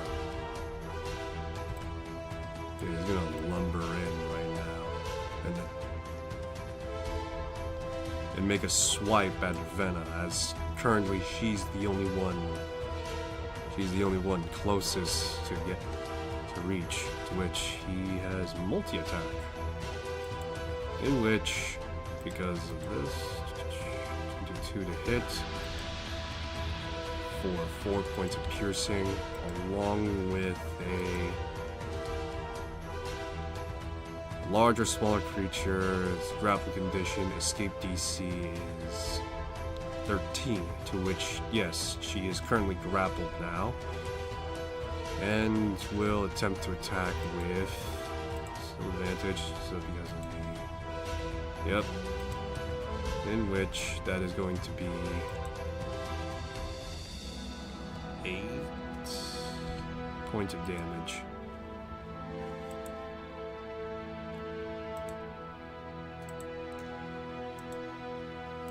Let's see.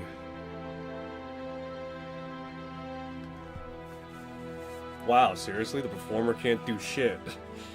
It's just a shitty fucking... Yeah, it's just a shitty, shitty melee person, okay. So right now, Dolandrea is gonna rush up to be here and attempt to make a stab at Jiro, to which she just manages to bypass his armor.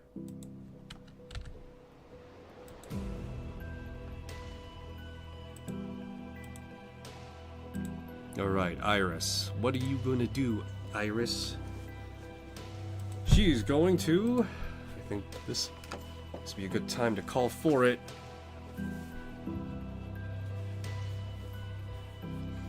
She is going to Wild Shape.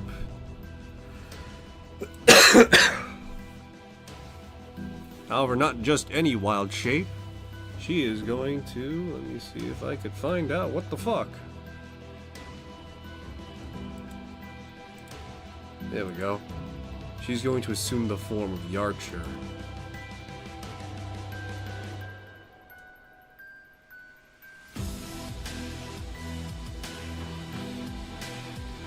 Yes, she is going to assume the form of the Archer and attack with... an attack on Trenteller with the Luminous Arrow. To which that will hit for 10 points of radiance.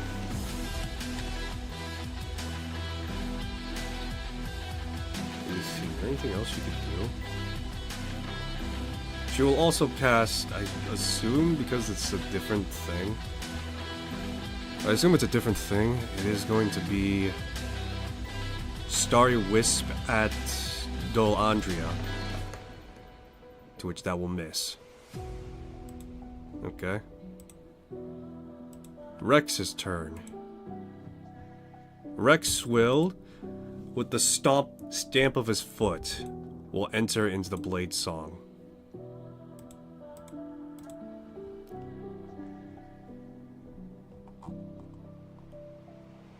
Give me a sec. But yeah, with a stamp of his foot, he enters the Blade Song. His focus greatly... He's been given great clarity and focus, to which he will...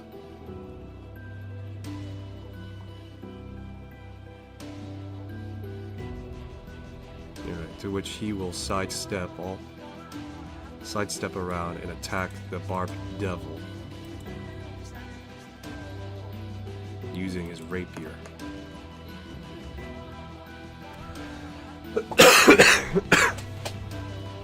Unfortunately, it does not work.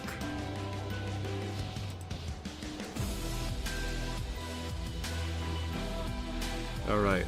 Now Jiro is going to... It's now Jiro's turn, to which he is going to continue using his greatsword as per usual. In which, with Graze, that's just going to be a straight 5, landed on Trenteller. Or not Trenteller, on Dolandrea. Which he's going to slam down another one. In which that's going to be a full damage scenario, to which that's 13 points of damage. And with his...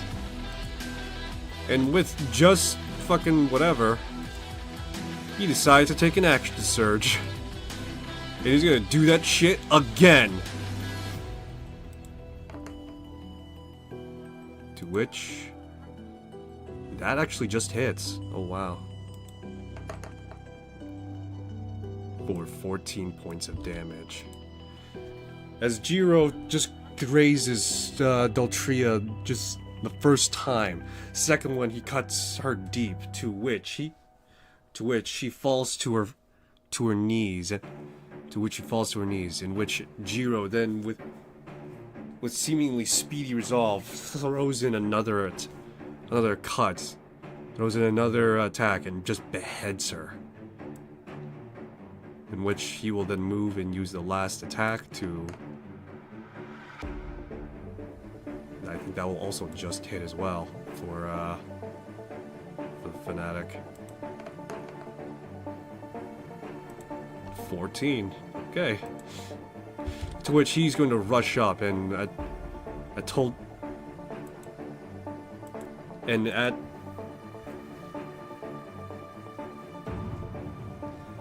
And take a swipe... Yeah, take a swipe at, Trent Teller, as he just bisects him. And just... guts come flying, just dropping out. As he falls to the ground, just clutching on, trying to hang on to dear life, it would seem. Alright. Vena's turn, to which now they have the demon to deal with. She is going to focus hard on... Oh wait, no, she's under grapple right now, that's right. So she's gotta make a save, DC 13, or...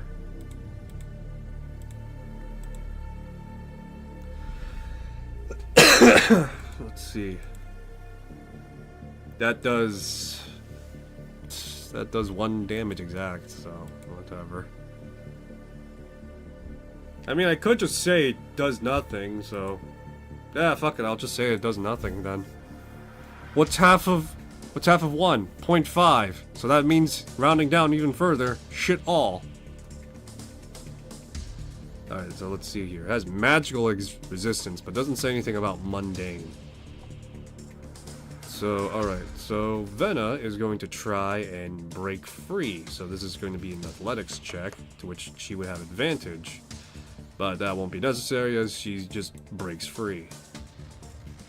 Unfortunately, that's the end of her turn. Oh wait, and that's right, the flying sword is gone. Alright, so the Barbed Devil is now got targets rich and abound. So what he's gonna do is try to focus on... Yeah, so try to focus on Vena, who's been troublesome, and Rex, who has been trying to poke at him. So, let's see here. Seeing as these guys are close to him, he's going to make an attack on Rex first, to which that will miss. Then following up to Vena with a tail attack, to which that will hit for 7 points of damage, reduced down to 4. Wait, no, 3.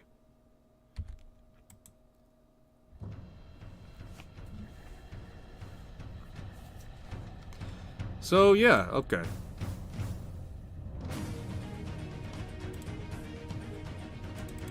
Alright, so Iris will attempt to...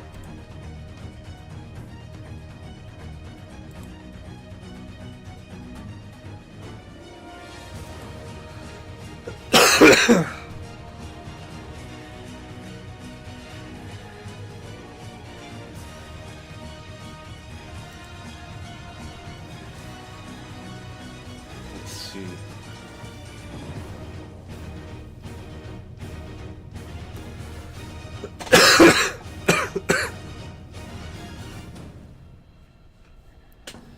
Yeah, so she will attempt to use Starry Wisp, to which it will be at 14 points of damage. However, once more, if I'm reviewing this correctly, that means half damage and resistance. So that means this thing takes about 4 points of damage.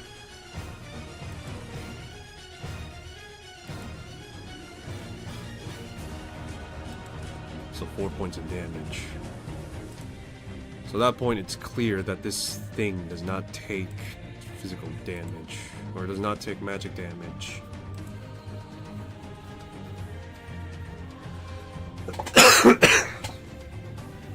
I'm checking to see if the...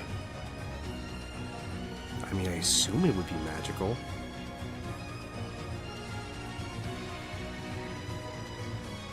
It doesn't say anything, so I'm just going to assume it's just raw. It's just raw light.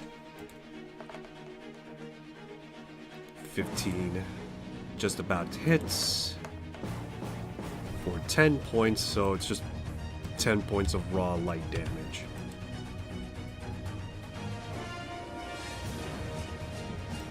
Alright, Rex will then follow up using his rapier.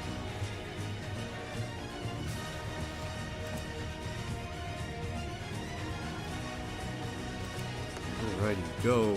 Oh no, miss.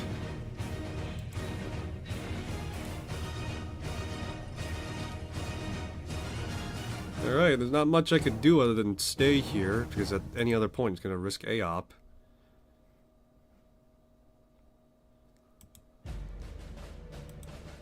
Alrighty, so Jiro's turn. He's going to step over and try and attack with the greatsword.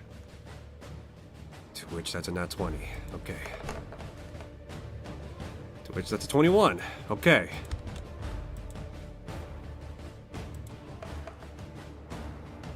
And that one's just gonna be a graze. So.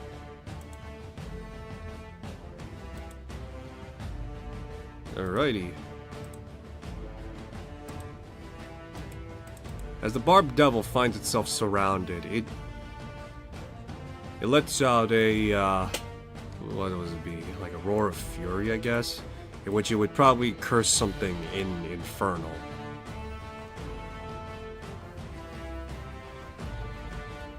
It will, because Jiro made an attack against it, it's going to attack him with his claws, to which that will definitely hit, in which he sustains 9 points of damage. And the tail will go towards Rex, to which that will miss.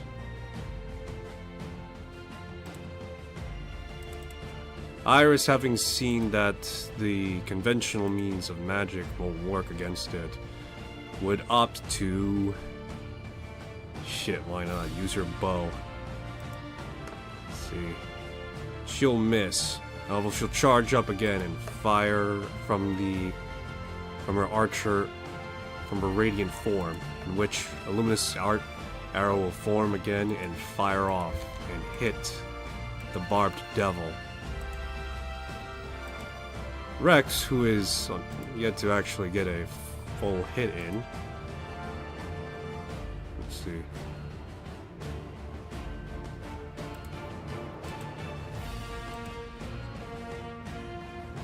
Will attempt to follow up using his rapier again, because he knows after witnessing Iris that it's not gonna work magic too well. To which he finally gets a hit in which 9 points of damage. Jiro is stuck, however he's willing to bear the pain as the devil's barbed hide digs into his body.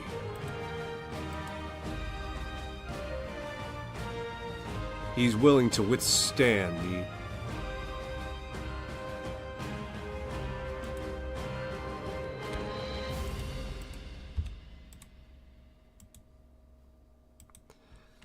Alright, but yeah, he's willing to withstand the torment for a while as he wails and attacks upon the thing that holds him, to which he is going to deal, let's see here, 24 damage. God, I miss playing martials already. Fuck.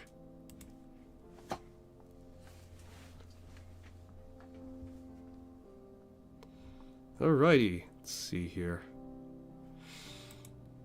Vena is up again, to which she is going to do as Jiro does, and attack with impunity. To which, let's see, 25. She gets the final blow. As Jiro hacks and slashes at the Barbed Devil, and Vena sees an opening that was created by him, to which she swings her axe as hard as, or not, sorry. She swings her great sword as hard as she can, as with a solid the solid sound of flesh being made contact, she leverages all her strength into the drag, as she drags it across enough to bisect it. Jiro, of course, was let go before she managed to carve the barbed devil open in half, in which this ends the encounter.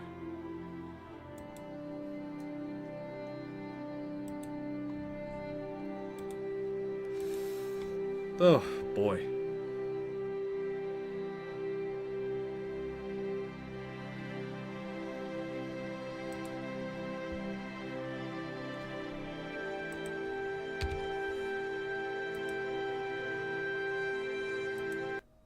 Alrighty.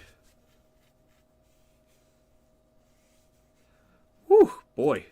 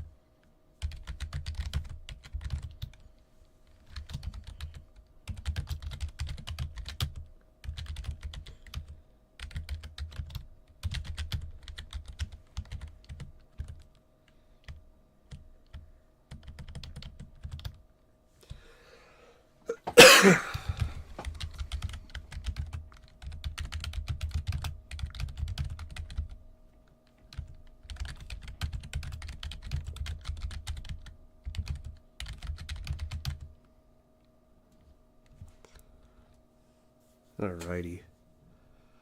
A fierce battle was had as the group in the...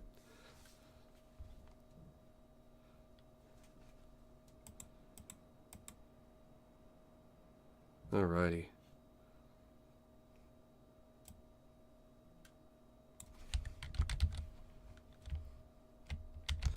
In a tight space, fought to...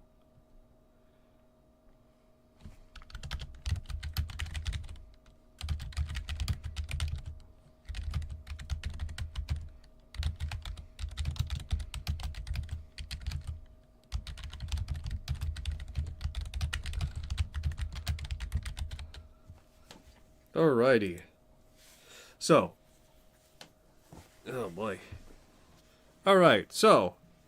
As the battle comes to a close, and seemingly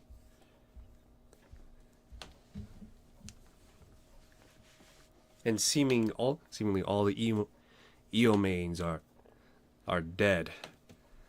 The spirit of the former owner emerges before them, seemingly free from his confines that bound him to the gardens. Felmer Delcy. Unlike his introduction to Rex and Iris, which was very much seemingly violent and angry, he emerges seemingly now at peace and now content.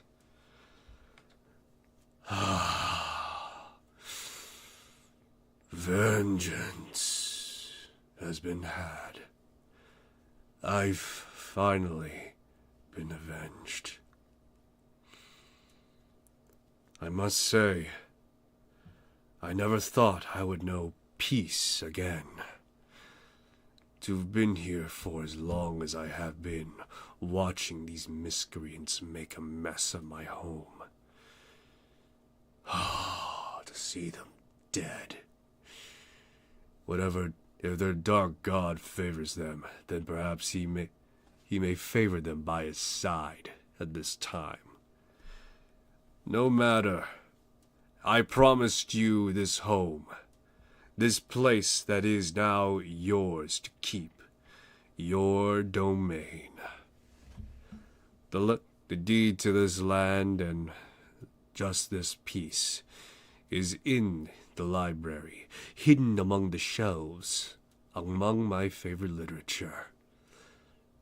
One that would tell me stories of the stars above. My friends, you've done me a great service.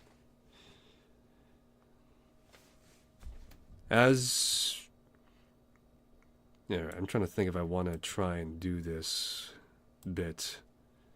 But, let's see. Do I want to or do I not, is the question. I'm going to roll a d4, to which it will determine yes or no. Odds for yes, evens for no. Evens for no. Okay.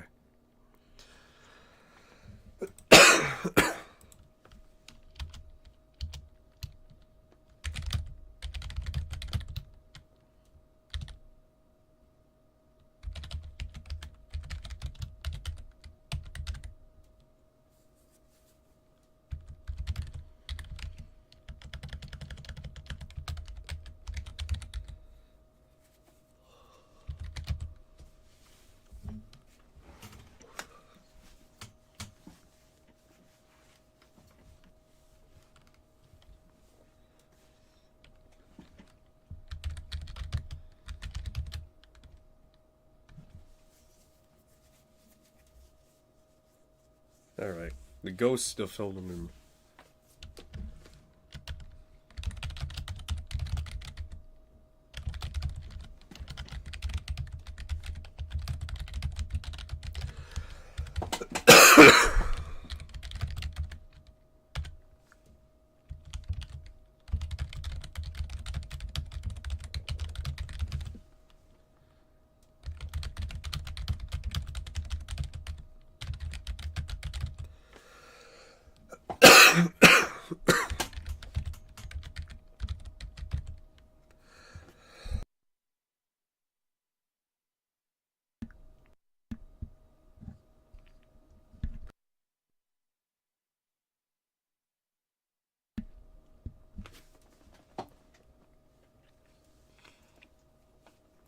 Give me a sec. Shit.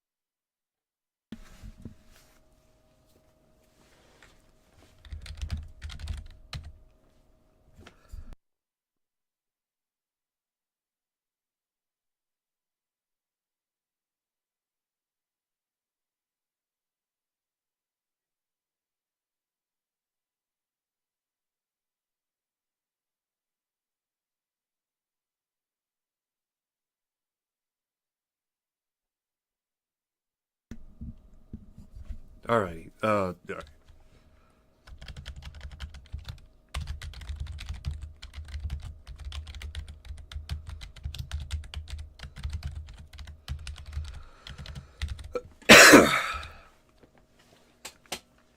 Alrighty. So,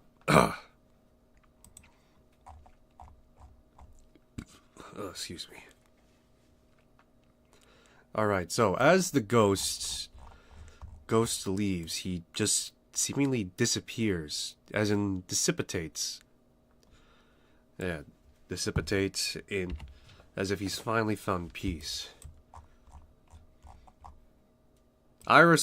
Iris, partially eager to see the deed, goes off quickly, with Jiro and Venna following to make sure no one else is going to surprise them. To which, as Rex leaves, the cultist fanatic, Trent Teller, would grab onto Rex's foot. Trent Teller, barely clinging to life, with the bisection that Jiro gave him, is holding on to his guts. Life is desperately fading from his eyes as he looks at Rex. You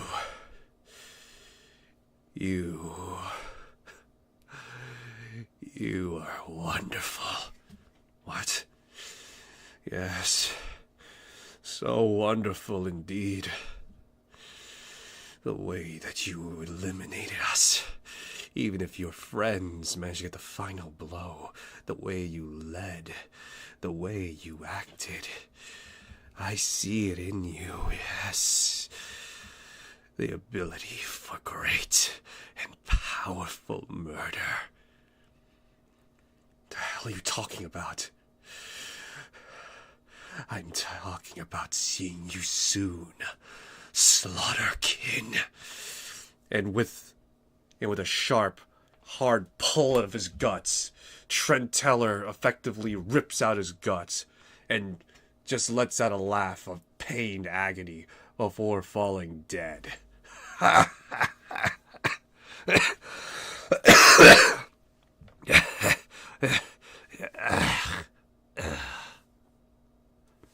Face down in his own gore, Rex is left confused as to what Trent Teller meant.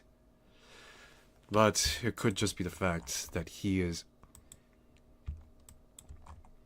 perhaps he caught on to how the Nasine was killed, how effective it was. Going to the library, Venna, Jiro, and Iris are searching for where the deed might be held, to which, with passive investigation of 17, Rex, on a cursory glance, would think for a moment as to what was said. My favorite story, that of the stars. To which he would see a book about Spelljammer heroes. Heroes who happen to be Spelljammers, pirates of the plane beyond, of the outside planes. To which he would take the book, open it, and as he poured through the pages, in the back was hollowed, in which a deed was stowed and hidden in there. Opening the deed and unrolling it revealed the statement attached to it. I, Fulbert Delis, in sound body and mind, do declare that should I be slain, and that I am still bound by my home. That if I am slain and bound by my home,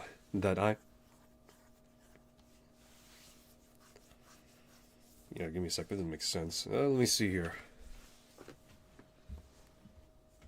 Let's see.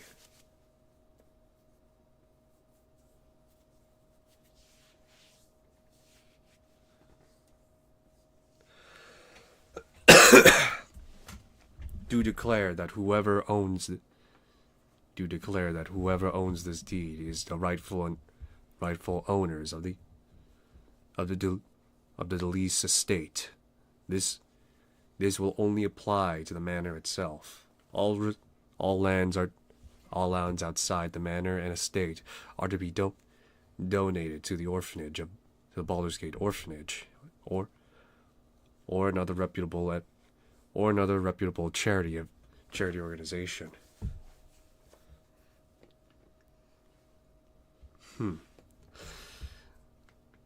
Guys. Iris, Venna, Jiro. I found it. Oh, let me see. Good find. And everyone gathers as they look at this, as they look at the deed. To which now, the house is now theirs, technically. Alright, so yeah, the house is now theirs to use for whatever purposes they wish.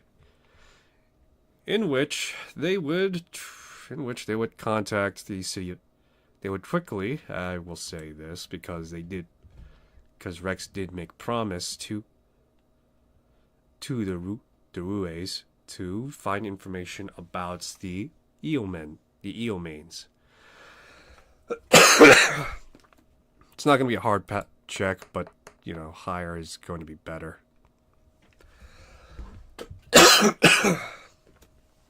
After a quick investigation around the property, as well as gathering all sorts of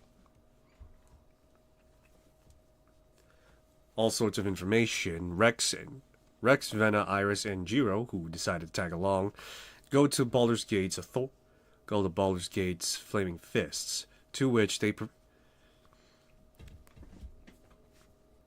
they had found a whole slew of things against the Eomanes, conspiring to murder, the conspiracy to murder, associations with the cult of Baal, and then afterwards the murdering of the Manor Duelis' owner, of the Delsey Manor's owner, as well as also framing the Rue family. Some time would pass, about maybe half a week, as the city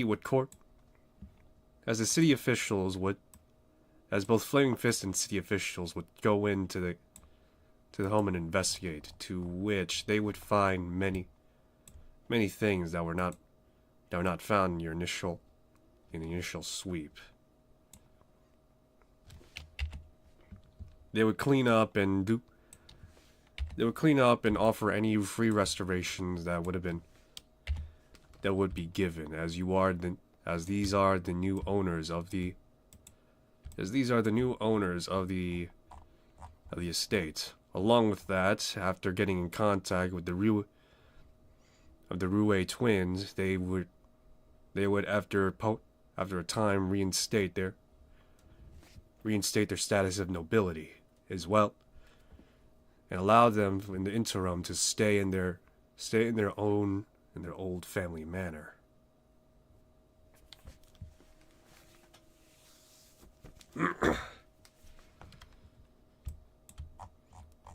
And so this marks the end of this adventure, and yeah, so this marks the end of this adventure, to which the final level up. Yay! It's official, boys and grills. Tier 2, yeah.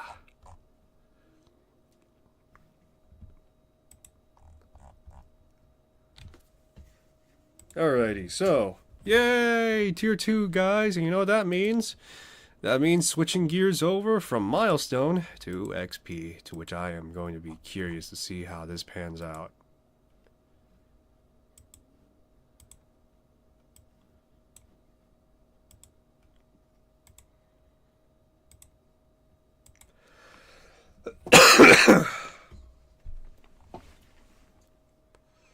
Alright, but yeah, level 5 now. I'm only one level away from getting extra attack. To which, the next time I'm going to be streaming will be whenever I can find the time for it, to be honest. But yeah, now look at this. Cooking and all that jazz. Oh, love it. Love it, love it, love it. Alrighty, so. Alright, so, yeah. Now it's officially the full mark of milestone, baby. Or XP now.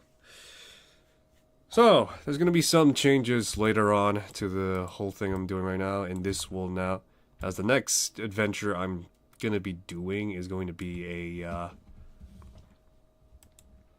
another book-based one, but it's probably going to be the last one before I decide to throw my hand into doing random generated quests type things.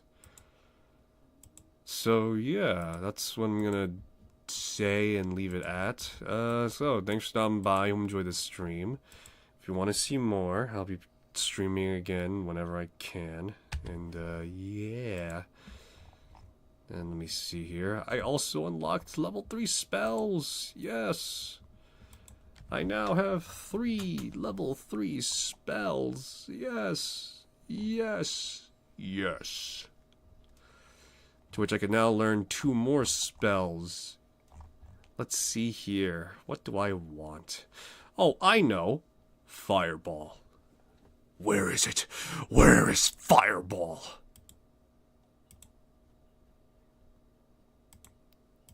I cast Fireball. Alrighty, so.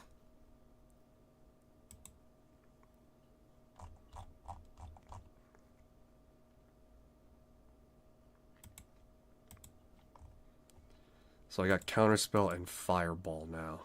Yay! Absolute great. That was absolutely great. Yeah. Apologies for my frequent sickness, just intervening and like, I'm just... But yeah, so for the most part though, this is the end for this, I guess, tier 1 arc for a while.